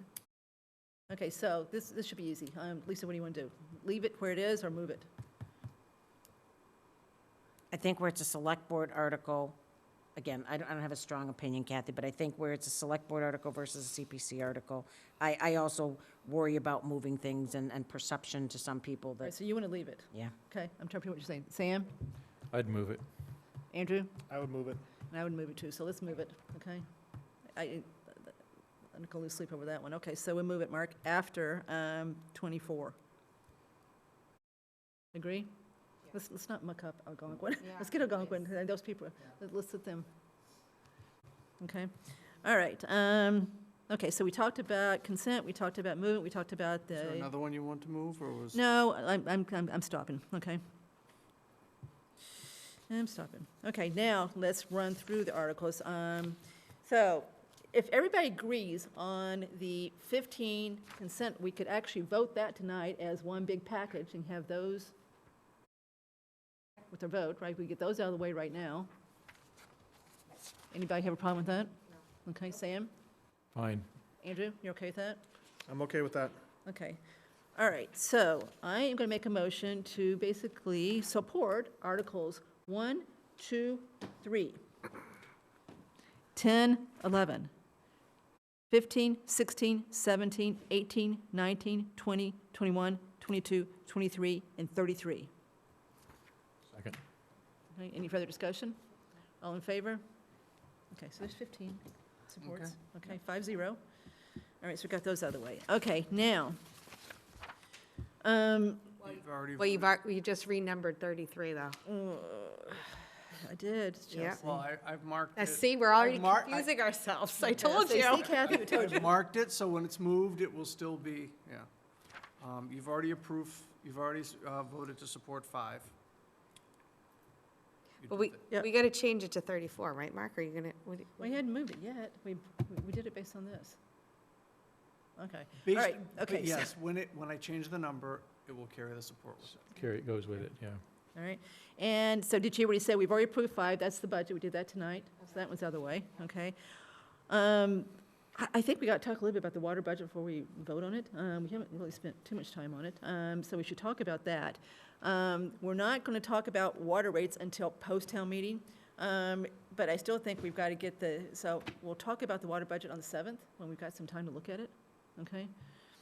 And if we're not voting water rates until after town meeting, how is that going to impact assumptions for FY '24's water budget? I can't answer you specifically, other than Yeah. to say it will impact them. How about that for a Yeah. general answer, okay? But we'll have that. For next week? Yeah, yeah. Okay. Okay, and I'll talk to you before then, too. Okay, all right, okay, so, 7 is everybody happy with 7? Okay? All right, So my only question is anything going to come off of this?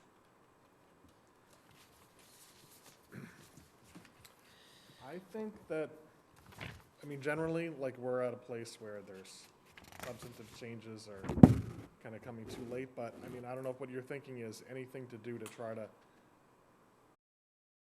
keep that 599 under. We take- That's, I mean, I guess that's part of it, Andrew, but I was more saying if we're not, how do I say this? Let's not have a repeat of last town meeting where we're arguing over free money. over what money? Free money, What does that mean? The donation. the capital items. So, we're not going to have the answer on donations before town meeting, I don't think. Okay. So keep that in mind, okay? We'll probably have it soon thereafter, but it won't Okay. happen I see before what you're town saying. meeting. Okay, take them off because they're funded by donations, not. But if we're not going to know and we're going to leave it on and we're not going to have free money for town meeting, then I'm fine. Yep. Okay. I'm trying to get the MOU done, so that we, you know, No, I know. one thing at a time. Yeah. Okay, I've got it set up there. Okay, all right, so we want to vote on Article 7 as it is? Yep. Okay. All right, so, Andrew, why don't you start making the motions? Sam, you second them so we can get this done fast, okay? Okay.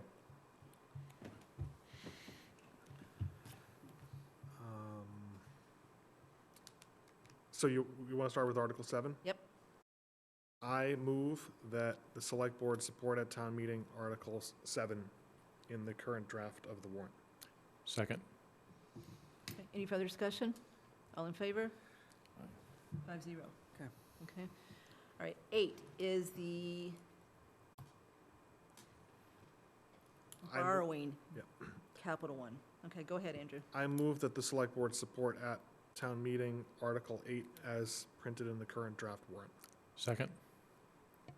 Any further discussion? All in favor? Okay, now let's talk about the next one for a second. Chelsea was right with what she said earlier, which is there's nothing that affects the budget as far as breakneck. That's coming later. We're just approving the overall issuance of debt of up to, what, $2.2 million or so? Yes. Okay. I think that one's got to get discussed by someone at town meeting. I don't think you can just go up there and expect that to just fly through, right? And Carl Geyer is going to be there. I'm sure he's going to want to hear more. So what do we want? I mean, this is our article, right? Yes. We're the sponsor. So I think what we should start doing too is figuring out who's going to talk about as many of these as we can tonight, so people can start getting prepared as to what they want to say. But I think this has got to be, somebody's got to get up and really explain this. Well, and I also, from my perspective, I think this was sticker shock for me. Oh, my And this is not a number that we have been even thinking about.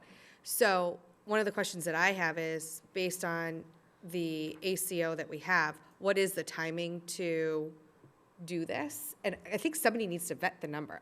The number probably is what it is, but I still think we need to have some public discussion around it. And if we have until fall town meeting to do it, I think we need to. I'm with you. Okay. Okay, so I think we have definitely pointed out enough that we know we're going to have a fall town meeting. Anybody disagree with that statement? So you're saying take it off and do it in Yeah, the fall. I I think- agree. I I mean, think this has popped up. This still is at a the last minute. huge number, and, is this something that we can work with some of our legislatures on, helping us with fund, is there another option for us to vet? You heard what Jim McGovern I said did. that day. Yeah, Tell he us, and did. this would be a really good one, I think, for Jim McGovern. Right, so I think,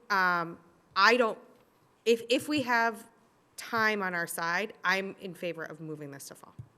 Is anybody going to give us a hard time taking this off? It's our call, right? Well, No, Well, we it's not our call. We have dates in the ACO, which I don't know, Right. That we have to, comply with. That we have to comply with. Yeah. okay, and comply means hire the contractor?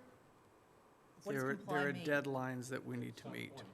Okay, Right. so can we, I know you're Yes. gone, okay? No, we can, yeah, I Look mean, and see if we push it to town, fall town meeting, we're still okay? as far as Melissa whatever it says? Danz, I can work with her and see on the dates. But we agree that if we can move it, we're going to move it. I think we should. Okay, I agree, okay. All right, okay, that's that one. We've already talked about 10 and 11. Next one is to accept, this is a good, okay, so we know what these two are, right? We're going to come back, we've got work to do as far as the language goes, as far as so we'll come back to those, okay? So we know what those are. Algonquin's the next one. You ready for that one? Okay, that's the debt. We're basically approving the debt to fund it. And I assume that somebody's going to get up there from school and do a quick presentation. Right? So we don't have to do that, they do. Okay. Right, you ready? I move that the select board support at town meeting Article 14 as printed in the current draft warrant. Second. Any further discussion? All in favor? 5-0. Okay. Okay, we've got everything covered all the way down to 24, which again is related to Algonquin. Okay, so, Yeah, CPC's meeting this evening and should have the language, hopefully, it's already been voted, I should have it tomorrow.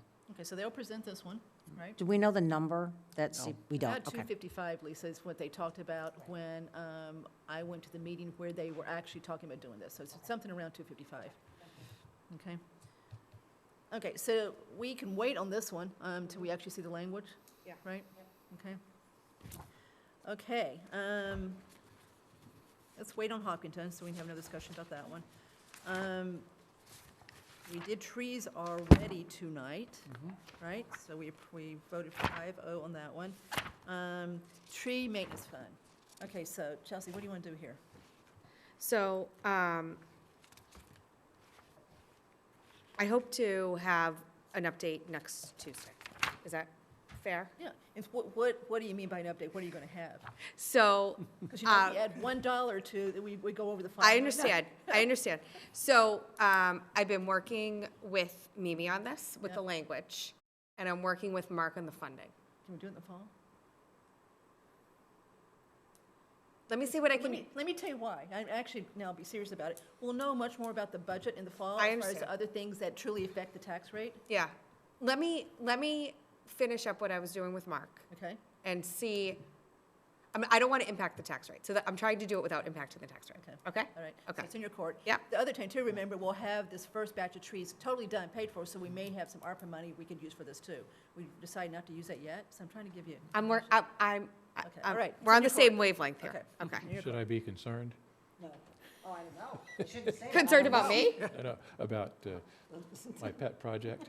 Do we want to No, wait? I'm actually not going to go there. I want that for the next fiscal year, Sam. Okay. Do we want to wait to town meeting for scenic roads based on what we said tonight? Yes. Okay, so that's going to be at At town meeting. Yep. That's my, That's what? my preference. Yeah. Everybody okay with that one, based on what we said tonight? Listen to what, let's see what they've got to say, okay? All right, the next one, these are all three are Melissa's? Yes. Okay, and we didn't ask to hear from her, so we're kind of done with what we're going to hear. So are we ready to vote on these? Yeah. Okay. I am, yep. All right, so Andrew, why don't you just bunch them all? We're talking about 20, 29, 30, and 31. 31. okay. I move that the select board support at town meeting Articles 29, 30, and 31 as printed in the current draft warrant. Second? Any further discussion? All in favor? Okay, 5-0, Mark. Another one. Mm-hmm. We're doing good. Okay, so we got those. We've already talked about the next one, which is CPC, affordable housing. We've already done consent on the next one, so okay, now we're citizens petitions. Okay, so before we get into these, which of these, we're already going to see James Worley on the 7th, and we're going to see CPC on the 7th. That's all that's coming on the 7th. Is there any other ones that we want to hear from as far as the 11 citizens petitions? I mean, should we give everybody an opportunity to make their pitch to us? There's a lot of them. Yeah. It's- Well, I definitely want to get Heidi Davis in here so that we can maybe explain to her that she doesn't really need to go through what she's doing. She could just ask us to do what she wants us to do. I don't know that going to town meeting is going to get a different answer, is my point. And again, I wasn't on select board when you guys did who was on the select board when you did so you were, Lisa was. Yeah. So I don't know what's new about what she wants, but why not hear her out? Yeah, it is more restrictive It now, is. certainly. So I was a push to support the prior one. It's not clear to me what the science says at this point. And this, to me, is a bridge too far, as they say, but I'm interested in hearing if she's got any new data, so. Okay, so we want to try to bring her in Yeah. here? Yeah. And then maybe explain to her that the citizen petition route is not going to be any more effective than her coming and talking to us. Which is 'Cause the that's- case- They're asking us, she's asking the town to ask us to do this, so just ask us. Which is the case for several of these, I know, actually, so. I know. So I started off with two that I thought were kind of a no-brainer as far as trying to get somebody Yep. in here, so we can get those two. Okay, so we'll either have her the 7th or the 21st. 7th doesn't look too bad right now, so We'll we'll see if we can do 7th. Okay, all right, so you'll take care of that, Mhm. talking to her? Okay, so that's two of them. Okay, let's talk about the Parkerville Road speed signs.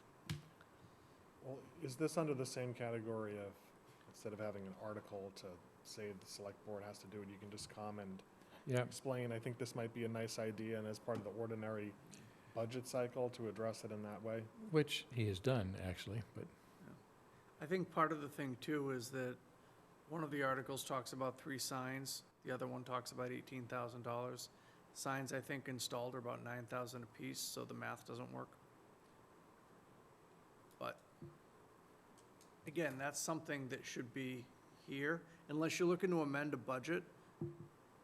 And that may have been the route that should have taken, to try to amend a budget, to include the money in there to do this.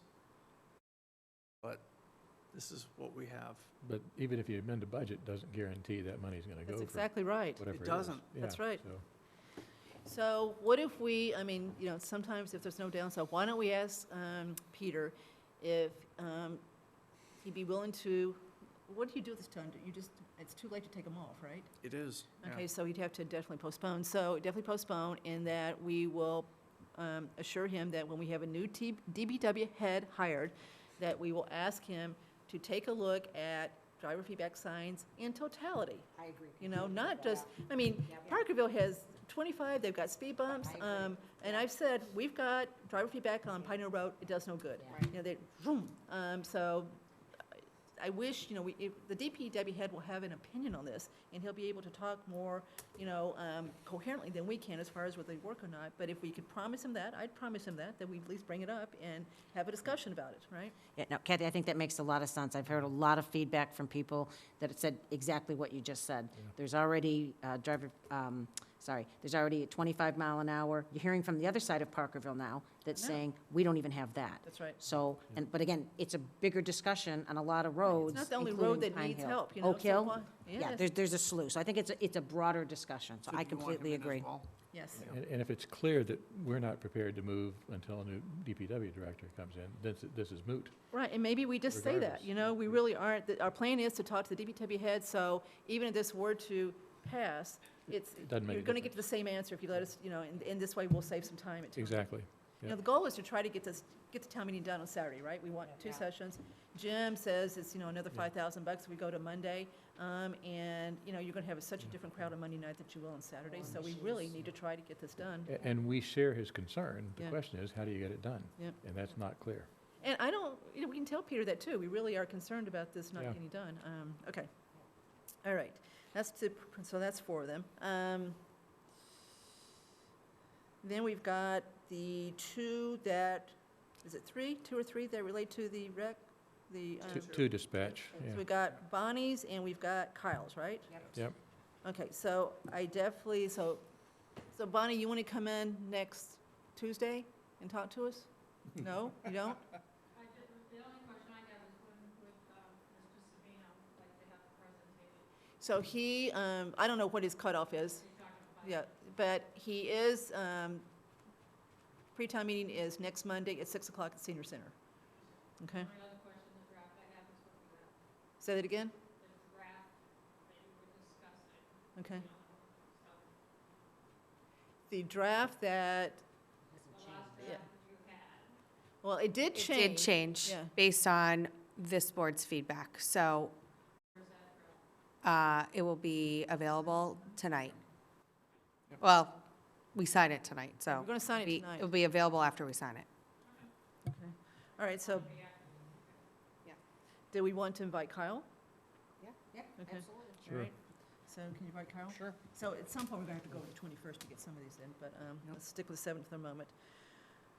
Okay, the next one, I'm jumping around a little bit. Patty, Can I if ask you, a question of the timing that you were suggesting? Would this be, like, the printed warrant would say vote at town meeting, but we would still have people come in on we'll the? still have it on the screen, so. Okay. It's still good, so the only one so far we're not going to vote on is the scenic roads, Scenic. right? So the screen will still show, which is what people are going to look at. They're not going to be flipping through the warrant to see what the vote is. They'll look up there and see what it is, right? So the screen will show our vote. Even if we vote on the 21st, it's going to show our vote. So we can still vote on the 21st and have the screen show our vote. Okay, and advisory's doing the same thing, too. They're going to have some votes after the, So don't worry too much about what the printed warrant versus. well, okay, I'm one Wor- person. Worry a little bit. I mean, All we right, do as I like much the as we printed one. can, Yeah. which is what we're trying to do tonight, but we just may not get them all. I'd rather do it right than. Well, that's why I was just going to point out Articles 43 and 44 that I think we could vote on. We vote on those tonight? We could. Yeah. Okay. All right, okay, let's stick with PWPB. So this is Patty Fiore's article where she wants to change she wants to ask us, and we've confirmed this is an advisory too, she knows that too. She's asking select board to basically go to the legislature and either do a new special act or modify the special act, I'm not sure which way you do it, to change the appointing authorities so that it's, instead of 2 planning board, 3 moderator, it's going to be 4 planning board and 1 board of health. That's right. So it says Health Department. Okay. Yeah. she'll So have to- I'm doing some due diligence on that. Patty said that she was going to modify that, amend that at town meeting to say Board of Health. Oh, okay, okay. That's I it. was not aware. I have not contacted her on this. I ran into her the other day, and she mentioned that Okay. she figured Yeah. out that was not the right Yeah, okay. label there. By the way, Kelly Roney did a good post this week on what is appropriate as far as amending articles. It was very legal, very well written, so it's worth reading. Okay, so we should have her in, I think. Okay, so we'll have Patty in. Okay. Okay. We should also probably talk to Mr. Semino about that, too. Yeah, so we should probably invite him, Yeah. invite her. Yep. Okay. And I was planning on asking Ms. Fiore to come to a Board of Health meeting, too, so that, I think this is new territory for us. We don't appoint Yeah. anyone that I'm aware of. I don't know why I mean, she. other than an employee. So I think we need to understand that, too. So that's my Thank you. goal. Okay. Okay, let's talk about Mr. Perry's 3 articles. Where's the? 35. Two 35, two okay, there it articles. is. Okay, so we've got 35, which is the zoning change on Route 9 between 3, yes. Okay. Woodland and Walgreens, that section right there. And then we've got the 2 that he wants a forensic investigation of the park project. And then he wants to cease all work on St. Mark's Road project. So, I don't think we need to hear any more from Mr. Perry. We actually know how he thinks, I think, right? Or what he thinks. So do you want to go ahead and vote on 43 and 44 first? Tonight? Yep. Take a position? Yep. You want to? Okay, so you want to do 43 first? I move that the select board support at town meeting Article 43 as printed in the draft warrant. Second. Okay. Any further discussion? All in favor? All opposed? Okay, so 0-5 on that one, no support. Okay, Andrew, 44? I move that the select board support at town meeting Article 44 as printed in the draft warrant. Second. Any further discussion? Okay, all in favor? Okay.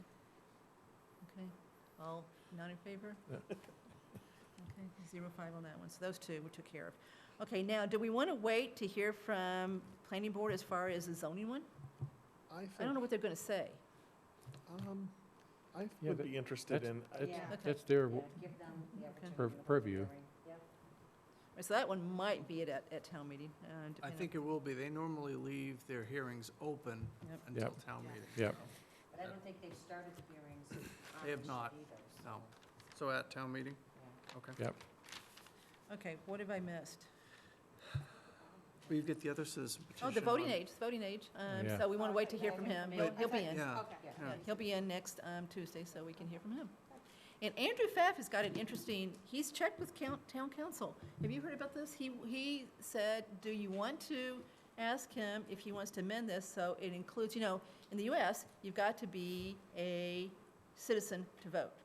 No green cards vote, no visas vote. You've got to be a citizen. It's going to be a naturalized citizen, but you've got to be a citizen to vote in the US, right? Apparently, you could modify this to include people who live here. Non-citizens. Who are not citizens, Yeah, right? yep. Like, I've got a couple people in my office who live Yep, here, they have yep. green cards, so they can't vote. Yep, yep. So, I don't know, we can bring that up with him, but But I that was, think Jay's opinion was that you can do that, but you can't amend this article to Yeah. do that. Yeah. so they'd have to be a separate, okay. So then it's that's going to off the have to, table. it's going to Okay. have to be a separate article. Okay, Yeah. it's not in the four Yeah. corners. Yep. All right, so he's coming in, well, we can talk to him and then take a vote on that one. So we got through him, okay? What about the other dispatch article? He's gonna come in. Kyle's coming in. Okay, yep. Okay. I also thought it would be good for the voting age article, to also hear from Jim Hegarty about the administrative, yeah. All right, so can we ask Jim to come in with Kyle on the 7th? James. James Nichols Worley. Sorry, That's it. James. Okay. Yep. It is So- after 11. Yes, with James. So Yeah. James and Jim. Yep. Okay, so we're not going to hear from Bonnie. So her article is to ask us to exercise our right of withdrawal from the Metro West rec by June 1st. That's the gist of it, right? Okay. So do you guys want to vote on that tonight, or you want to wait? I think we've already been doing this, but I still think it's kind of weird that we vote on articles where someone's asking us to do something, instead of just sitting there and letting them decide whether they want to ask us to do it, and then we take it up and decide whether we're going to do it or not. But it's fine. I know we've always voted on them, but, I know. Can we wait till the 7th? Sure. Because I think there's a phone call this week. I'd like to hear the results of that as well before we take a position. What phone call is that? EPA. EPA. Oh, that's right. Yeah, so I'd like to Fine. hear any results, if there's any updates that Chelsea may have in between. So, thank you. So I've got to get this agenda done without you. No, we've got, yeah, I'm going to give you a draft Okay. tomorrow. So you're here tomorrow? I'm here for the morning tomorrow. Okay, so you'll give me a draft, and then I'll Yes. work with Vanessa. Yep. And Melanie, okay. All right, so we got through them all. We got a lot done. Yeah. All right, okay. All right, everybody happy with what we got done? Yep. Okay. Interesting night. Okay, so there's no, for hanging around. yep, there's no public comment now, so we're done. Motion to adjourn? Yes, motion to adjourn? Second. Yeah. Yeah. Yeah, we're going to sign it after we adjourn.